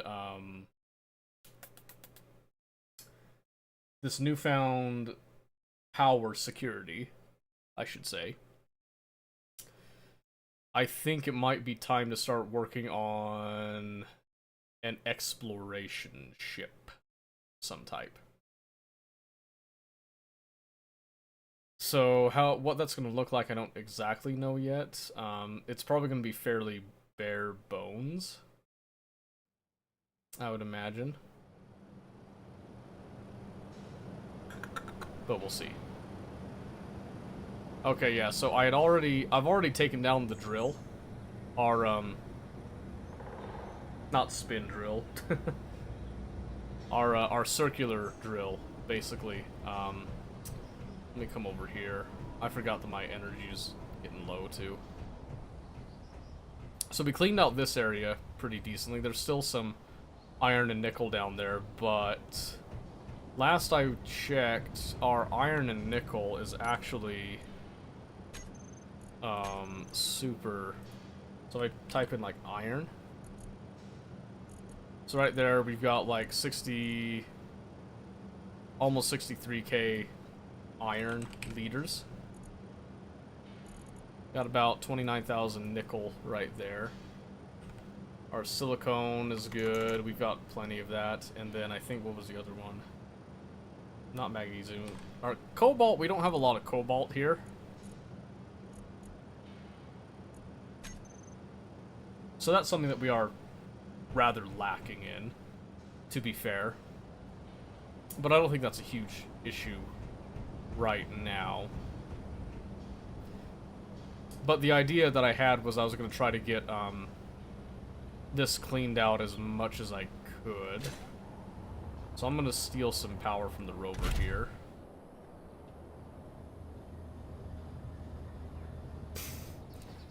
Okay, so a lot of what we're thinking on this, again, is mostly something that revolves around necessity. What is it that we actually need right now? So in terms of survival, we don't really need much. I mean, we don't have to eat or drink or anything.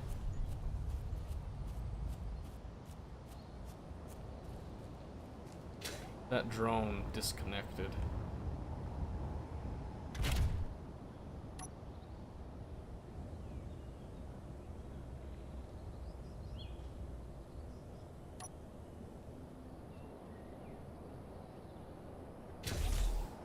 Okay, there we go. Let's see. Ice containers empty there.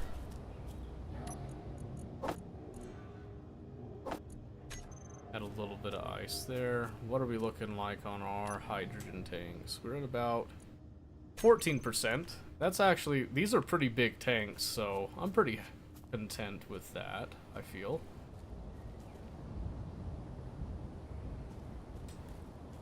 For the time being, because we're not really burning through energy all that much.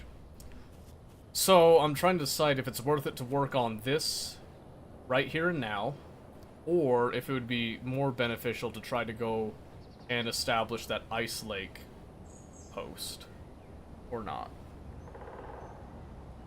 And in order to do that, I would like to fabricate a large enough ship for that. Probably not another drone. I'm gonna let that drone sit.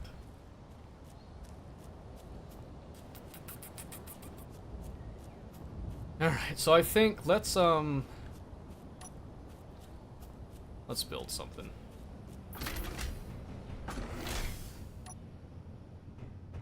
Let's build something, huh? I think we'll just go. I should probably grab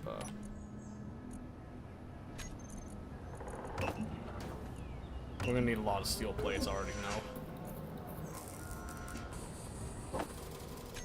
Alright, so I'm gonna grab some of that. And I just want to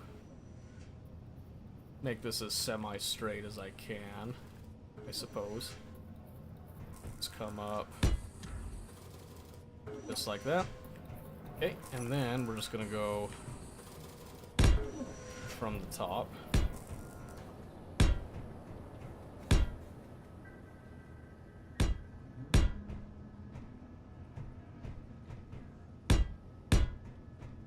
Since it's kind of centered there a little bit. Don't do that. I do want to do a cockpit of some type. Probably go for like a fighter pilot cockpit. Oh, that needs construction components. So let's come over here to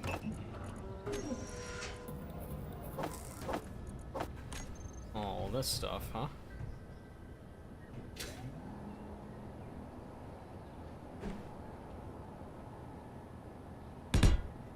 Alright, so we're gonna kinda build around this. This is what I'm thinking.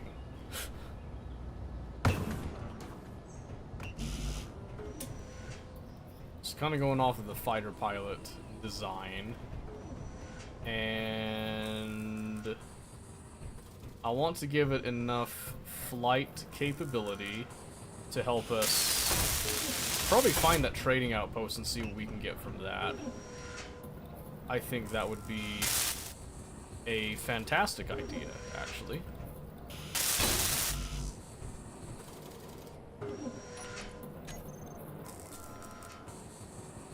But I also want it to be capable of...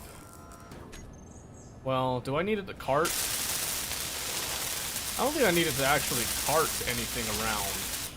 I think I just need it to...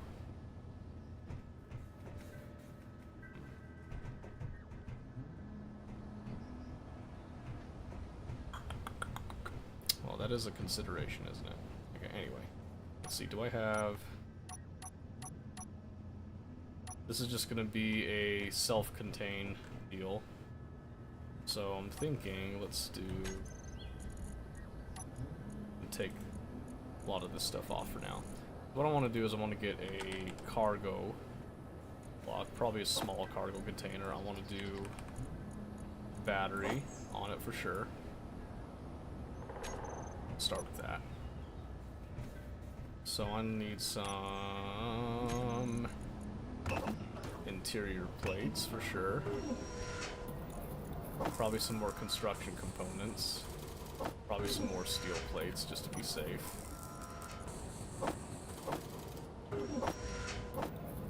You never have too many steel plates, right? Alright, so I'm gonna come over here. So I can do... I'll do a medium cargo container.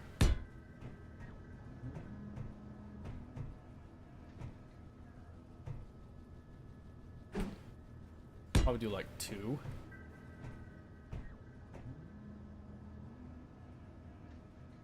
Oh my goodness, excuse me. Yeah, so probably do 2 for now, and then let's do some batteries on top.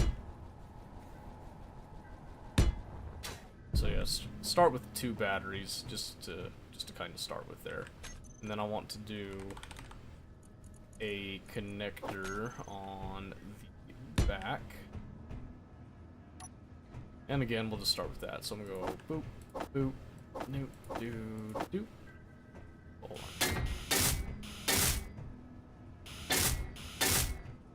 Yeah, so cancel that. And let's go over to our overfill first. And it had everything except the power cells. So that is stupendous. We'll just get the power cells going while we do this.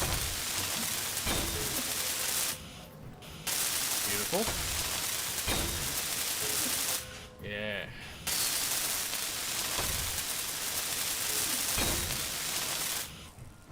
Yeah. Okay, and then again, it's just a matter of getting our power cells. Like so. It's missing one for you. Excellent. Okay. So that's that out of the way. We have some cargo capacity with it. We'll put on the ever elusive thrusters as well.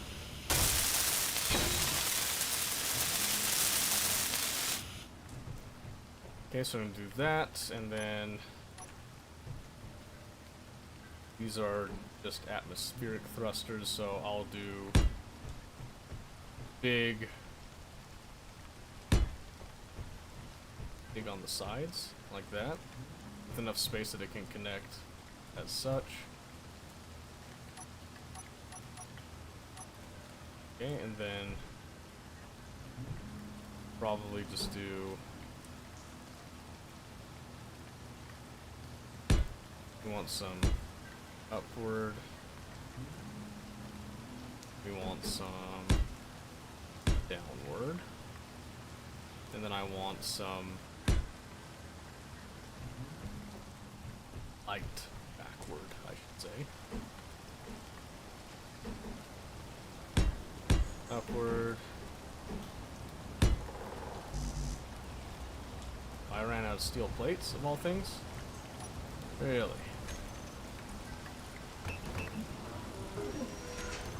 Just give me enough to place things, thank you.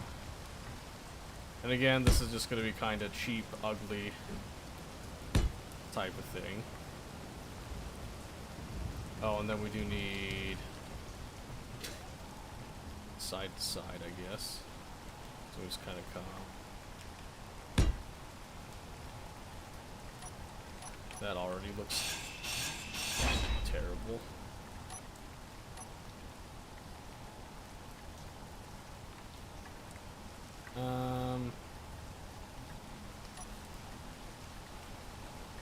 Yeah, let's do flat.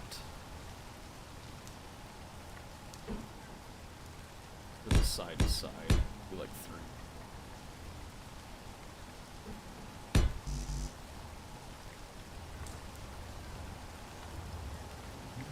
More steel plates it is, gentlemen. You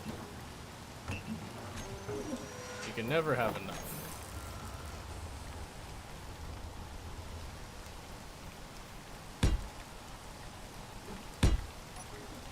Okay. Good enough to start with, I think. So, let's just snag some of those steel plates. Just kind of distribute them around. Okay. So I'm just going to grab the 2 large thrusters for our forward momentum bits. And I think we found some stuff there. What it looked like at least, so that's good.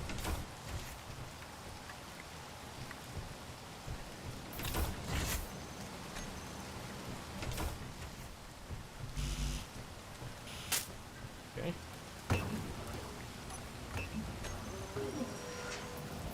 Wow. All right. Lot of motors. A lot of motors for that one.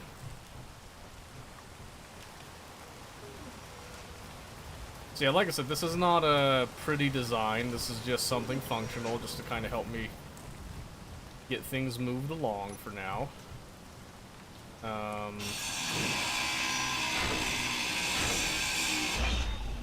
Yeah, we're just gonna take all that stuff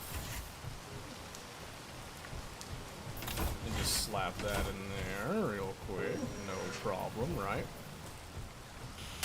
Oh, 1 motor away from greatness.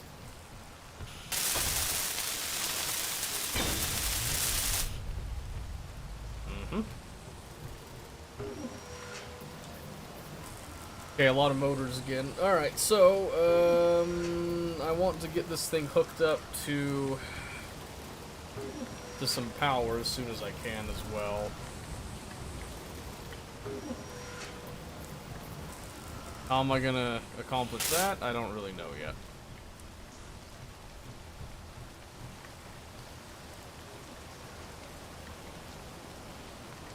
Don't really know yet, but I'm sure we'll find out somehow.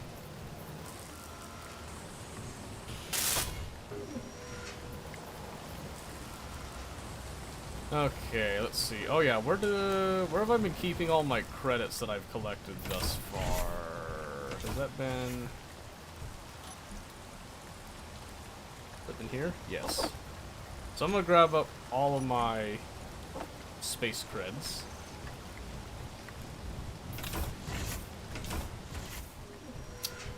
And we're gonna have those ready to go because I'm gonna see if I can't find that trade station, whatever thing. So I'm gonna take an antenna as well, I think, hooked up to it. Obviously, I'm gonna have some gyroscope stuff too.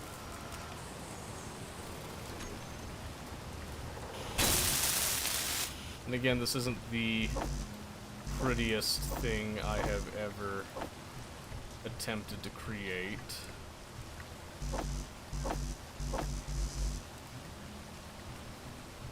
Alright.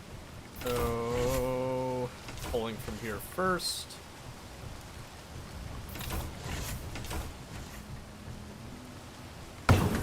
Okay.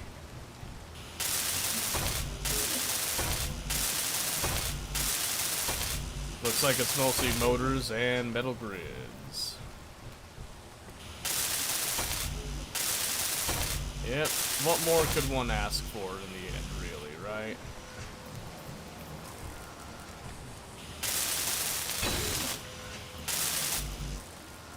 I don't think much else in reality. Alright, so the hope is that I have enough of these credits to do something, then maybe... I'm hoping the station has, like, some sort of mission task, something that can give me, like, a little bit of a bonus, something to do with a reward type of thing. I would imagine that there's something, I just don't know what it is yet.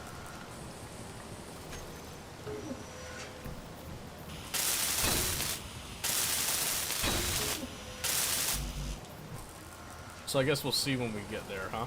So I'm gonna want it to be able to land. It needs to be able to land without a connector and all that stuff, so... Let's see... A little bit of sunshine in my soul...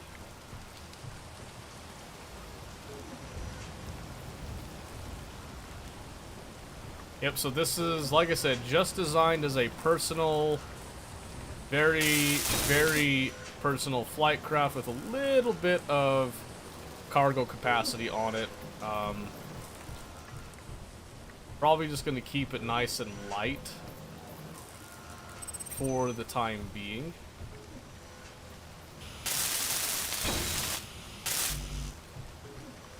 I'll go get that one that drops down here.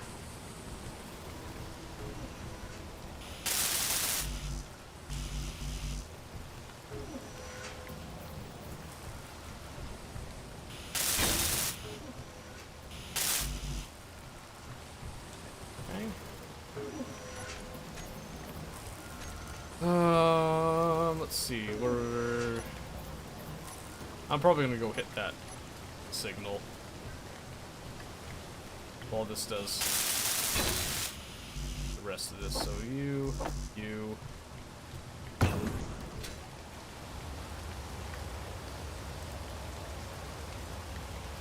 Yeah, it's not too far. Provided my hydrogen holds out in that tank, which I think it should.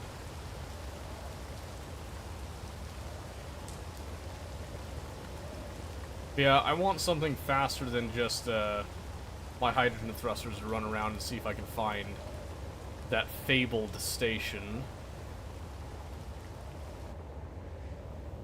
Because that would make me intensely happy to find wherever that is. Oh, it's rolling.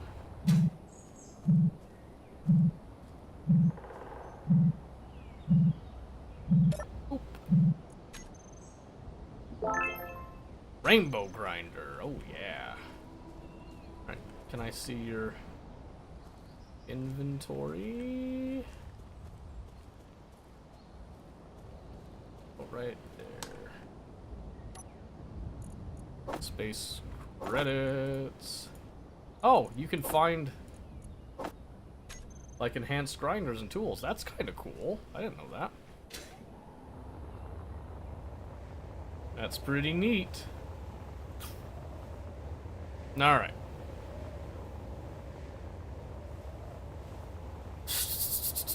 Okay, so what I'm probably going to do is I'm going to give it like a 3-piece landing gear, I think. If it'll allow me. It might not let me. We'll see.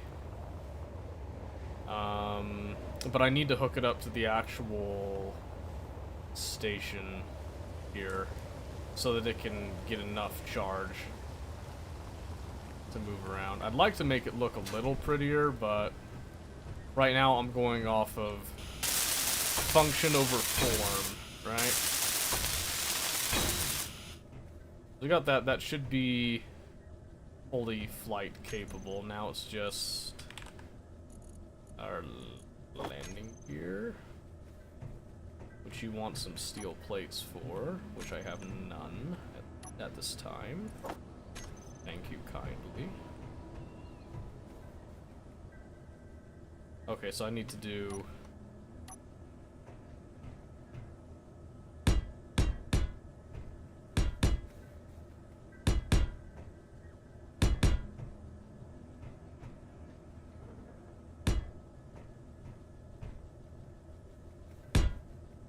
do something like that.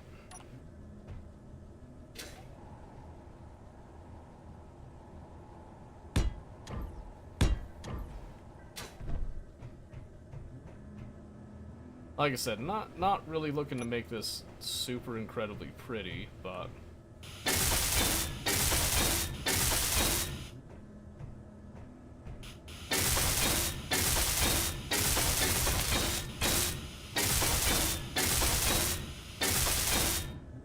yep, just kind of something like that.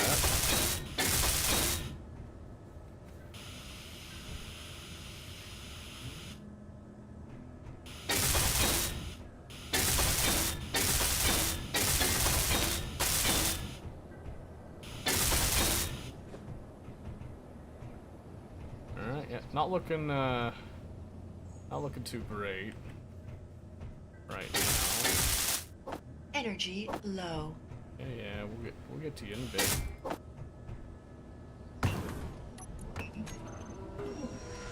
And get to there when we get to there. All right, give me that.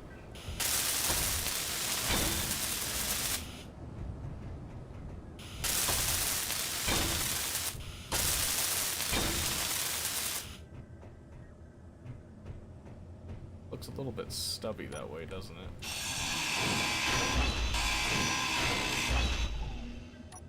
Yes, a little bit. So what if we come out by 2, just to give it a little bit more stability. Huh.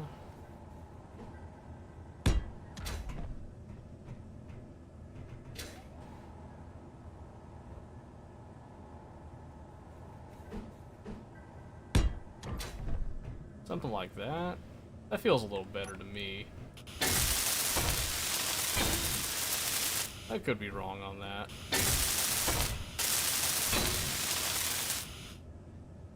Looks good to me, though.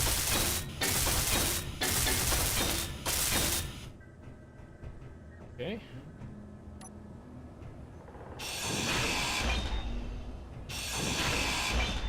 What I'm thinking is we do...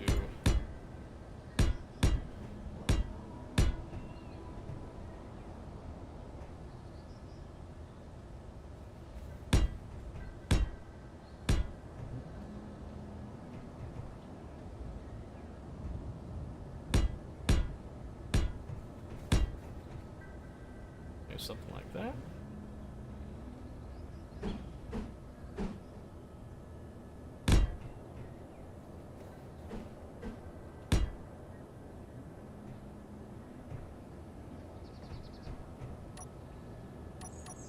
Let's see what that looks like.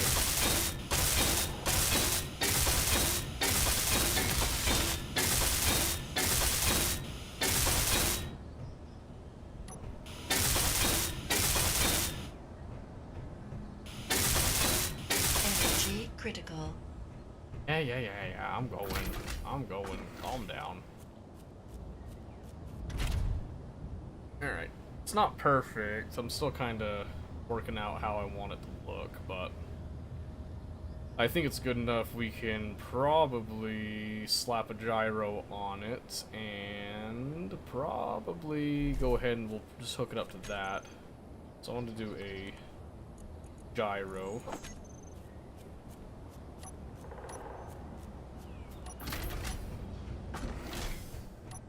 so I just want to take this.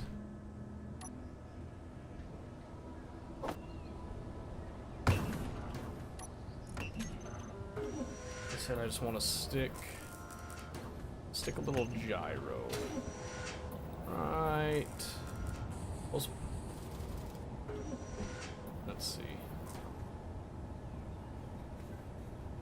Sure. As far as I'm aware, the placement doesn't matter all that much on it, so...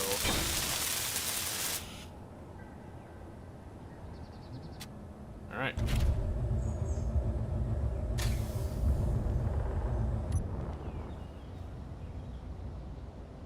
She is zippy. I forgot the left to right thrusters here. Yes, I did. Okay. We're gonna try our best to land this and correct that. Whew, that was close. Okay. I completely forgot the side to side thrust. Ugh. That could have been pretty bad, I'm not gonna lie.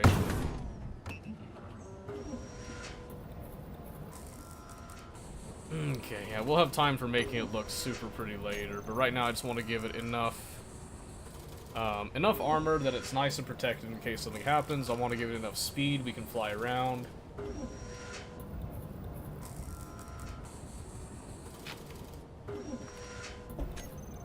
Probably gonna put a...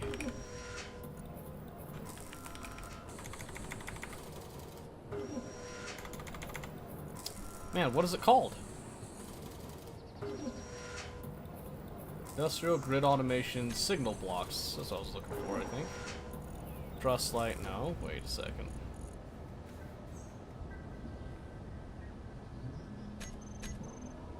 An antenna, stupid.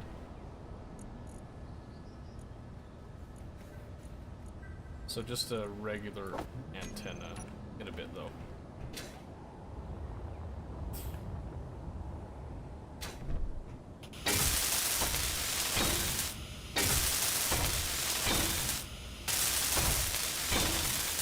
Just like that. Maybe.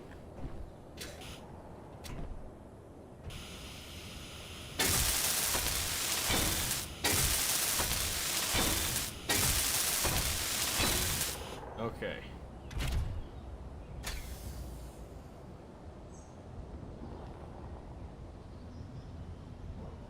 Yep, so just like we wanted, it has a lot of forward thrust. However, what I didn't anticipate was having it some of this.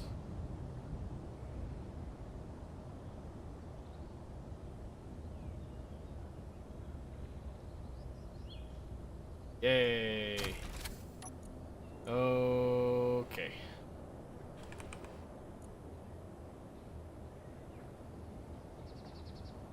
I just want to turn these to recharge. It'll take 13 minutes for them to fully recharge. So that's okay, so we're just gonna leave them kind of sitting right there. Meanwhile, let's grab this antenna. I'm just gonna grab what's needed here. So I'm not putting an ore detector on it, I don't need that. I just need the antenna just for signals boosting and whatnot. And I'm just gonna slap that antenna probably just right there. Nice and ugly like, yeah? Oh yeah, we love it. We love it. We'll get into like actual ship design and stuff later, but right now I just need something that can fly around and help me to pick up signals, essentially. I think it's what the... Let's see. What the antenna does. Can be used to broadcast positions, messages, allows the grid to be accessed or controlled from a distance. Need to be able to send and receive. Make sure 2 antennas always overlap each other's positions. There's this antenna dish.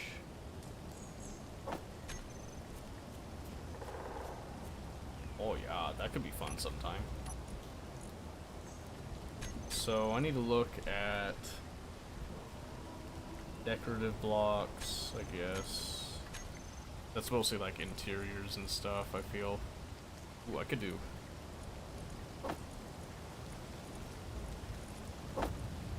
Let's go decorate.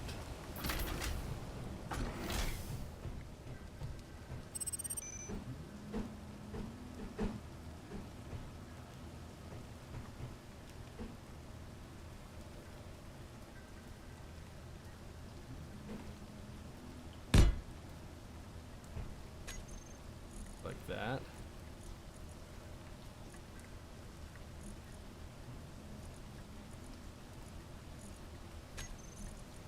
What else have we got here? Some rotating lights. Like some freight.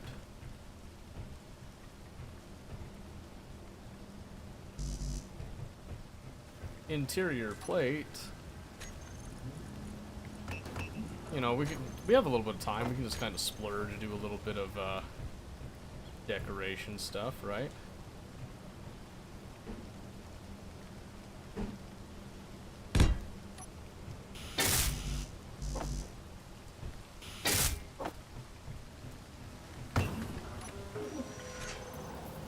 I mean, it's like absolutely vanity, but at least it gives it kind of a sort of lived-in look, I suppose. Let's see, some bed, armory, lockers, some planters, couch.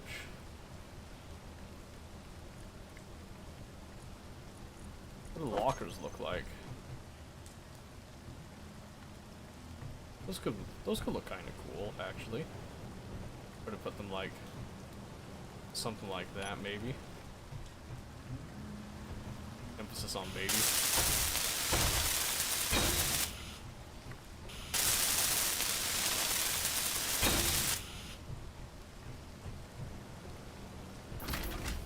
There we go. Like I said, just kind of something to give it a little bit of a lived-in, moved-in type of feel, right? So what else can we do decorative-wise? There's a shower, window wall. There's a dispenser, medical station, railing stuff. Decorative 3, some scaffold. What does the scaffolding look like, actually? Oh, okay. Lightweight structural support to ships and stations. Scaffold ladder. A walkable scaffold block.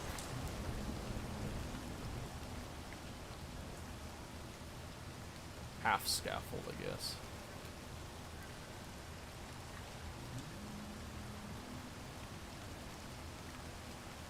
Interesting. Never thought about scaffolds in a way like that. That could be fun. What else we got? There's, you know, the stacked barrels and stuff, of course. Hollow LCD. I'm interested. I'm interested. Let's build it.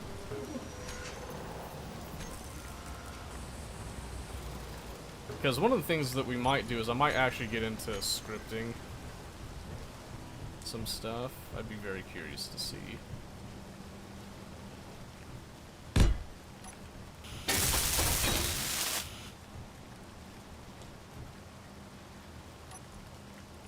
So we can rotate this like 90. Okay. No content. So I don't see an offset. Text and images.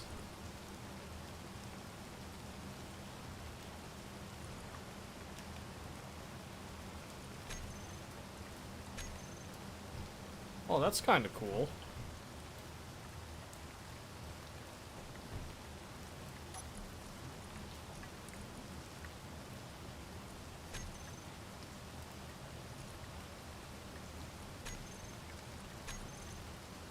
So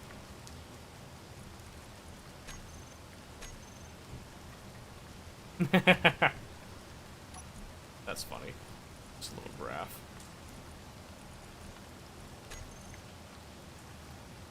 Blueprint. Oh, okay. Yeah, I didn't know exactly how that worked, but that could be kind of cool. So what if I did...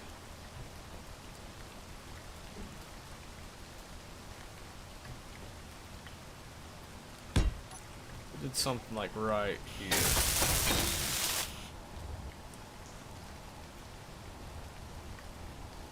That wasn't quite how I envisioned that. I'm not sure how I envisioned that one, actually.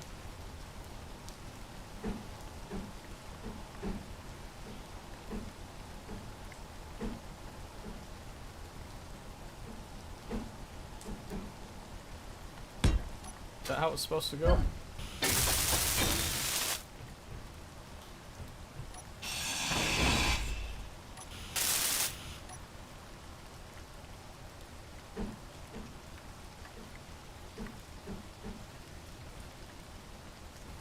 I'm a little confused by this, I'm not gonna lie.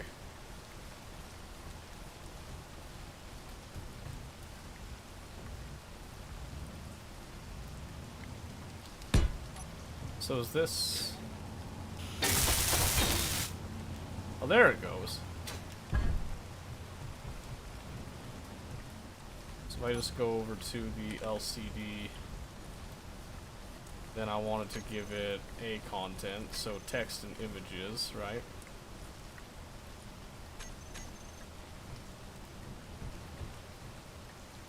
Sure, yeah. Why not, right? Why not? Just to give it a little bit of a flair to it. Why not? That's looking better. We're gonna give it a little bit more time, then we'll actually fly around with no lights and stuff, because we're baller like that. So what else does this have? Hollow LCD, corner medical room, inset aquarium, a half bed, inset LCD panels, sloped, curved LCD panels. Round beacon, okay. Then there's just a transparent LCD itself.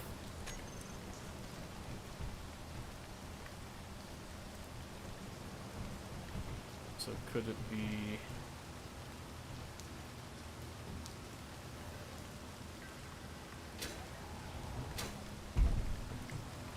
let's see here.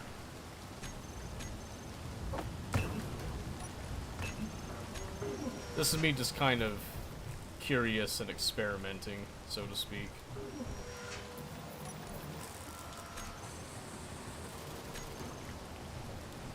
What if I did...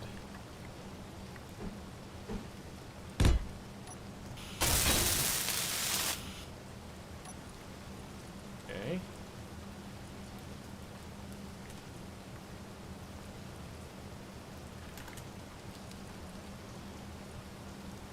Okay. Then if I gave it text and images. So could I give it like...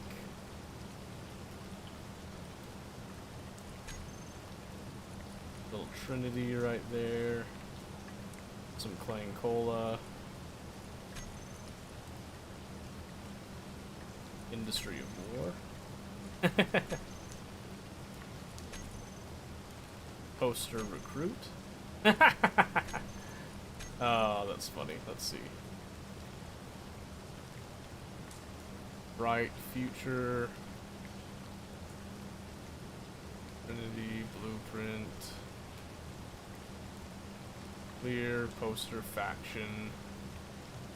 Space or SC logo.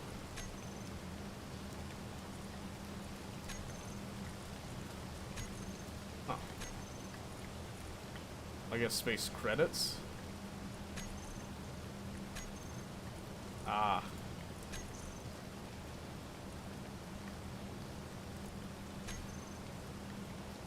Charts.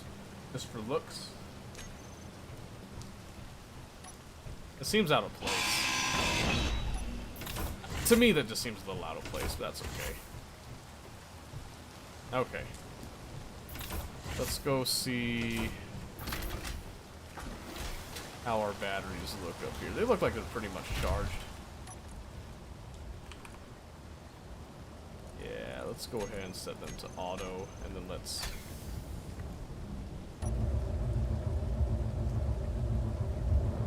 Okay. And we're just gonna light it down right there while we go through a lot of our stuff here. So I'm just gonna go to all of our Atmo thrusters. Save that to that group, and then we're gonna take them out of there. Okay.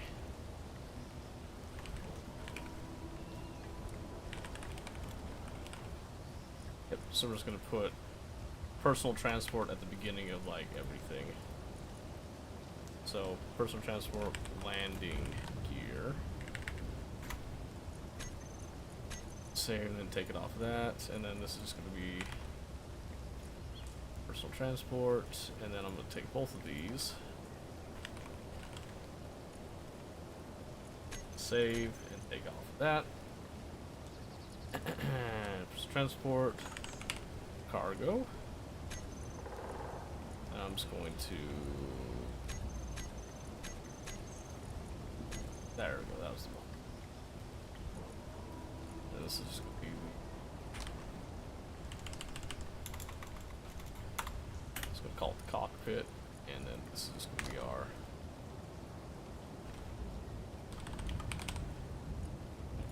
Oh, I forgot to name this to...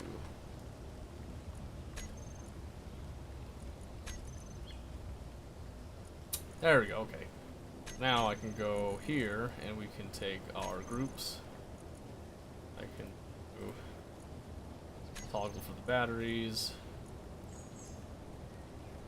toggle for the thrusters. Yeah, let's go with that for now.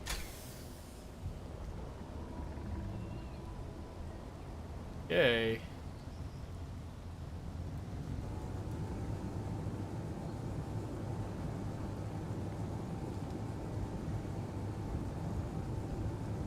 So we get a little bit of fly time here just to kind of look around.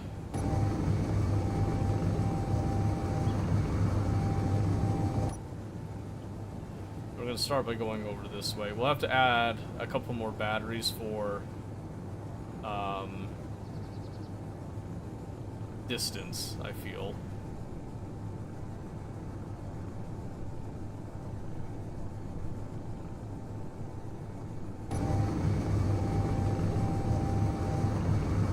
I think this is a good start, so let's see if we can't find that trading post wherever she may be.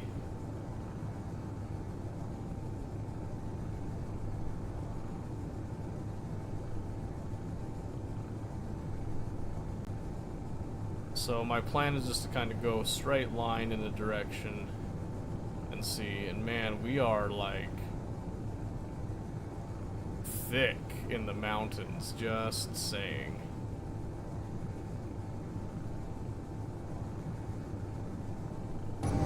And I mean thick. So that's not good.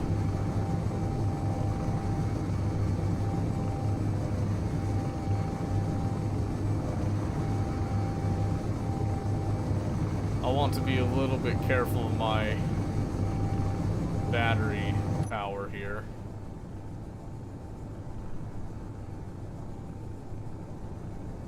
Just make sure that I have enough.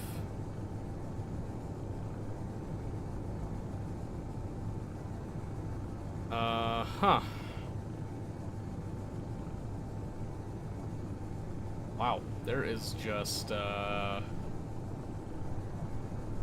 whole lot of nothing, huh?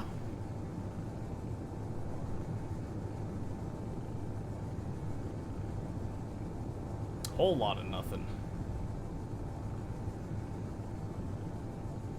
That looks like another small ice lake.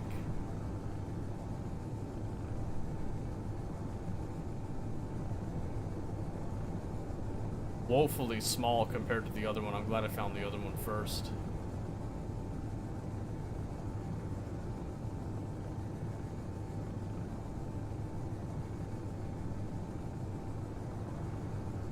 Okay. Another one over there.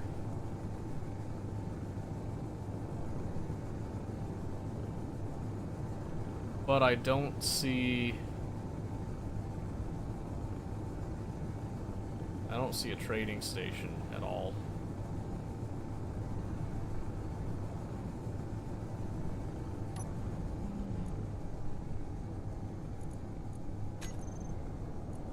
I didn't mean to do that. I wanted to look at the thrusters, specifically the large ones. I don't want to that, I guess. I was just trying to see if there was a way I could just increase the speed, but I think I just have to...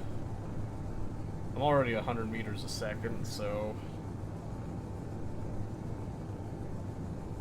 I think that's just as fast as these ones are gonna go. Okay, so that's... that's a bit disheartening.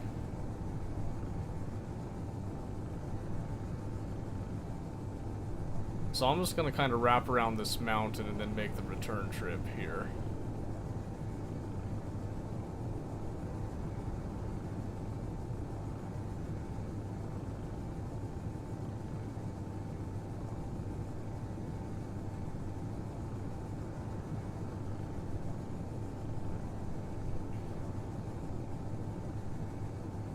It looks like it might be a valley down there that might have something in it.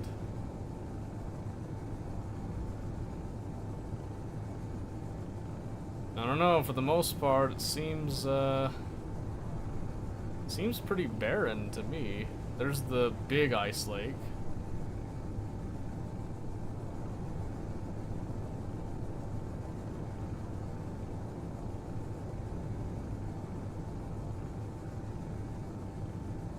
Yeah, I need to start heading back. Don't want to tempt things too much. Plus, I want to add another couple of batteries just to give us a little bit more flight time, I think.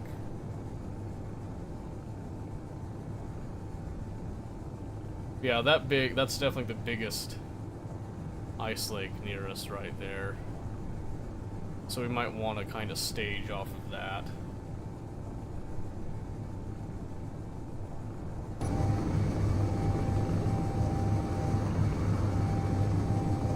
Okay, well, yep, so we just head on back now.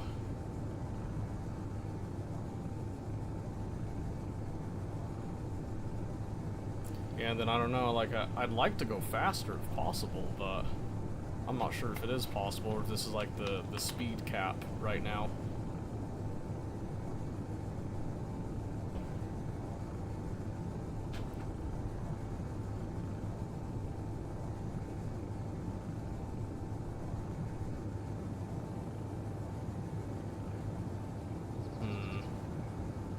Well, we'll find out.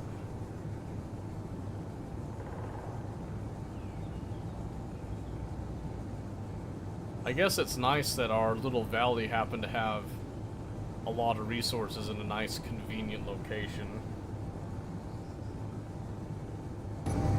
Probably exactly how it's designed, right?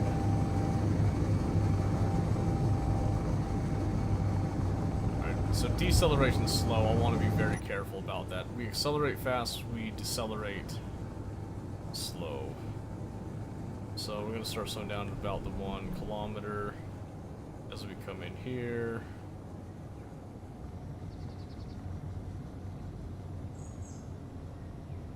Looks good. Oh! Go up. Oh. That was scary. Didn't want to go up nicely.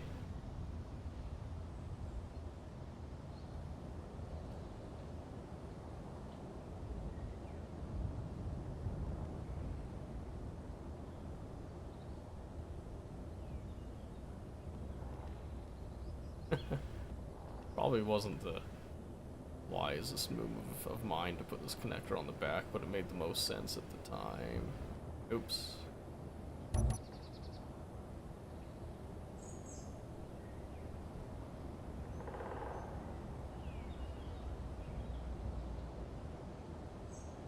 Nope. Nope. Nope.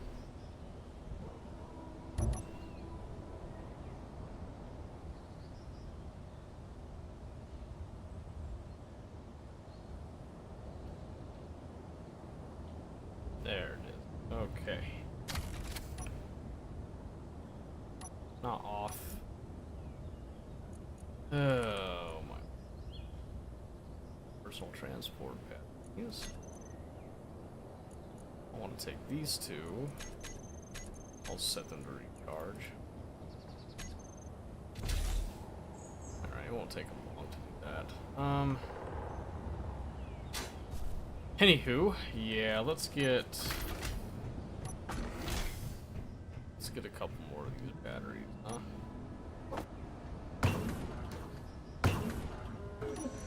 So enough for 2 more batteries. And while those are queuing up, let's just come over here. Let's clean out the space that we need, which is gonna be a long.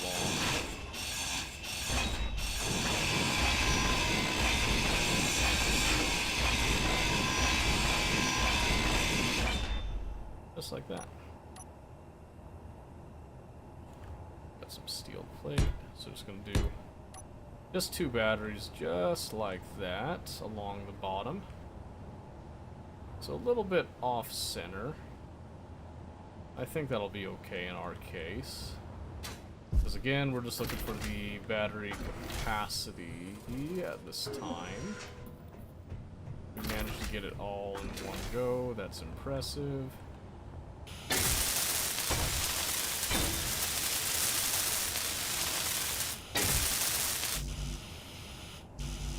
What? Did it really not? That's annoying.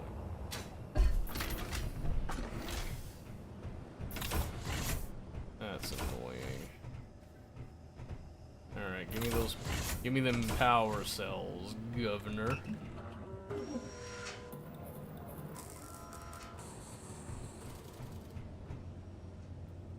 Just seems off. I'm not sure if that's how that's supposed to be displaying, but oh well. Yep, just dropping that off and coming over yonder. Alright.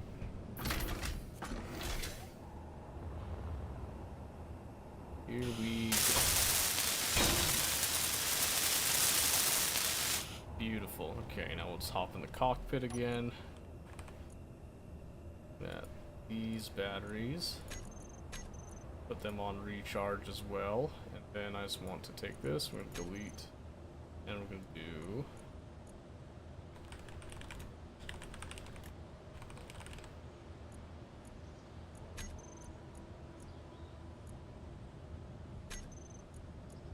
okay, and then we'll set the buttons for that later.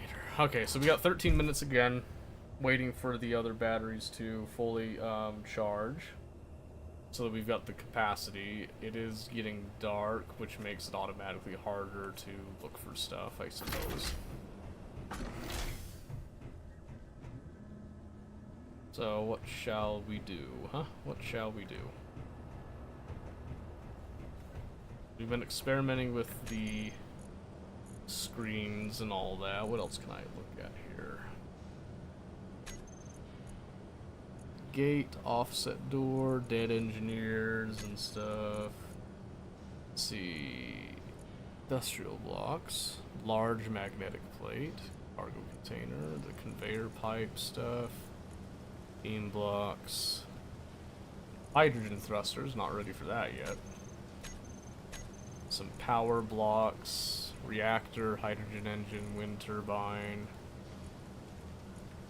warfare battery. Refined uranium. Yep. Don't have uranium yet. Wasteland, we like Wasteland. Sparks of the Future, which has some sci-fi LCD stuff. Neon Tubes, I do like tubes. Sci-fi Ion Thruster, which is going to be for zero gravity stuff. Sci-fi Sliding Door. Ew. I am curious. Do we have stuff for this? I can just like just slap this down and try it.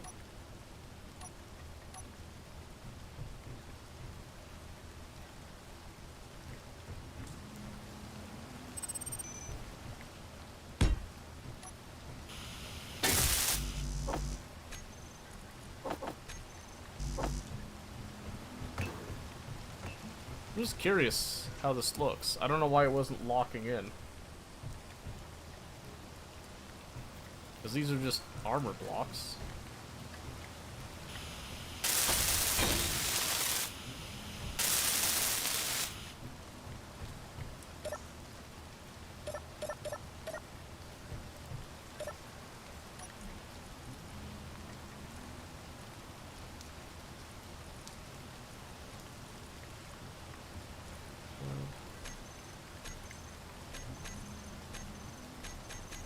Not doing anything. That's cool.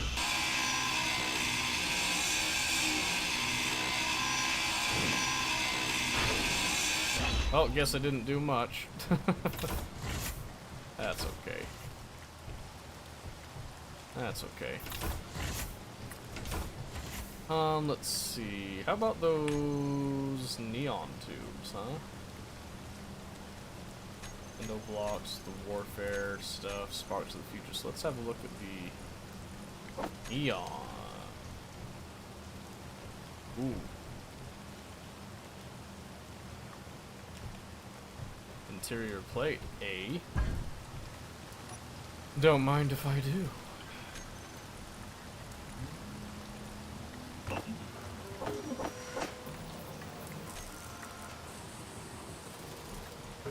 Give me some of those, eh?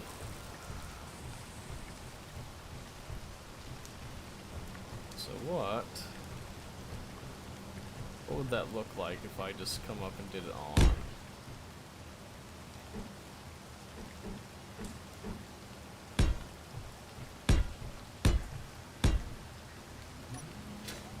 That wall here.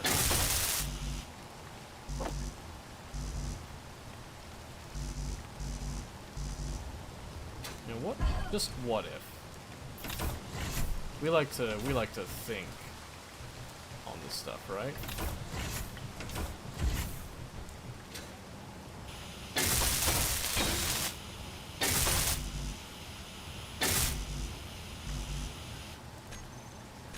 Okay.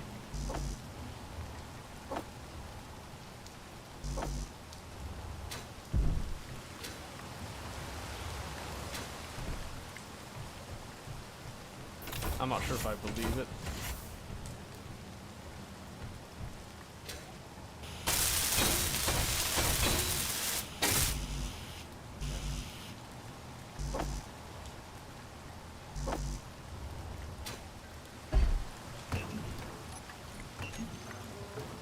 Let's say I don't know if I believe it again. Lying. Alright, but it did it. Ooh, they connect. That connects real nice, actually. I like that a lot. I'm gonna keep it on that white for now, because I think it just adds a little bit more flavor to things. What else can you do with this? Ooh.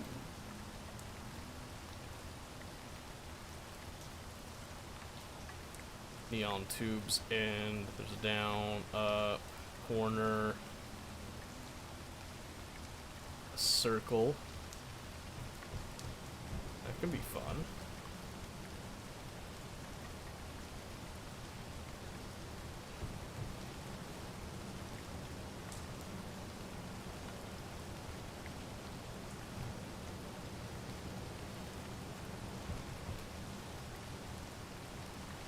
Okay, I've got ideas. I've got thoughts, you see.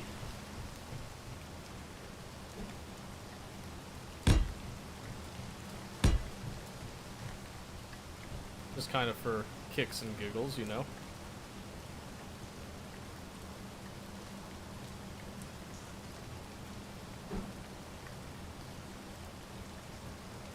Do something like that, and then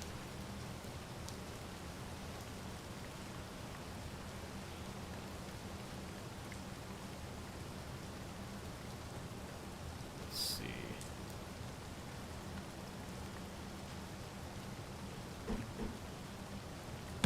Guess I could do like a corner.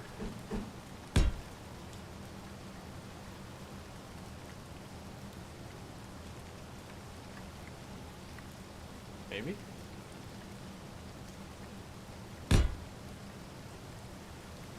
What if I did this instead?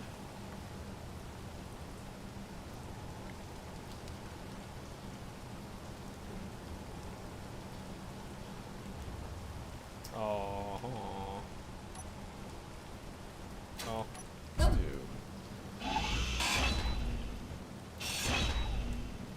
like this. Where's that T?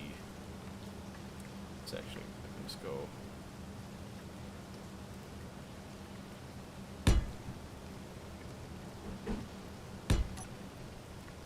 Yeah, you know, just for fun.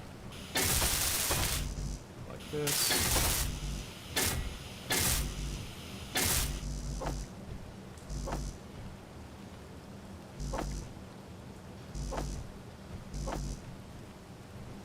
A little bit of that stuff, right?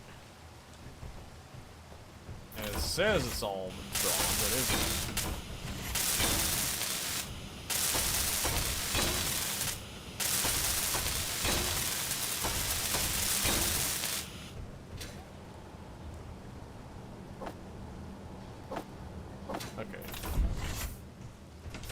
It's all useless stuff. But it's what I'm doing while I'm waiting for the batteries to charge up, so.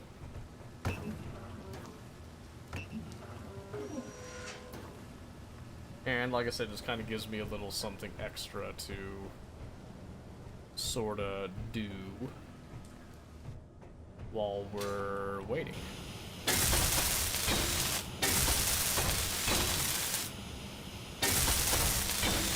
And I think that adds a bit of personality to things.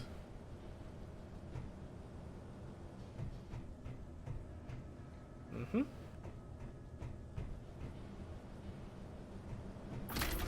Sorta. I mean, it's not perfect, but when is anything ever truly perfect, right?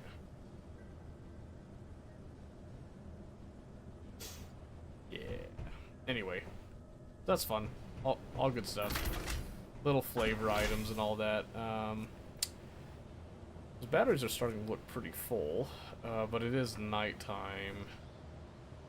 Well, I just saw lightning over there. That ought to be something.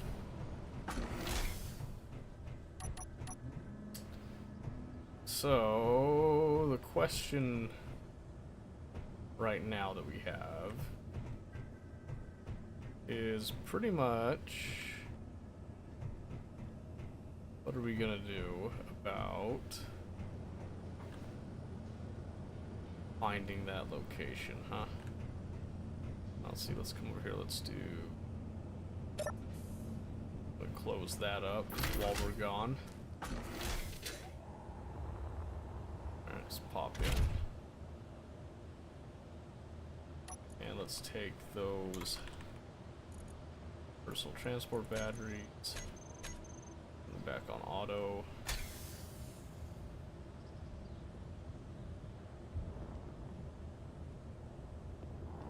Okay. Yep, okay. This here I just wanted to take groups with that and then charge auto.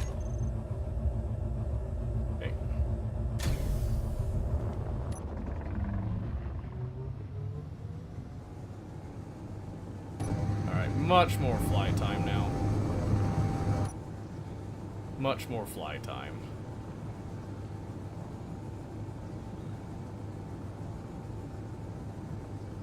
So this will get us to the only place that I have not checked yet, which is over this particular mountain.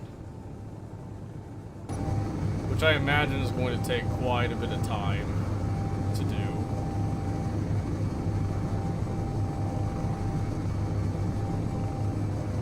And I do wish that I had, I do wish I had something to the effect of, actual coordinates to follow, but what can you do? This is what you get when you lose the data pad at the beginning, eh? It is what it is.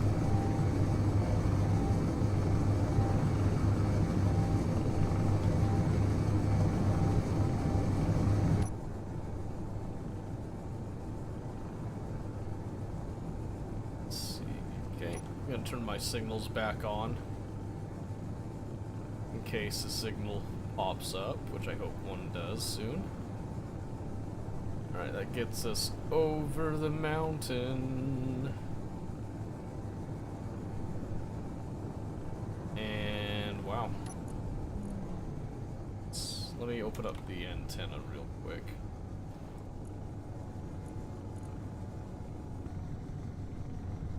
If I had like 5,000, I would do like 10,000.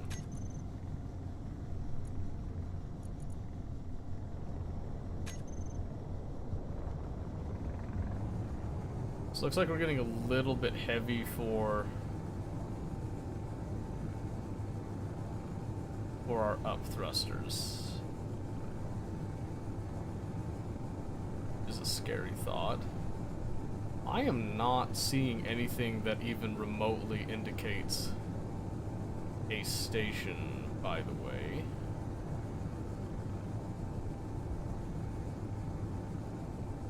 I would think that if there was like some sort of a trade station, they would broadcast a signal, right?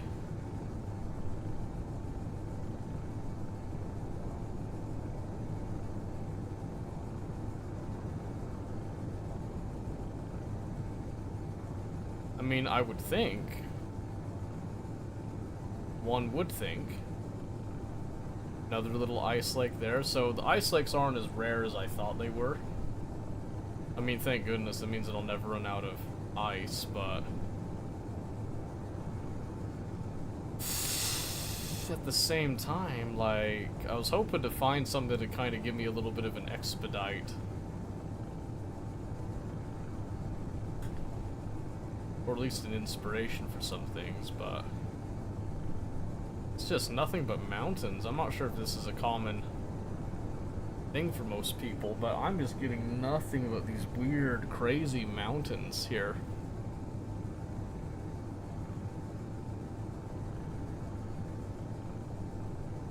They feel huge too. I mean, I'm not moving at a slow rate, really. Although compared to a larger ship, I probably am. If I had hydrogen thrusters, I could probably really zoom and take off, but my hydrogen supply isn't as constant as I would like it, so that's kind of what we're dealing with here.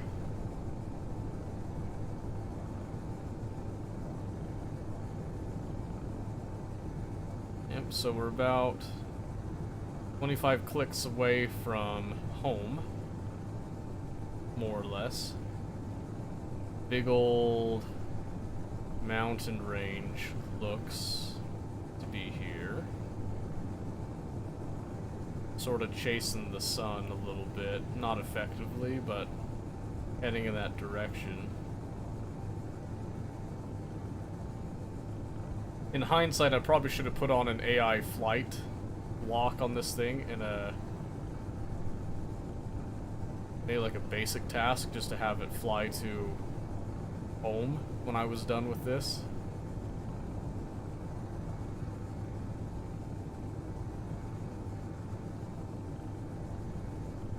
Not that it matters. I could probably go back and just slap a couple on, but I'd have to probably increase the upward thrust just to keep it afloat, too. At the same time.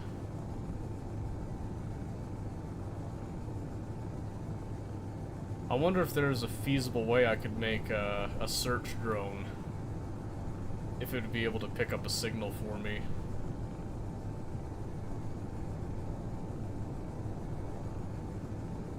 Kind of doubt it at this point, but...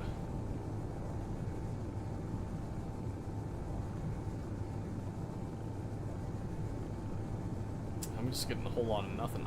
I'm starting to wonder if there even is any trade station here. Oh. Ooh. Something happened. Something must have rendered in with that, right?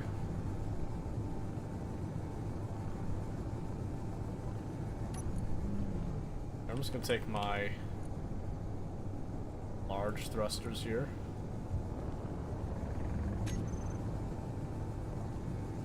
That way they just keep flying without me having to press the W key.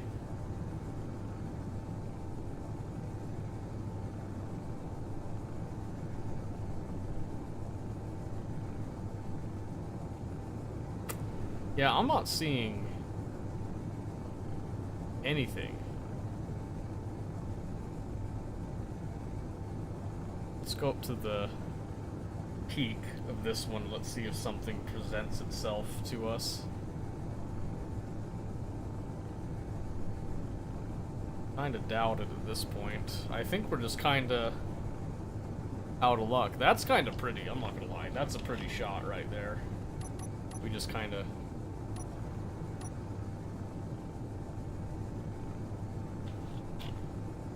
just take a moment to appreciate that.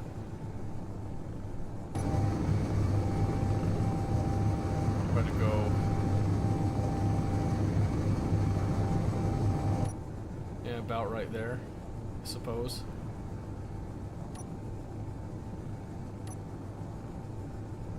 Alright, we are 42 clicks away from home. And still no sign of life, as far as I can tell. We're just gonna kind of slide between these two peaks and then see what can be seen.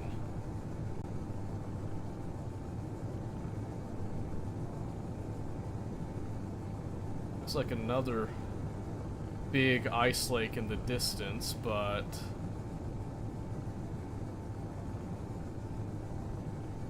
nothing else.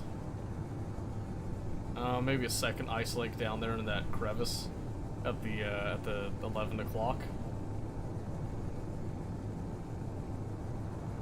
Looks like a canyon type of thing over there. That's an interesting formation.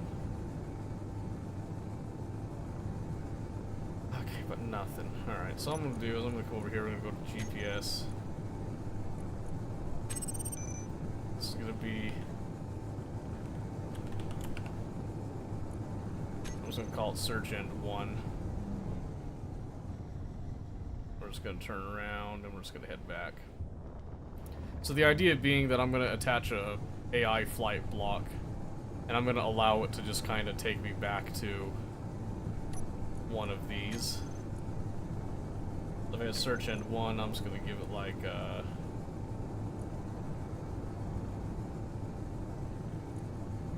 yellow. Space engineers, now can you nuke that mountain? I don't have the capability. I'm sure it's possible, but I don't have the resources and the capacity to do it.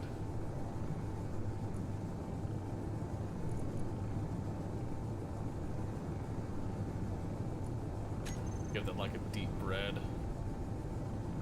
Just like that. Gonna have to mine it manually. Yeah, right? I'm trying to find the station that people told me is supposed to be around here. And they're all like, oh, you should have had a data pad when you dropped. Like, I don't think I did. Unless I destroyed it. So, I don't know.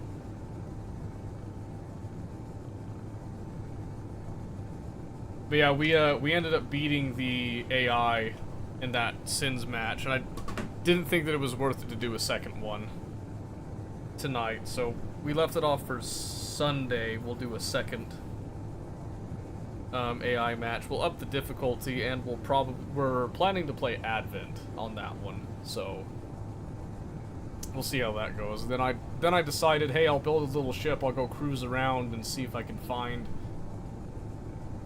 that freaking trade station, and I just cannot seem to find it anywhere.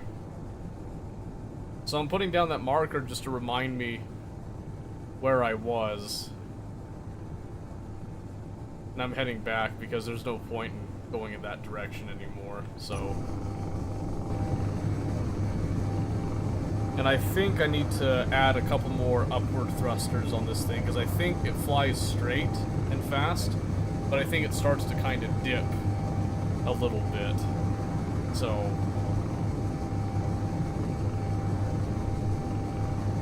who knows?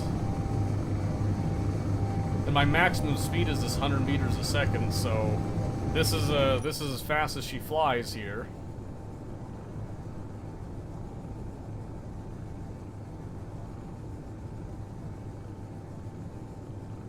Is the station big? More important? So, from what I was told, the station allows you to use these credits that I've been finding. So I've got these space credits, and supposedly I can, like, buy some ships, I can buy some materials from them, like rare materials and stuff. So they can be kind of helpful, but I mean, at this point, I don't know. You know what I mean? Because I've never been to one yet.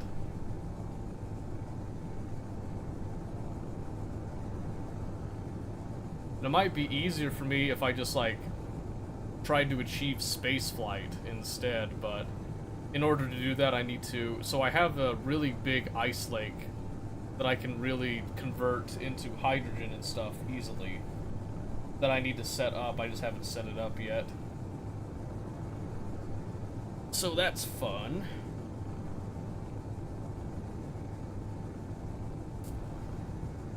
So I think what I'm gonna do is, get this back. I'm gonna give this an AI flight block deal and see where we go from there. Because like I said, there's a couple of ice lakes dotted around, but the one that I've marked in particular has a lot of ice. So that's the one that we're gonna probably focus on the most in that regard.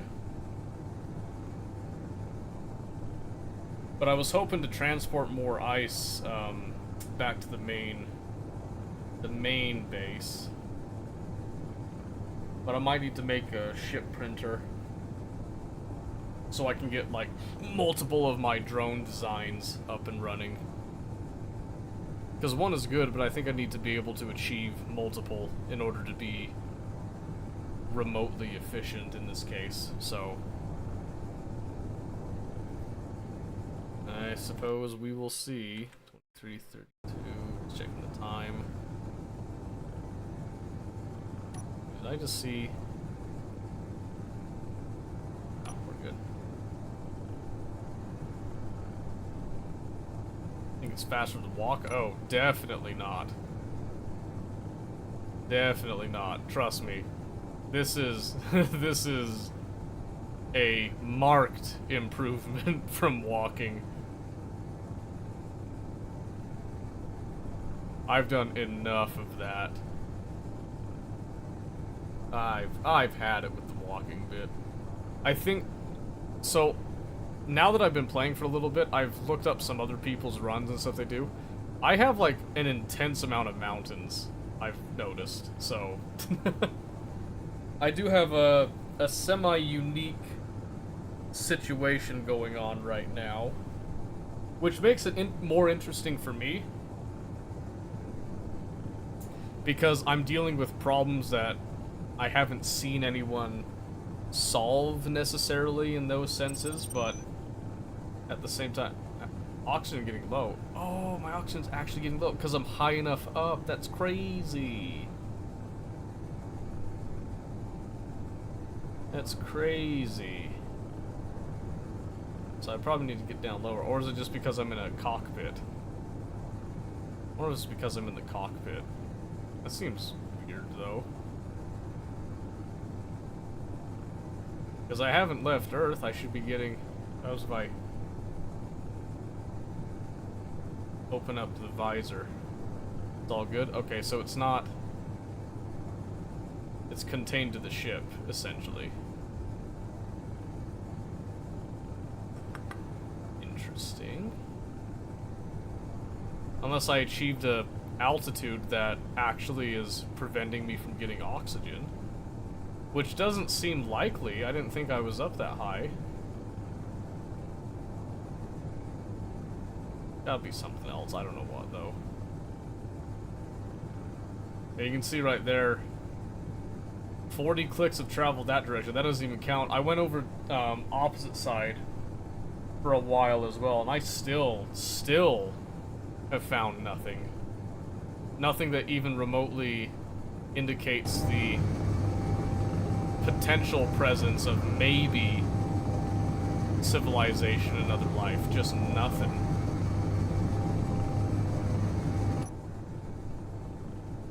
So what are we to do with that, huh?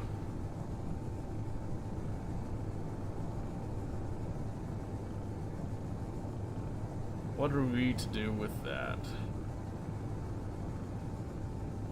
Okay, so now I can go back to my large thrusters. I could turn the thrust override off.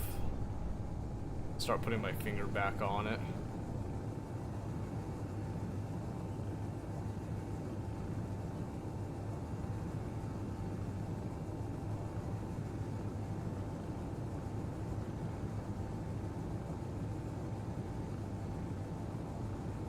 Yeah, I get sick of landing this thing myself, so I might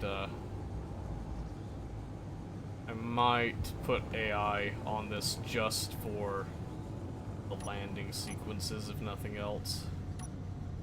I'm gonna cut off the signals for a bit here.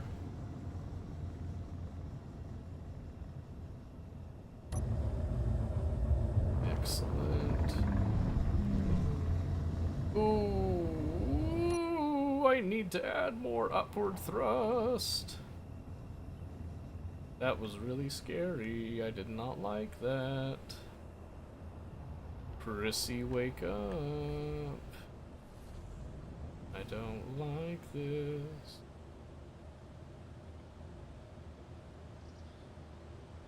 Yeah, so this is my current landing pattern, by the way. Don't worry, I know. It is atrocious. Leave me alone. This is me just kind of tacking on to existing infrastructure, okay? Really? Really?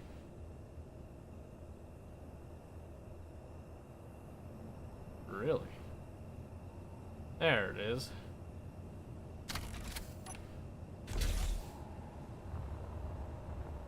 Yeah, I know that looks goofy, by the way. But now that I have an actual, transport thing... Oh, that's my clothes. Oopsie. Yeah, oops. Want to open. That's my bad. Yeah, you probably didn't like that, did you? No scratches? No scratches. We're good. Not even close, baby. Okay. So, trying to think. So ideally, did I just land it on the roof? I feel like that might be a bad idea because it could get in the way of a lot of this stuff.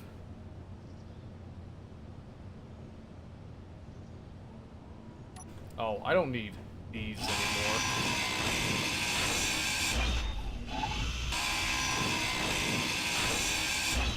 Why you have turrets? I was told that by somebody that I could potentially get attacked. And so I put up some turrets with some bullets and stuff. And then I never got attacked. So I just live in a constant state of paranoia now. You know what I'm saying? It's terrible.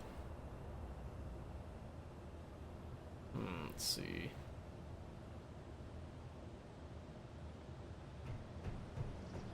Yeah, okay. So what I'm trying to decide is,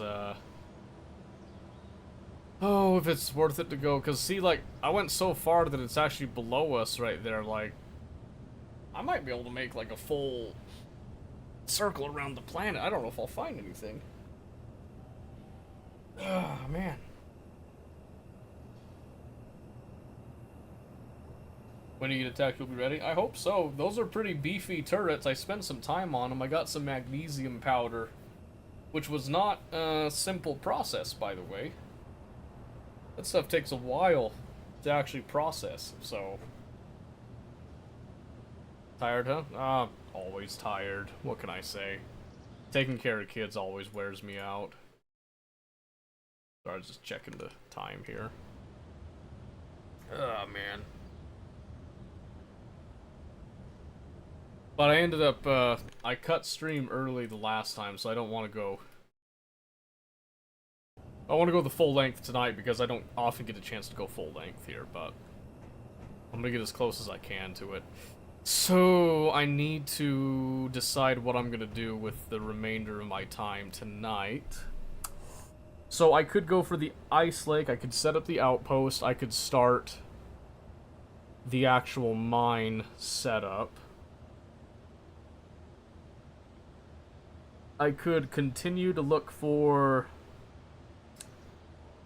I could continue to look for the actual outpost and see if I can get something remotely useful.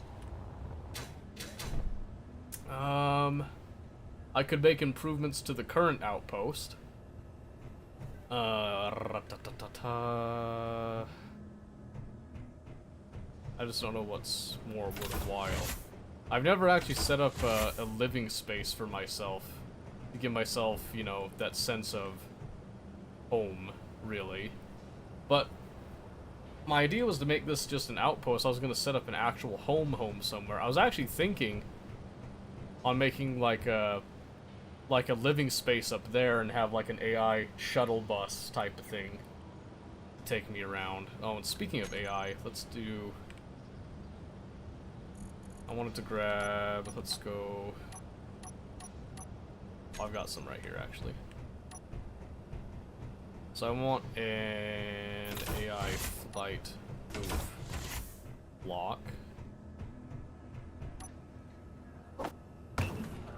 Then I think I want a basic task block, which I can have an autopilot.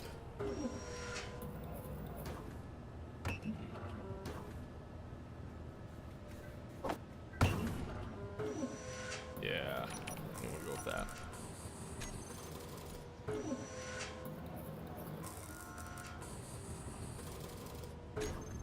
And then we'll test the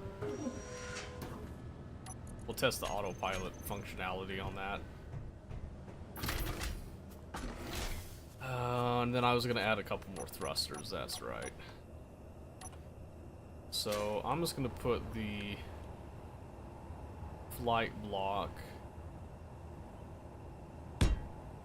right there, because that should have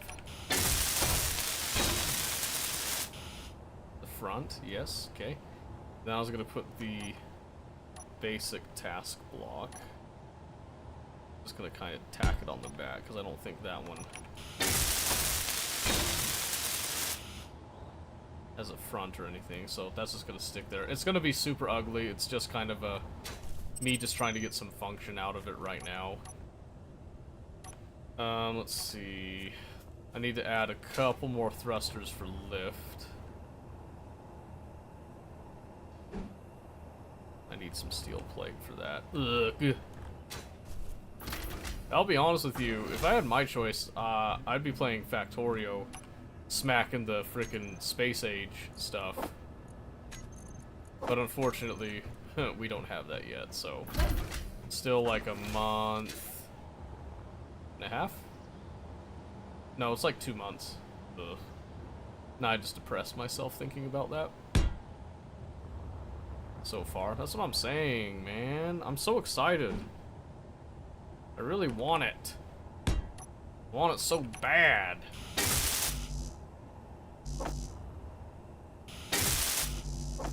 I want it so darn bad, dude. But it will never be. That's what it feels like, I swear. But when it comes, man. You know how they hired the guy that made Space Age? Oh yeah, freaking Arendelle. Yeah, I thought that was really awesome. But it's funny because like I'm so hyped for it, and I keep seeing the Friday Factorio stuff. I get so hyped that then I go play Factorio as it is now, and I'm like, but it's gonna be this, and and then it's like, well now I don't want to play this one. I want to play that one. I want to have all the quality of life stuff. I want to have the quality mods. You know, I want to be able to make legendary stuff and all that. I want to get into the ratios with all that stuff. So it's just like, oh man. And then I want to do Crastorio and SpaceX, but at the same time, it's like, yeah, but I also want to do it with the quality of life features of Factorio 2.0 and Space Age and all that. So, it sucks. It's gonna teach me how to do logic stuff. Oh, have you not done logic stuff? I would be more than happy to teach you leading up to it, if you want. Here, I'm gonna detach.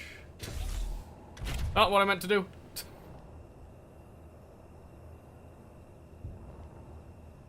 I know it's all on and off. Yeah, that's like basically all you need to know. And then it's just kind of nuances on it. That sounded rough. Well, you are landing gear after all, so I guess you can take it, huh? Well, thank goodness for you. Okay, let's see. So I need to take the thrusters. I just need to delete that group entirely. And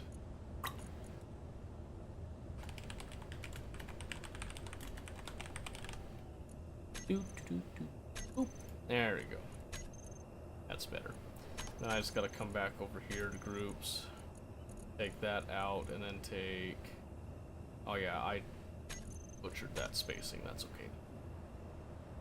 Okay, so then I also want to be able to do... So I want to toggle AI flight.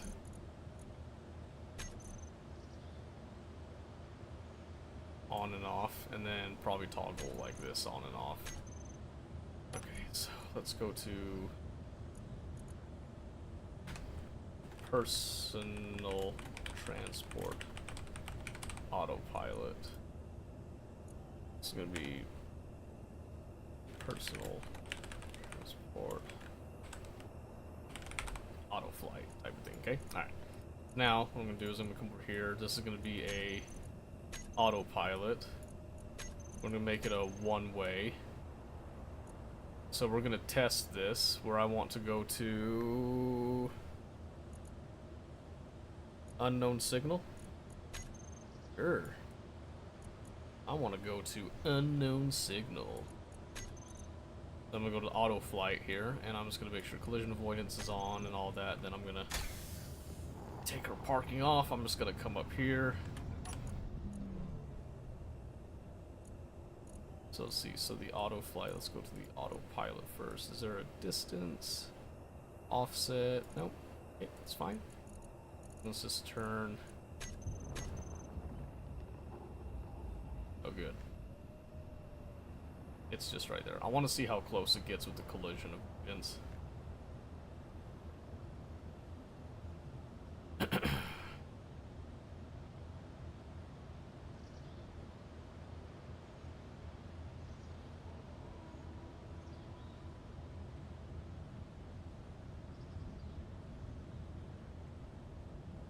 But yeah, I really like the logic stuff. A great way to learn the logic, by the way, is actually to do sushi belts. You ever done a sushi belt before? Nope. Perfect. How about this? How about this? I will teach you how to make a sushi belt. Tell you? It's a little easier to just show you than it is to tell you, but the basic idea is... Here, I'll give you a little brief look at it. Let me just hop in here real quick. And let me pull out... Is paint still a thing? Oh, yeah. So, let me tell you the basic idea of a sushi. So, you know how, like, sushi restaurants work and stuff? I would imagine here, okay? So, let's just say... Right here, so... You kind of go for a square-ish design, right? So, this won't be perfect, but you have... So, let's say that you've got... a belt going like this, okay? More or less. More or less.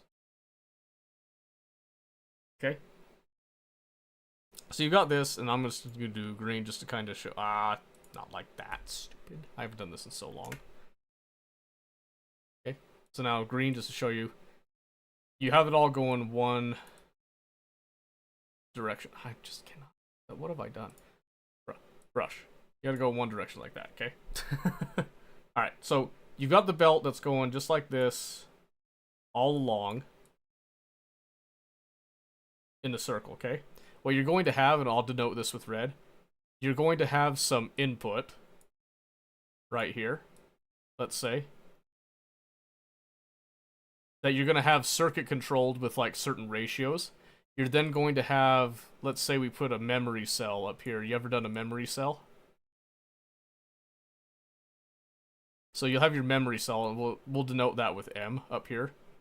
And one time. Okay, so basically what you do is your memory cell, you'll do the green wire. So let's say with the black, you've got all your... I'll just do circles because they're faster. But imagine squares, okay? So you've got all of your assemblers kind of going down in lines like this if you're doing a lot of them. But the basic one, you just have assemblers going all along the square. But then you can have your belts weave in between like this. Okay, then attaching back to this main belt, then coming back up type of thing. And you'll have some splitters in order to kind of help with this, okay? So again, just circles. This would be much more of a grid structure, okay? So a sushi belt essentially just puts all of the components onto a single belt and distributes it across all this. So you have some raw components that you have to put in because you can't just make something out of nothing, right?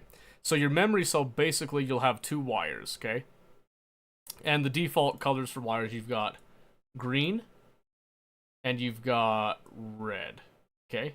So what I typically do is I have green acts as anything that is added to the belt, and red is anything that is subtracted from the belt. Can't see your paint? Oh, true. Right there. I didn't realize I forgot to do that, okay? So, this is the basic idea right now, okay? So, green wires, positive. Red wires, negative. That's just easiest for me. If you have a mod that has, like, different colors, just pick whatever colors you want. Doesn't really matter.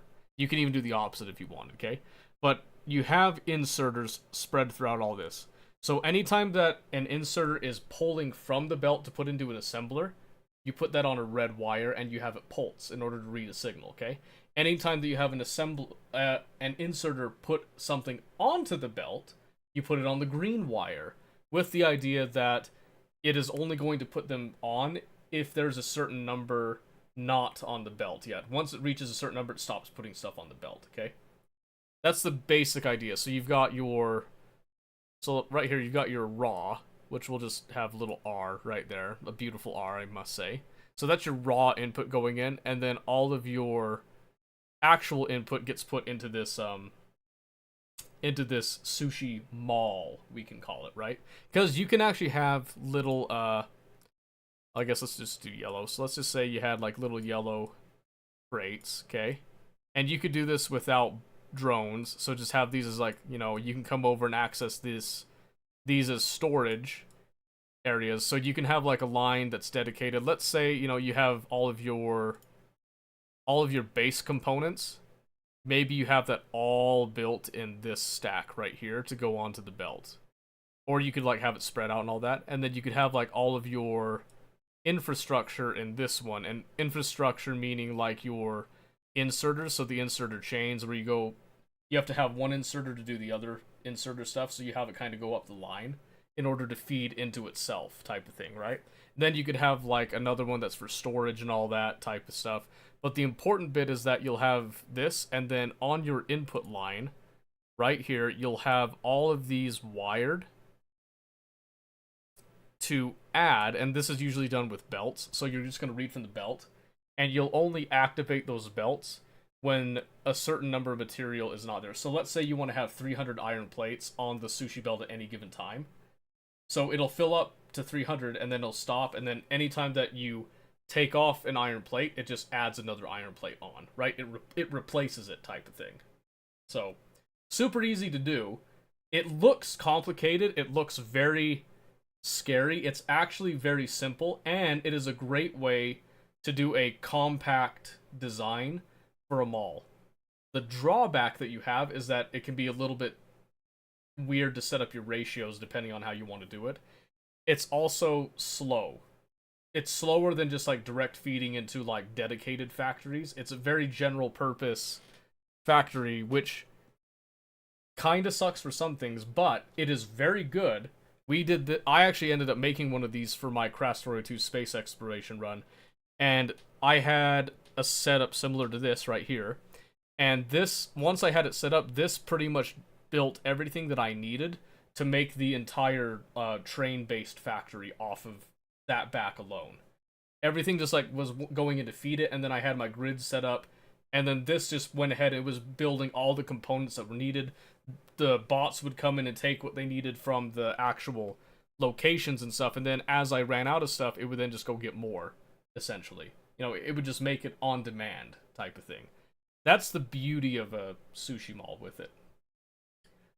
So, like I said, it's a very good exercise for learning circuits, because it teaches you a lot of things about how signals work in that.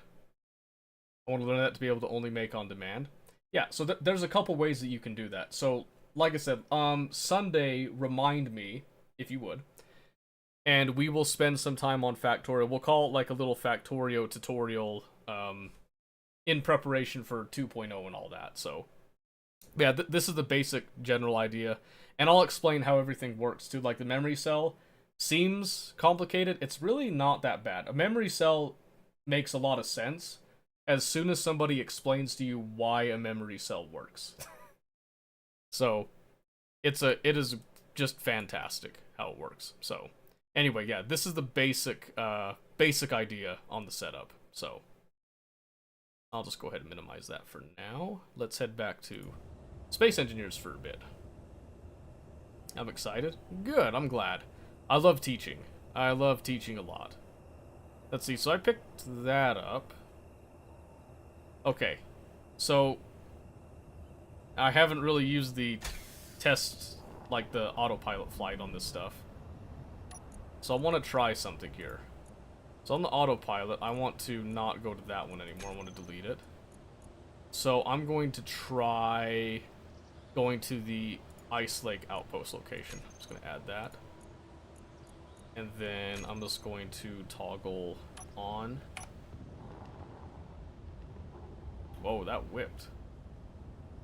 Okay, it's going straight at it. I don't like that at all.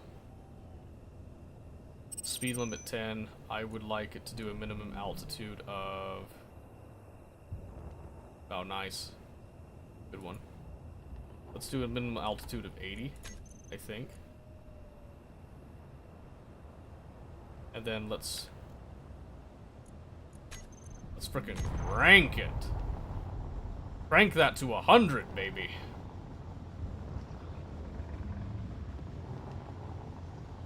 All I've done is just stuff belts, and hopefully it keeps up.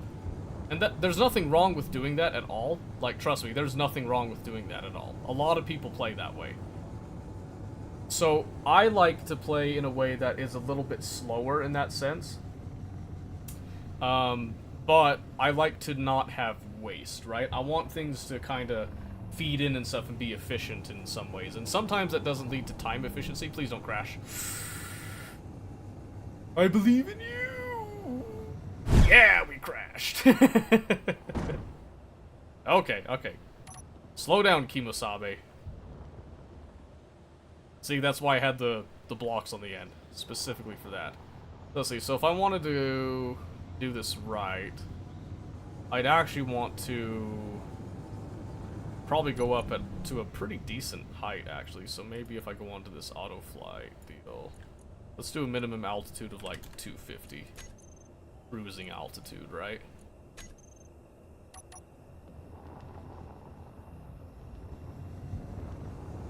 Let's try that. Yep, so the idea here is that we stay far enough above the ground that we don't risk running into stuff, and we should climb. Getting ready to... Just remember when I started C-Block, I really need to learn logic-controlled system better because of lack of space. Oh, yeah, C-Block is a great one to teach you, like, circuit logic and stuff. In fact, space exploration is delightful. It is actually, I think it's almost mandatory for you to learn circuit stuff for that specifically. 100 meters might be a little bit, might be a bit crazy on this, I don't know. But it is, it's flying, it's making it, so I eventually just quit because it got it too annoying for me. Well, on Sunday, I'm going to try to make it as least annoying as possible for you. So in fact, so that I can prepare, I will take some time over the weekend to kind of get over some of this stuff. What exactly do you want to do with circuit logic outside of the sushi belt thing? Do you have any ideas? Have you seen Arena Breakout PC yet? Are you going to try it one of these days? No. So is there like anything in particular that you want like to do, like that you envision doing with the logic systems and stuff? Because that one, to make it faster, I can look up and like theorize and craft something in advance for that. Oh, don't you dare. Don't you do it. Don't you do it. Okay, I was gonna say, don't you dare crash. I will be so pissed if you crash.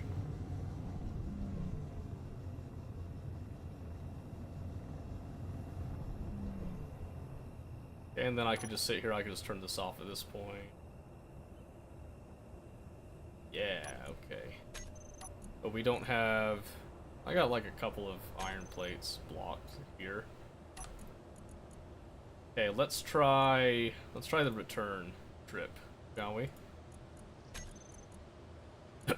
So, let's see, if I want to go back to mining station approach, I want like the main station destination. I think that's a good spot to try to hit. So now we're gonna head back. We're gonna see how it does on the way back. Mainly I just want to see if this can safely shuttle us back and forth now that I've added the like minimum altitude stuff. That's mostly what I would want right now. Is just a shuttling. See if I can automatically cart some materials over. I don't know how to explain. Just in the like give me like the simplest sense of something. Because there's a lot that you can do with the logic gates and stuff. It's actually incredible what you can do with it. And I tend to kind of lean more on the practical ends of stuff. And a lot of that tends to be kind of my own personal practicality with it. I try to make solar panel to cell ratio craft. Okay.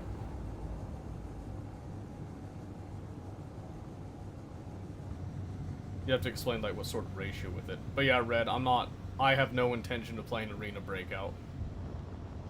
I thought about it. I'd even signed up for the beta, and then they did the early access release thing, whatever here. And I've seen their monetization structure. No. Absolutely not. like craft X amount of panels and then craft X amount, how many sort of panels it takes to change a cell. Okay. Okay. That's something that you can definitely do. So you just have to,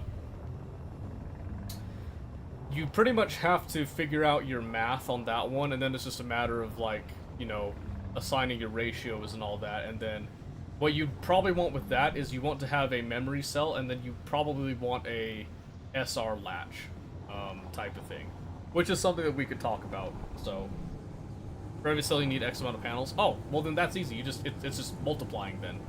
So if you want so many cells, you just multiply that number to then get so many panels. That's super easy. That's actually incredibly easy to do. We can definitely do something like that. Doing math like across it is like super simple, if that's what you're looking for. Okay, we had no issues right here. Happy with that, okay? Let's take a look at our batteries. Super quick. What are we looking at? Stored power, looking at about 87% across the board. Probably going to give it a little bit of a charge here. And once it reaches that, stop things at... Oh yeah, that's super... That's... So essentially, actually, the sushi belt is going to teach you how to do exactly that. So when we do that, we can just kind of tie that in, because I'll show you exactly how to do that. So, okay, you're making me nervous. I'm gonna turn you off so I can land, so I can think and speak. So to kind of explain a little bit how it's going to work is we're going to have the sushi mall is essentially going to add components to the belt itself for other assemblers to craft things and stuff, right? Super easy, super simple type of thing. But it's also going to store a certain amount in like some chests and stuff. And then when it has that many in storage on the chests, we're just going to have it just continue to feed the belt with components, essentially. Super simple to set up. And you can get as complicated or as simple as you want with it. That's the other beauty behind it, is that it doesn't have to be super hard. So we'll do kind of the setup that I like to do. And then you can decide, you know, how you want to customize it, type of thing.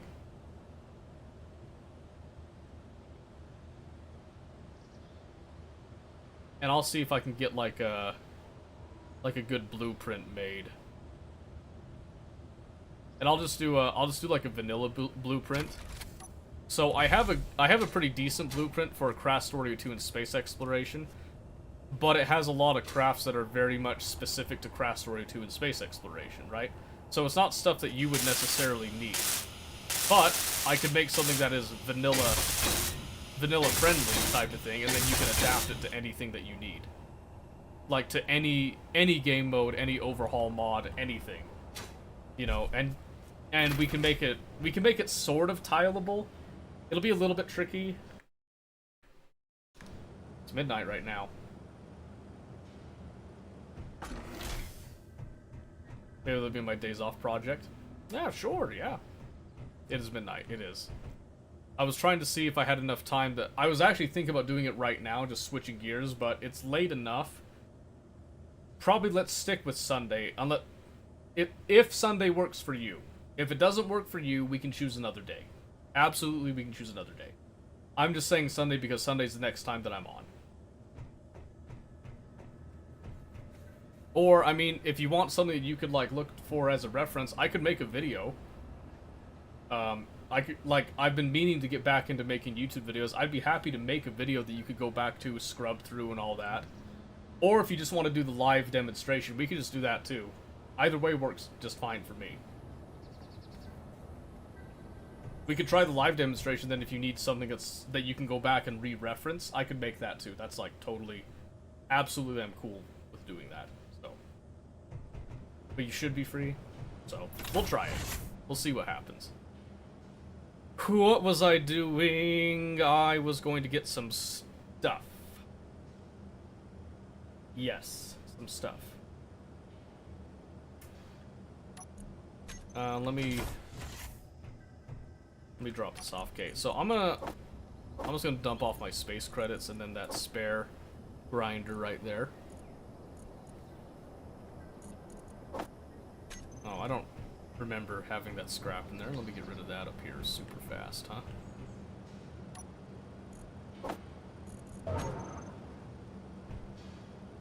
Never found the station. Nope. Nope, didn't even come close. Didn't even come close. I tried. I tried my damnedest, dare I say. Never came. So we're gonna switch gears. We're gonna port over some stuff to get the ice station set up. So in order to do that, it's gonna be a mine that is very specific to what? Well, for the production of ice, I should say. So what I want to do is I don't want to make several trips there and back. So I want to get this stuff for just kind of like a basic refinery, just to kind of get enough of what I need is what I'm planning on.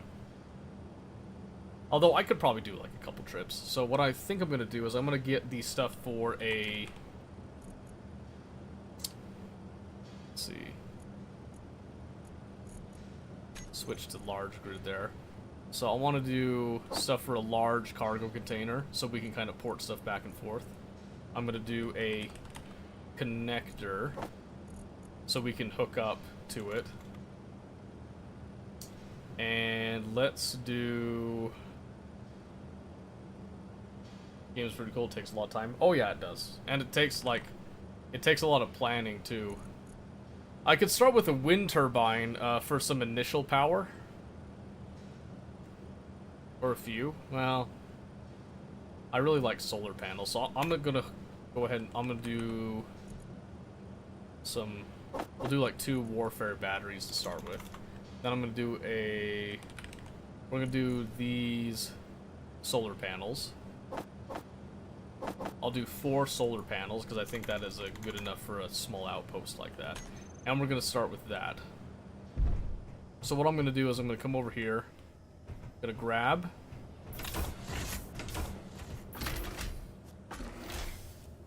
And then I just want to come up into the cockpit, basically. And I want to look at current ship's inventory. I just want to deposit everything that I picked up and put it straight. Oh no, did it pull it? No, that's not what you were supposed to do. Nope. Not what you were supposed to do. Okay, I need to detach it because it's sucking it up. Which is not what I wanted. Alright, so we're going to be a little bit off on some of this stuff. Everything, basically. So I need to try this again. So, cargo.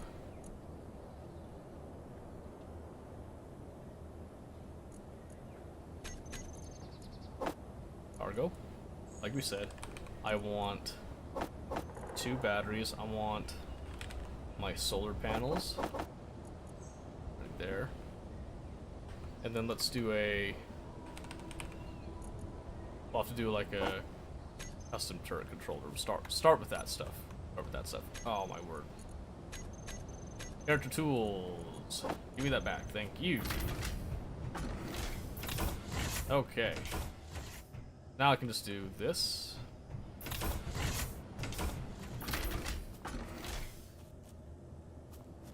And we can just cart whatever is in our extra storage right here. We're just going to throw it over here.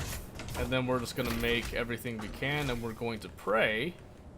We're going to pray that we can carry it all over. So, there's a good amount there.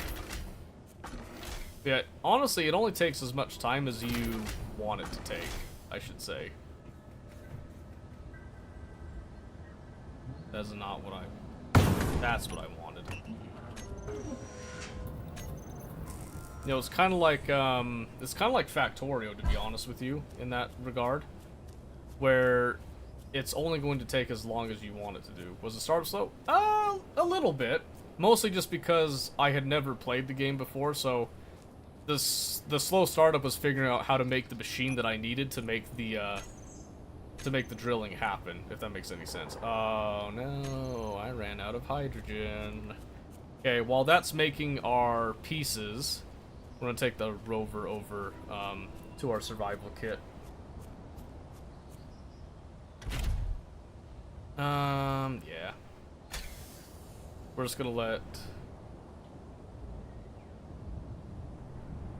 What is happening? What is happening?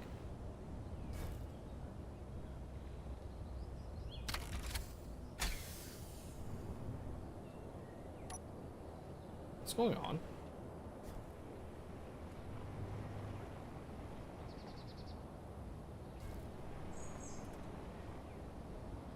What?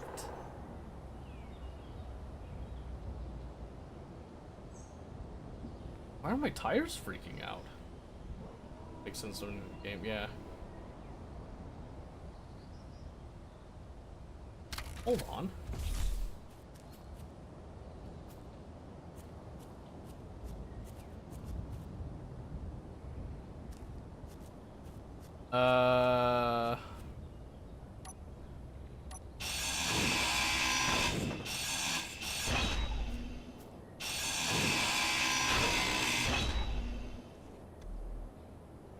Is that what it was?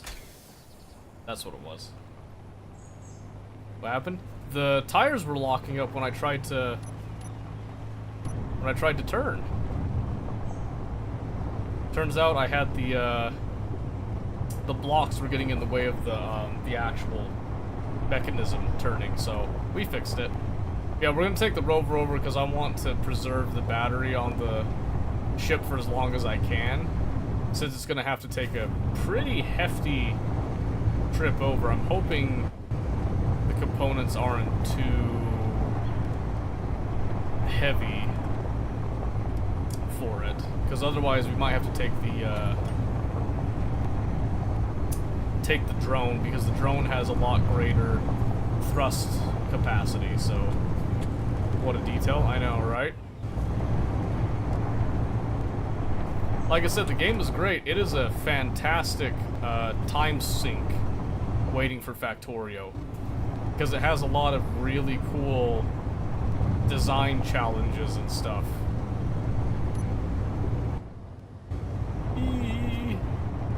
Yeah, so actually this is a great time to show you what we originally had, because this is it's still labeled as a home base, but it's not quite a home base. This is the starter base that we had, and it's still in a functional state, but you can see there's like some little design choices that we probably wouldn't have normally made with it.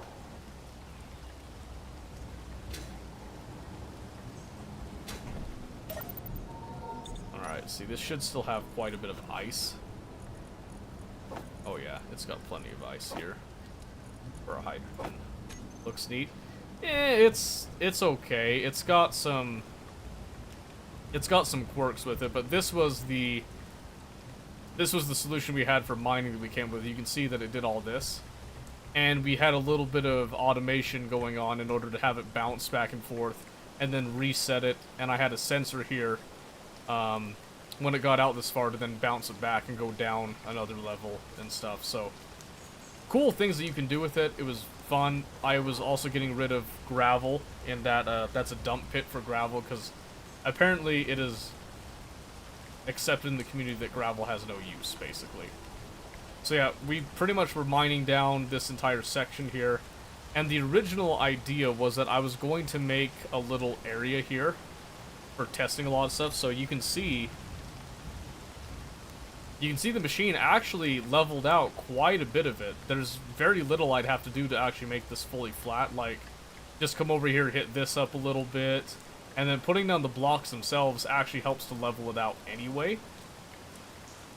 So yeah, then I decided that I wanted to move closer to where some major ore patches were, and that's what actually had us sort of leave this base as is. And originally, we actually did a plunge drill right here, where I was just going as deep as I could just to see how far we could go, and we went pretty deep here, you can see. And I did not find a single piece of ore. It was all stone and stuff. So originally it was just a static plunge miner, and then we added a rotor to it and stuff. So it turns out you can get quite a bit from stone, but it's a lot better if you can get the actual ores in question. So yeah, it pretty much, like, most of this hill was about the level that this was at right here. And then we had it kind of reduced down over here, and then some of it was up here, this high type of thing. So it went through a couple of iterations, and then it settled on that, essentially. So again, this is another thing. So these timer blocks and stuff, that the automation in Space Engineers is actually very simplistic. Especially compared to something like Factorio, that you can do a lot of stuff with the signals and that. There's a lot more freedom in Factorio. In Space Engineers, there's freedom, but it's like, it's a limited freedom. It's kind of hard to explain without the use of, like, actual scripting and stuff, which is what I was trying not to get into actually programming and doing the, like, scripting. I'm pretty sure they use C# for it, and I wanted to stay within the confines of what was in the game, like, in that sense. Because I learned that most multiplayer servers do not actually allow you to script, and I think it's partially a security issue, but I think it's also largely a performance issue too. So they kind of go hand in hand a little bit with that. Okay. Oh, and also normally I would love to cart stuff over with the rover for building that base, but that is 9 kilometers just from here alone, and that stuff is rocky. Imagine Alexa start going. Exactly, yeah, exactly. So I know, I've never been on a multiplayer server, but I've heard a lot of servers will have a limit to, like, what your, what do they call it with the blocks? Is it like PCU? So you have like a PCU limit, essentially, that you have to kind of stay under in order to let everybody be able to build stuff and not completely trash the server. But from what I've heard, they're pretty generous with how much they give you. Like, I could probably do as much as I'm doing right now on a multiplayer server. I just couldn't go absolutely insane with it. But here, this is on my computer. I can do what I want. So eventually I'll probably get more into the scripting end of it and stuff to do more custom things, but for now we're sticking to just trying to use the automation blocks to the extent that they will let us. So that's actually, ooh, another thing. You can use logic in Factorio to control your power output stuff. And in fact, this power station operates under a similar premise. So this is actually a really good example of crossover stuff. So what we have here is I have these hydrogen engines that kind of act as sort of like power banks, right? So I come over here to this one. This is an event controller. Basically, it's an if-else condition statement, right? And I just have it set to where if the power stored falls below 10%, this is going to kick on, right? So I have them go in increments of 10, so you've got 3 down here, that's 30%, all the way up to 60%. So let's come up here. So you can see right here, this one's got a blue condition right there, which has it set as stored power equal or less than 60%. We're sitting at 68%, so hasn't kicked on. The others will also have that blue if it ever gets down that low, but this is very future-proofed. So basically, when the power gets low enough, this entire stack will kick on and start generating power. As soon as it's not needed and it goes back to solar energy, it just like shuts off. So you can do the exact same thing in Factorio, where you can have like steam engine banks and stuff, or other power generation banks that you can turn on and off based on how much energy you have stored. And you can use a single accumulator, because in Factorio all accumulators will equalize. So you can use one as like your memory accumulator. It's very simple to set up, so that's another thing that we'll go over. And on top of that, we'll go over any other little quick things that you want to do on Sunday as well, because the power of imagination is wonderful. It lets us do a lot, you see. Okay, we probably had to do that to make space. I'm sure we kind of cut down a bit on stuff. So I'm going to try to fit as much as I can into this little transport here. And we're going to pray that it has the ability to go all the way. But I kind of doubt it does. We've got a lot of battery power on it, but I think the issue is just going to be size. We'll see, though. Probably have to do a couple of trips, honestly. Yep, okay. So while that's doing that, let's see if we can't do one trip with what we've got. So let's see what we've got here. So I've got 1,000 liters. I've got 1 container full, 2 container almost full. Okay. Let's see if we can even get off the ground. She flies. That's amazing. Okay. So all we have to do now is we're just going to take our autopilot. Delete that, and we're gonna go for our ice station. We're gonna go for our ice station, right? Ice Lake Outpost location. But I'm going to... We're not gonna go 50 because we're carrying cargo. We're gonna... Well, we're gonna go 50 because we're carrying cargo, not 100 to start with, so... The reason that we want to go only 50 is because we want to make sure that this doesn't just go ramming into anything.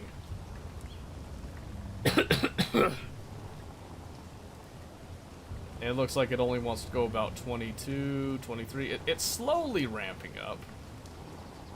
It worked. It did work. I'm actually really surprised. So what this is going to do, this should have enough components for us to create our cargo container. And then it should have enough components for us to create our connector. And then we can just kind of throw everything off of this into it. No problem. No problem at all.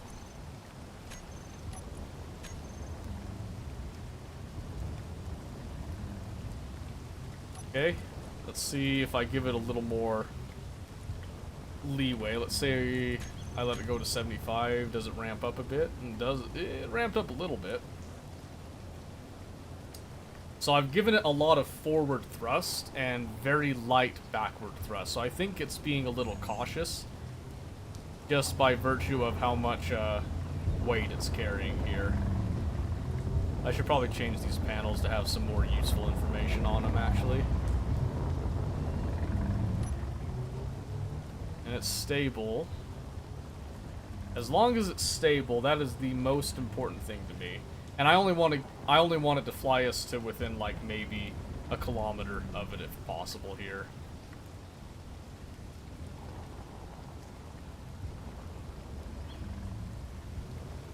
Come on, climb. Climb the elevation. Do not hit that tree. Go up. I had to take over.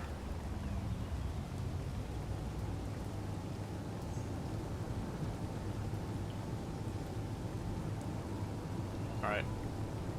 That's fine. If it can just handle the majority of it, that's really all I need. So let me just get up high here. And then just turn the autopilot back on as it heads over. I should probably just put the marker up above. That might be useful.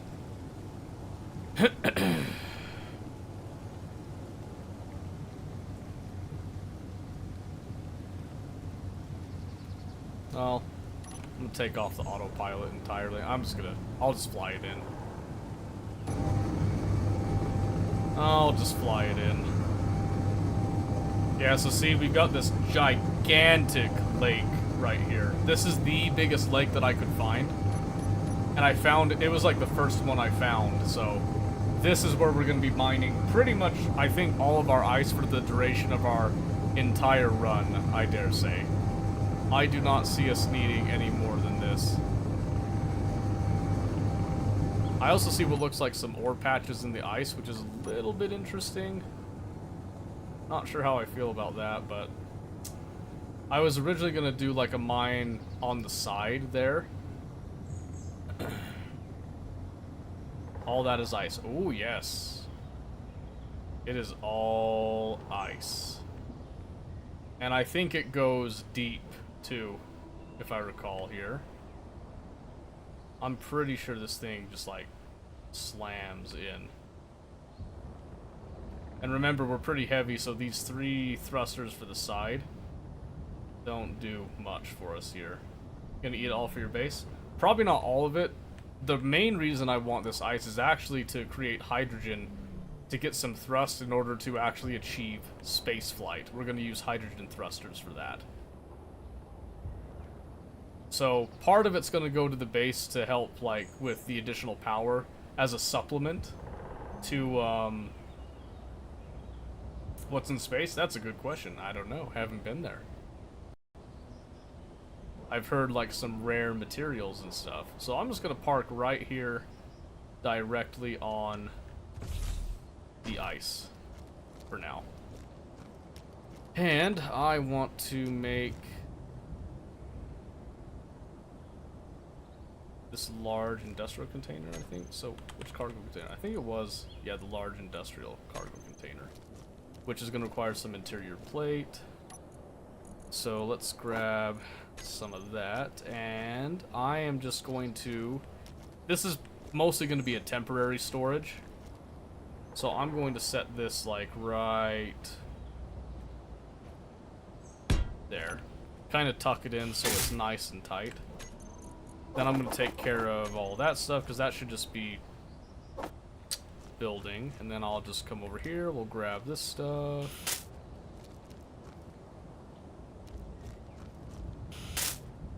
Throw it all in.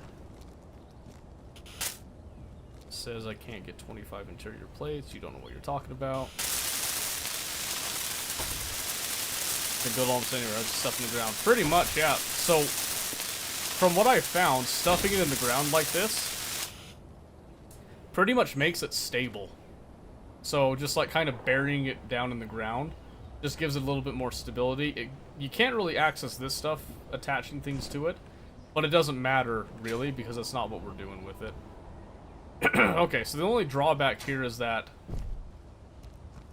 I don't have a connector going up. But that's okay, because, again, this is, there's stability. As far as I know, there is. So there's things like, let me see here. Not stability in the sense of some other games, I think. But like right here, so I can do a light armor block. If I place it out here, it falls down, right? But if I give it a little bit of a connection point right there, that gives it some stability. I don't know exactly how the stability is affected by how deep it is in it, but I know that you can kind of chain them together to get like some structure with it. It's also like right here, I have these armor blocks that I kind of tied onto the front in order to give a little bit more deflection, essentially. So I can do a little bit more right here where I go kind of at an angle, because the angles actually help with a lot of stuff. So that just makes it so that if I actually ram into something, it keeps my cockpit intact, and these just kind of take the crunch on it, so I like them for that, if nothing else.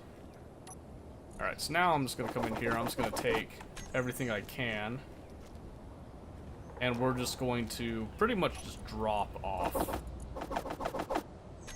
which has some power cells and all that, which unfortunately can't really set up the batteries just yet because we're missing our power generation, so it doesn't really make sense to do that right now.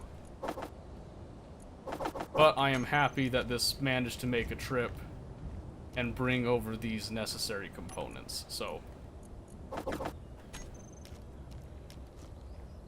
boom, just like that, okay? Alright, and then I'll just come back over here to my autopilot. Eat that. And then I want to go to the new main station destination. And I'm going to make sure we give ourselves plenty of height. We're just gonna kind of rock the height here. And we're weighed down by way less now. So what I'm gonna do is I'm gonna get up high enough that I just kind of clear the mountains and try to get as straight of a shot as I can. Just to make it easier on us here. Yep, just do like that.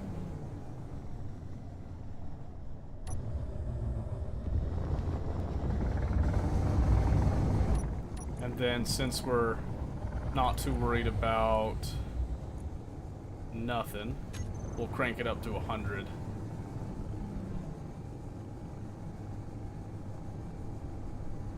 That way it should be able just to fly to it unrestricted and not worry too much about it. So the autopilot I'm testing mainly because I want it available for space flight. For like long commutes to places and stuff. That's when it's going to be really useful, because then I can set it up to go fly, I can walk away, and do different things like that. Here, this is just kind of a convenience type of thing, really.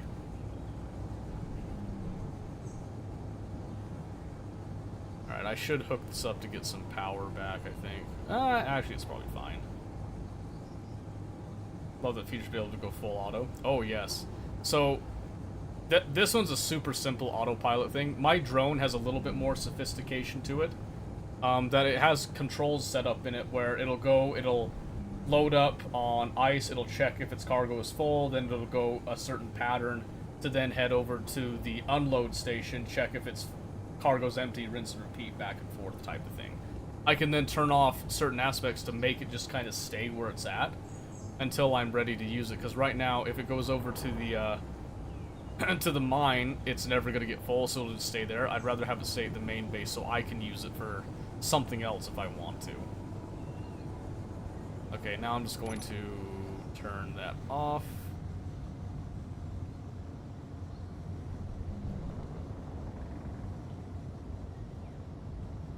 See?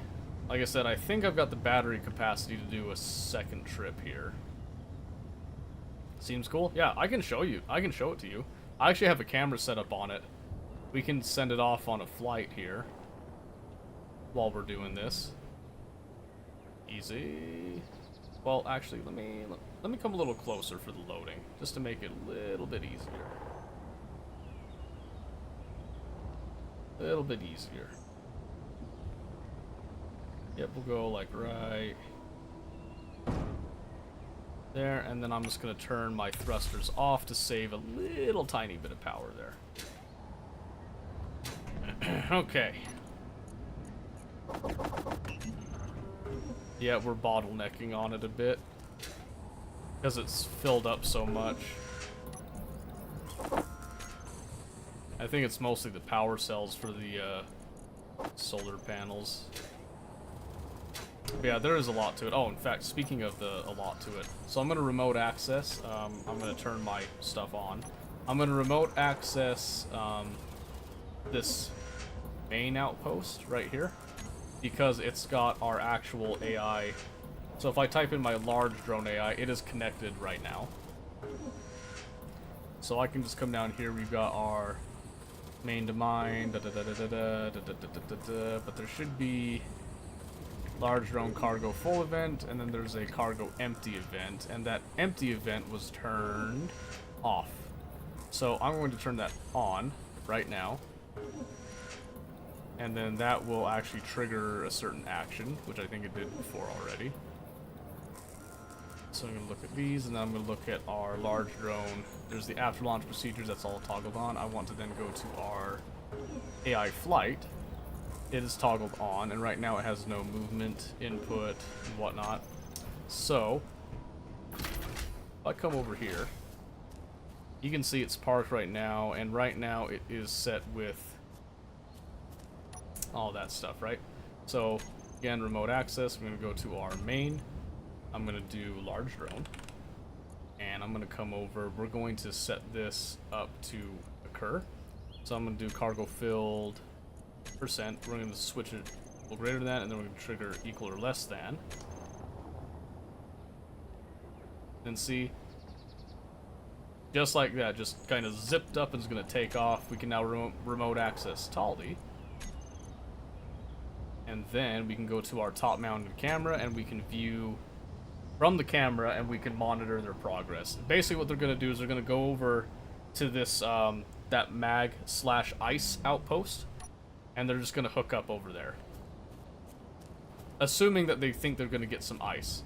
They're not going to because it's out of ice.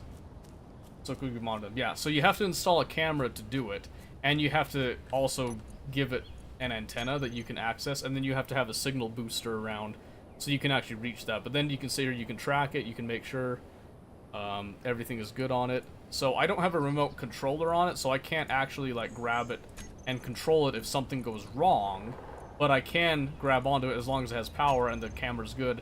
I could look at it and say, hey, what is going on with this thing? Can I see what's going on? And then I can also go and track its location too. So like right here I'm watching it and I'm like, oh, it's going kind of slow. Why is it going slow? I can come over here and look at like the flight move thing, 45 meters and stuff. It's moving to GPS new main. And it is going super slow for some reason. I think she bugged a little bit. So we're gonna help her out some. We're gonna go, let's see, we want to look at the flight. Moving to GPS new main. So what I want to do is I want to actually trigger the mine dock sequence. So I'm just gonna hit that. And what that's going to do is it's gonna be a little bit early. It might cause a couple of little quirky issues. Or she might just do exactly the same thing, which would be hilarious if that was the case. So look at the large dome flight. He's moving to the recorder. Collision avoidance on, precision mode is off, speed limit 45. That might be it. So if I go trigger 100. No. Maintaining the same speed, so let's go back to 45. So I don't know why she just kind of stopped. That seems a little weird. So of course, as soon as I want to show something, it's gonna break, right? So what I'm gonna do is I'm gonna come over here to the flight, toggle off, and toggle on. That should just clear the memory, so to speak. And now I want to go, again, I want to do the main dock sequence. I'm gonna hit play. Oh wait, I meant mine dock sequence. And now you can see, now we can see that it's actually starting to move at a decent pace here. I don't know what was causing it to not, and then slow down again.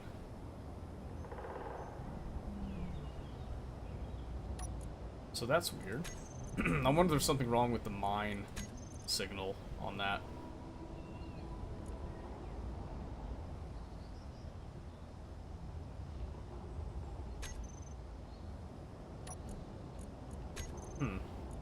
Might want to have them come back if something's screwy going on there. So we could just do our main dock sequence instead. So we just have them turn around. Let's see if they come at a greater speed. And they do. So not quite sure what's going on with the other one then. But see, this one's going at an actual decent pace. And it probably would have made it the other one. No, it slowed down as well. Why? Taldi, why are you doing this to me? Your power's fine, so that's not it.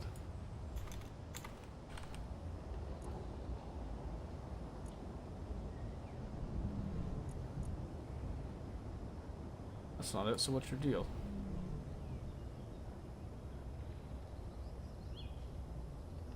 What is your deal? Moving to recorder waypoint.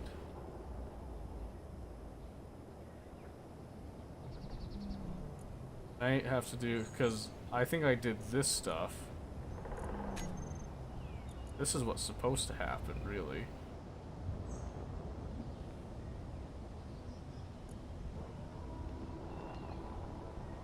It's supposed to go between the main points. I'm just gonna let that go. I have a blueprint made of it. So if something happens, we should be fine. So what should happen here is it should come up here and hit this, and then it should turn around and go back to the mine. And right now, it's going to understandably slow down a little tiny bit, and that's okay. While it's doing that, let's come over here and grab some more junk to throw in. But yeah, it's delightful. So that's the thing, is like, something that I do not understand about this game is that sometimes these automation blocks work wonderfully, and then other times they don't. It's actually surprisingly inconsistent. And I don't know why, so to speak. Oh, there she goes. She actually took off super fast this time, too. Yeah, look at that. I don't know what stopped her before. That's weird, but yeah, so she's gonna head over here to this other mine, and she'll actually automatically dock. So it's super satisfying. So again, like, I'm not controlling this. This is a completely automated process. The only issue right now is that this mine is actually currently not running because it's being reconfigured in order to mine mainly and hopefully only ice, and then just get that ice out. It has a little bit of magnesium that it can mine as well, but I am shipping ice out of it right now until I have the ice cleared out. Then it's going to switch back to magnesium because magnesium takes a lot longer to actually process. Yep, so we can see right here, it's going to come over. The camera will probably still operate, but once it connects with this grid, it will cease to be its own grid, and it might kick us out of the camera here. Right there, yep, so kick us out of the camera because it has full connection now. And it's not going to come back for a bit. Alright. Oh, that's right.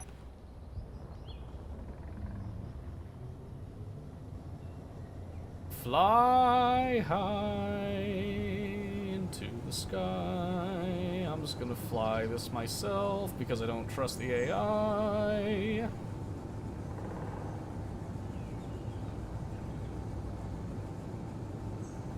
But yep, so right now we've got essentially 3 outposts with the 4th one under construction, you know, as we're standing here together. I'm probably not going to build the Ice Lake outpost tonight. I'm just going to get the components that I need to get it set up. I might set up a little basic mine just to kind of get whatever odds and ends I might need rather than doing a full packing trip here. But this thing does have an antenna. What I can do is whenever I need stuff, I can actually order it back at the main base, remotely speaking, and then I can go pick it up and just do like a bulk order of stuff. And that is that's a fine way of doing it. Or I can make a mine on site, dig up some stone, do like that stuff. There's a whole bunch of different ways that you can do the same thing. Or at least accomplish the same tasks and goals. Tell me that doesn't look like the world is flat right there in the end of the world. I'm just saying. That's crazy.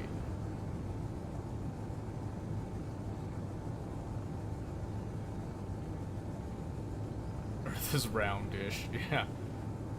Round-ish. So to speak. Okay. So no connect or anything. And that's okay. Alright, let's slow down just a hair here. Just a hair. We'll come in nice and close here. And I think we're just going to kind of angle our connector piece. Just like this, just to make this easy. So what this does, this gives us the ability to set up our solar panels on the custom controller, so we'll have a turret essentially that will just face the sun. I'm missing a couple of pieces that we'll get. We're gonna actually order those while we're kind of sitting here while I'm ripping all this stuff out, but This doesn't need to be super exact. I just want to get it nice and close here. And again, I don't have a connector set up, so that's not going to give us power or anything. So while we're here, in order to conserve power, I'm actually going to turn this off, which means that the antenna is also going to be off, so I can't actually boost my signal to go order anything. But it preserves the power for the time being, which is exactly what I want right now. So then let's do this. We're just dropping off stuff. If I had a connector... Oh, you know what? I actually need to turn it on because that's how it does all that stuff. So I just need to turn the thrusters off. That'll save enough power. It won't actually feed stuff through the conveyors if it's turned off, so... The more you know. Don't ask me how it works on the inside either, by the way, because I have no idea.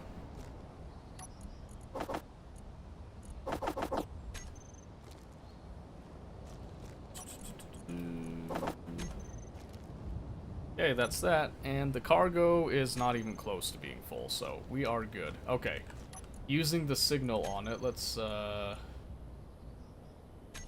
do I need to increase the range on it? Probably need to increase the range on it. Let's see, broadcast radius is 10,000 meters, okay, so we need to go like 15,000, just to be safe. So now I should be able to... No, really? Oh, it's probably the others aren't broadcasting far enough. Ah, that sucks. Yeah, I think it's exactly what it is. Okay, well...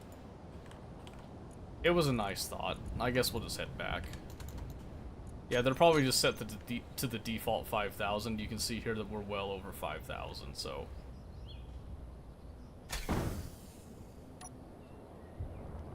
Alright. Oh, my front landing gear got popped in that crash. That's what happened. Okay, that makes a lot more sense now. Oh, the other two have enough stability that I don't need it, so it's fine.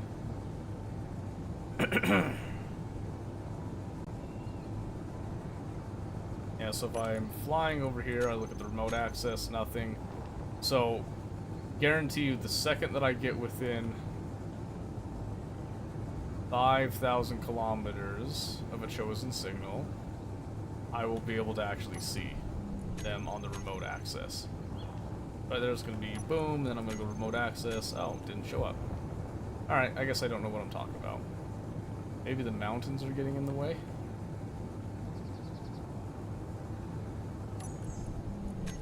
There we go, now they're starting to show up. Little bit. Alright, so I'm probably going to take the main base. I'm going to increase its signal while we're here.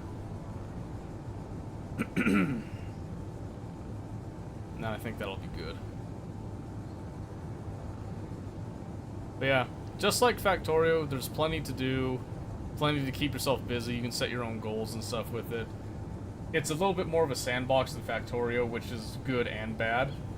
And the bad is that not only is it great to have it as a sandbox, there is no end game. That's been a problem for a lot of people for a long time, so you have to kind of come up with your own end game. Some people don't like that. I'm not a huge fan of it. I kind of like having some sort of a goal that I'm forced to work towards. It's kind of why I wanted to find the station. Because the station would probably, if I'm remembering right, it should have some stuff for me to do that I can have as like, you know, missions and stuff to give me a reward and also to kind of feed me in doing stuff. Just gonna kind of... Beautiful. Like that missions. Yeah. That's why I wanted to find it, but didn't end up happening, so... Okay, let's see, what do we need again? So we need a... We don't need an advanced rotor, I think we just need... Oh, we need a... We need a rotor.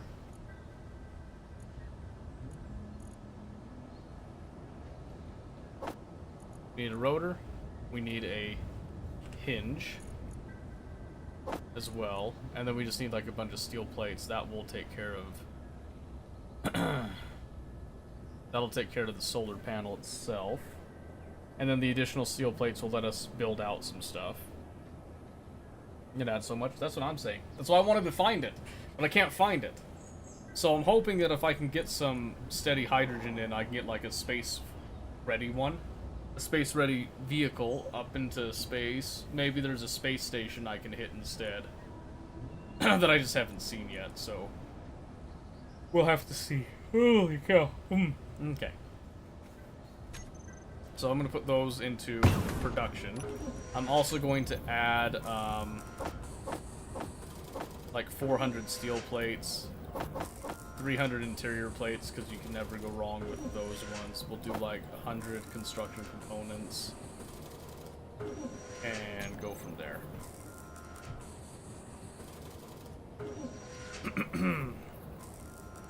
Then that should give us enough materials to start getting some energy stored and all that good stuff. Trying to decide if I want to do a basic assembler over there, or I could tear down my old home base and then reuse some of those parts, but that's gonna be a pain to do. I don't know. Let's see. I'm gonna come over here to...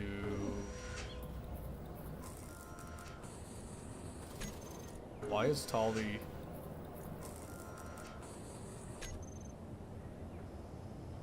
Why is Tali here? Why hasn't she... Wait, did she fill up? Hold on. Oh, she actually has some ice.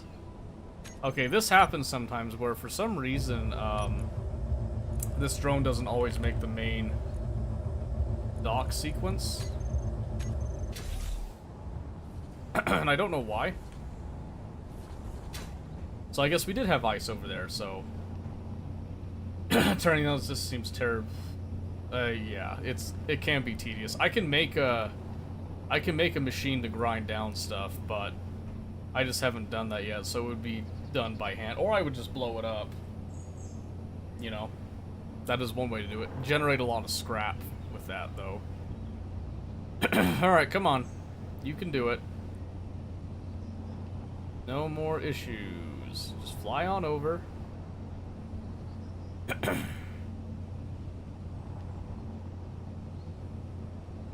Yep, and then you're just gonna descend. Yep.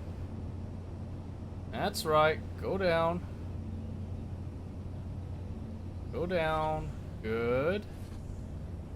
Good. Good. Now you're gonna make the connection, and you're gonna deposit your ice. Right?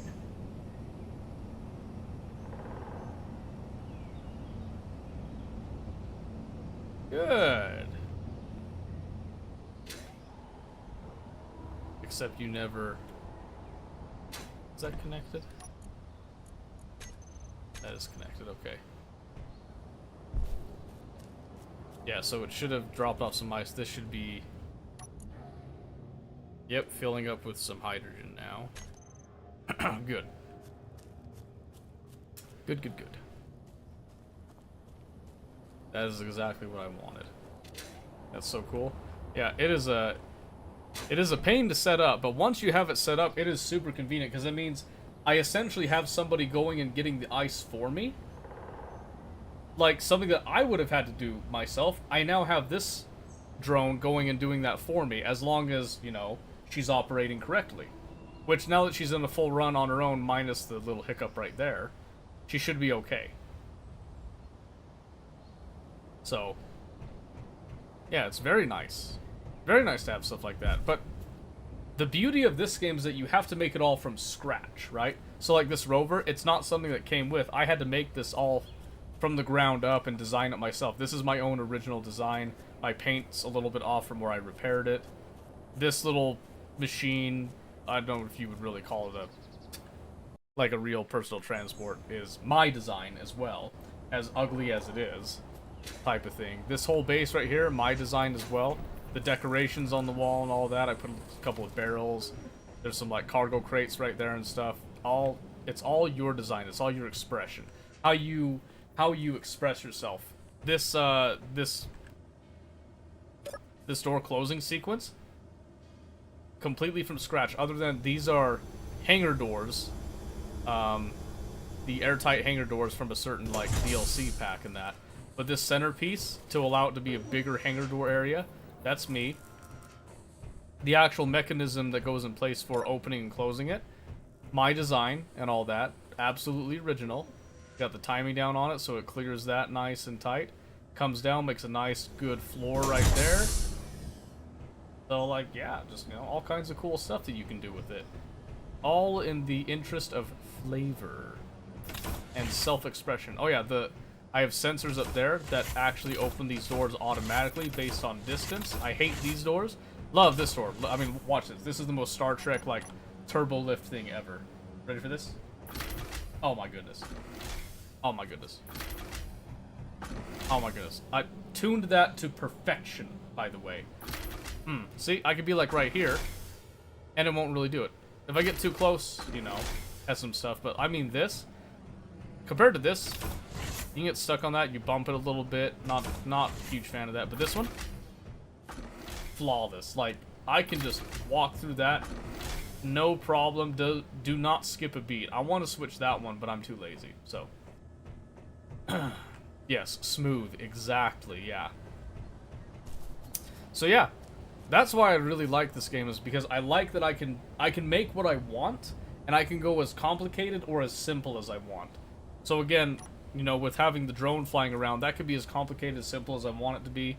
And I'm a person that's more of a function over form type of thing, so that works out marvelously for me, personally. So,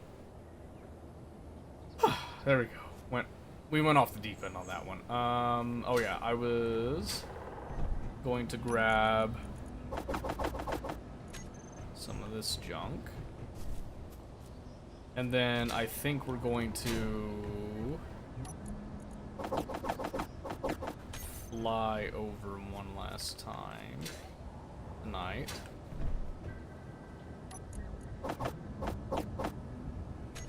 Kidding me.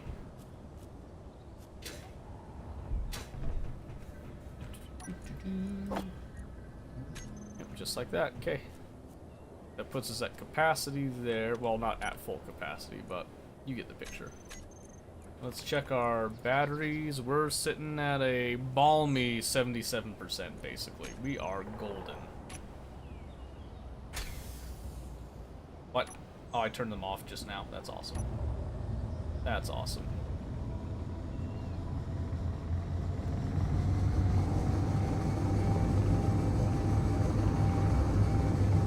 Alright. One last shipment over, and then we're going to probably bring this back and dock up. I'm not seeing Taldi's signal, which means that she's probably docked and safe right now.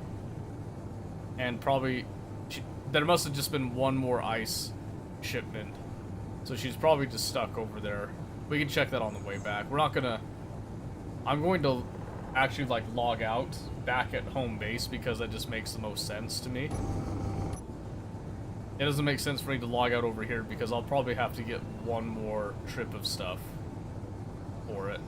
And there's an unknown signal there, but it's about to blow up in like 46 seconds. I'm not going to stress about it.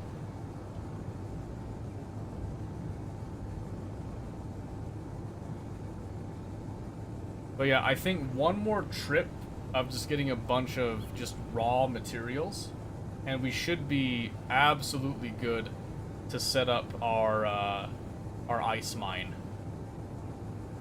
And the idea is that I want to process, I want to store some ice, and then I want to process some of the ice directly into hydrogen here. Is the plan.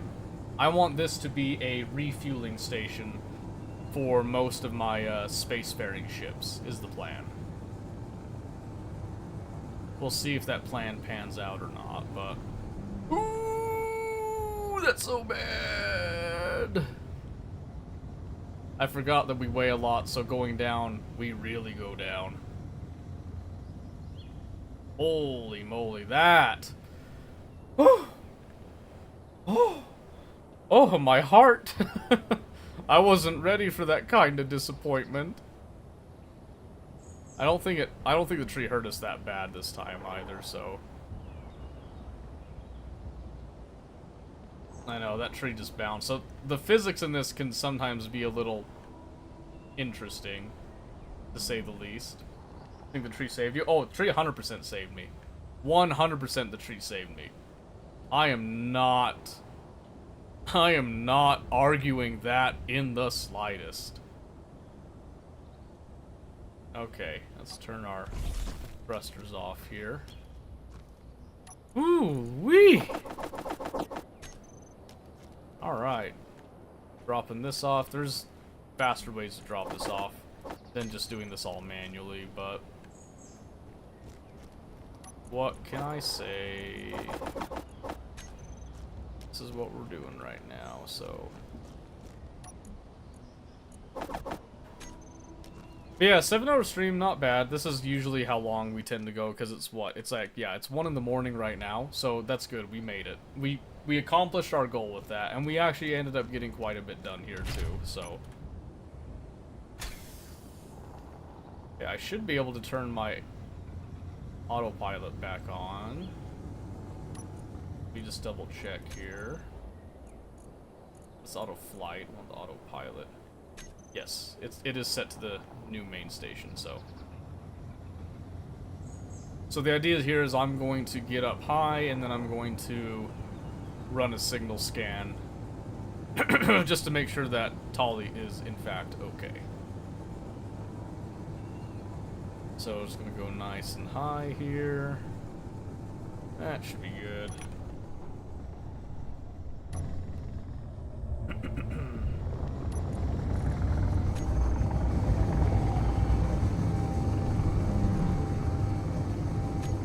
And we'll wait till we get closer to actually delve into that, but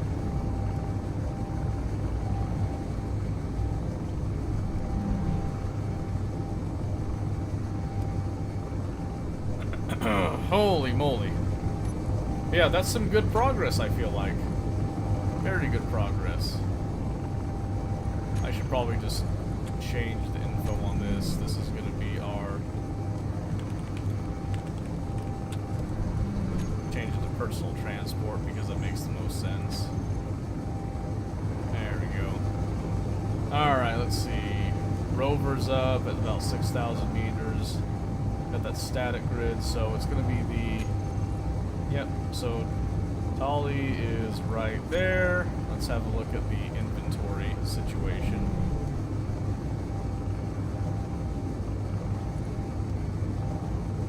There's no ice. She must have squeezed out every last drop of that ice. That is insane. Let's see. Ah, yeah, see right there. So the drone, the first cargo container is full, but the second one is not. So she's just going to stay there, and her batteries will essentially just get charged while she's there. And I'm actually okay with that. She can just sit there and just kind of chill for a bit, and we'll go get her later.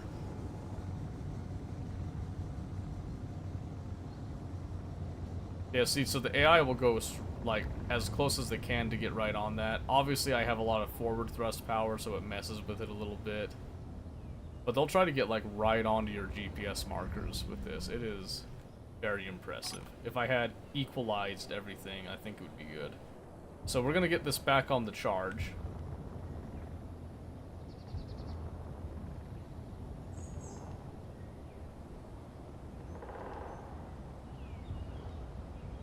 I should honestly set up an automatic dock sequence so I don't have to do this. Because this takes a lot of time for me to do it, but an AI with like pre-recorded steps could do this super smooth. I wouldn't even have to worry about it. Let's see.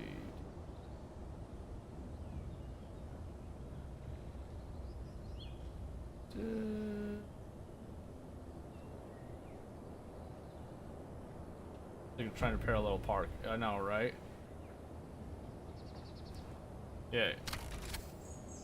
Like trying to parallel park, but less smooth about it. Because I can actually parallel park. This is a nightmare. So, like I said, having an AI do this particular step for me would be, like, amazing. But not tonight. Not tonight. I am going to just move the rover just to be in a little bit better spot. I need to set up an actual charge station for the rover. Because right now, it does not have one. Because the other place just keeps on, like, wrecking it. I'll do that. I'm going to just turn off.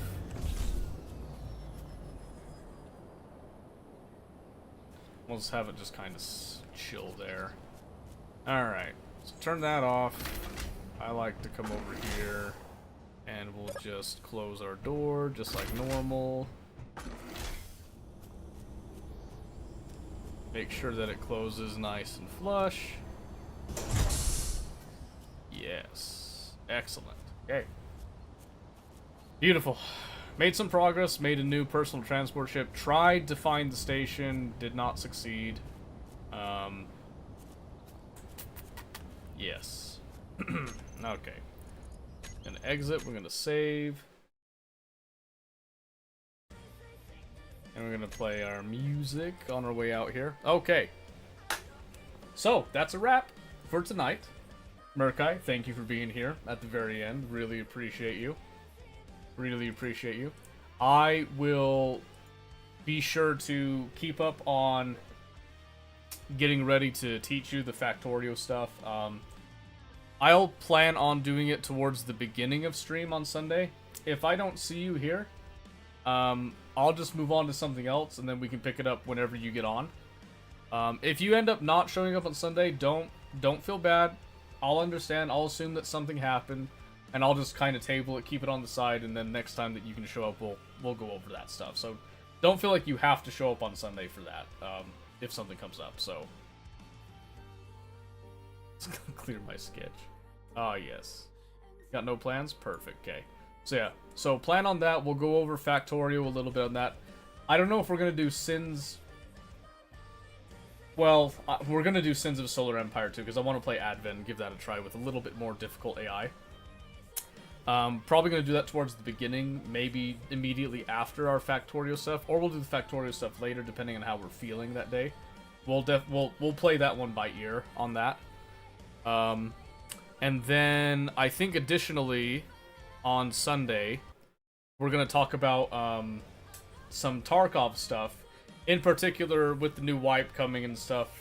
I did mention that I'm willing to play with people on that one. So, I'm going to lay out some ground rules on that, because we've had issues in the past playing with newer players and that.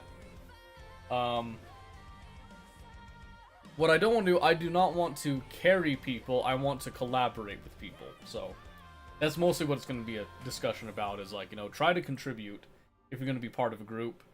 Learn to communicate. I emphasize strongly on communication with that, so. Play Delta Force, good game so far. Good. Good. I'm glad. I haven't tried it myself yet. I've looked at it a bit, but I dropped money on Sins of a Solar Empire 2, so, you know. You know. But yeah. Tarkov's a huge comms game, exactly, so I emphasize very strongly that I want people to talk, I want people to communicate, and if you're not used to doing that, then be willing to learn, basically. But we'll talk about that on Sunday. Don't worry about it too much right now. So again, the plan on Sunday, Factorio, we're going to go over some circuit logic and stuff in preparation for Factorio 2.0 Space Age stuff. Getting ready for all that, you know, all that good stuff. Getting our logic game underway. We'll do Sins of a Solar Empire 2, confirmed for sure. We might do Tarkov. We might do League. Kind of, I'm picking that as like one of my grindy games there. We might hold off on Tarkov until Tuesday to like actually do Tarkov. But we might talk about Tarkov and discuss a couple things. Maybe have like a little bit of a class on some communication techniques and stuff with that. But that is it for tonight. So Thank you guys for watching. All those people that lurk and stuff, I appreciate every single one of you. Even if I don't know who you are. Some of you I know your names, some of you I don't. I appreciate all of you. See you around, Murkai. I hope you have a great night, day, whatever it is for you right now. I hope it's going to be great for you. And I hope that you guys have a great weekend as well. Nighttime? Perfect. Okay. I get confused on who's in what time zones and stuff, so your nighttime. Okay, have a great night then.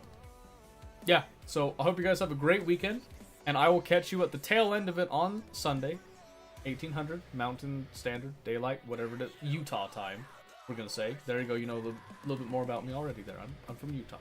You know, get after me on that. So, anyway, I'm gonna stop rambling. I'm tired. I'm about to go crash. Probably gonna take a shower and then crash, or maybe I'll crash in the shower. You guys will know by Sunday what happened. Let me leave you with one little tiny story. Okay? I have beaten all of you today because the day's over and that. None of you will ever be able to beat me, okay? I went out to my window well today, and I had shot a mouse.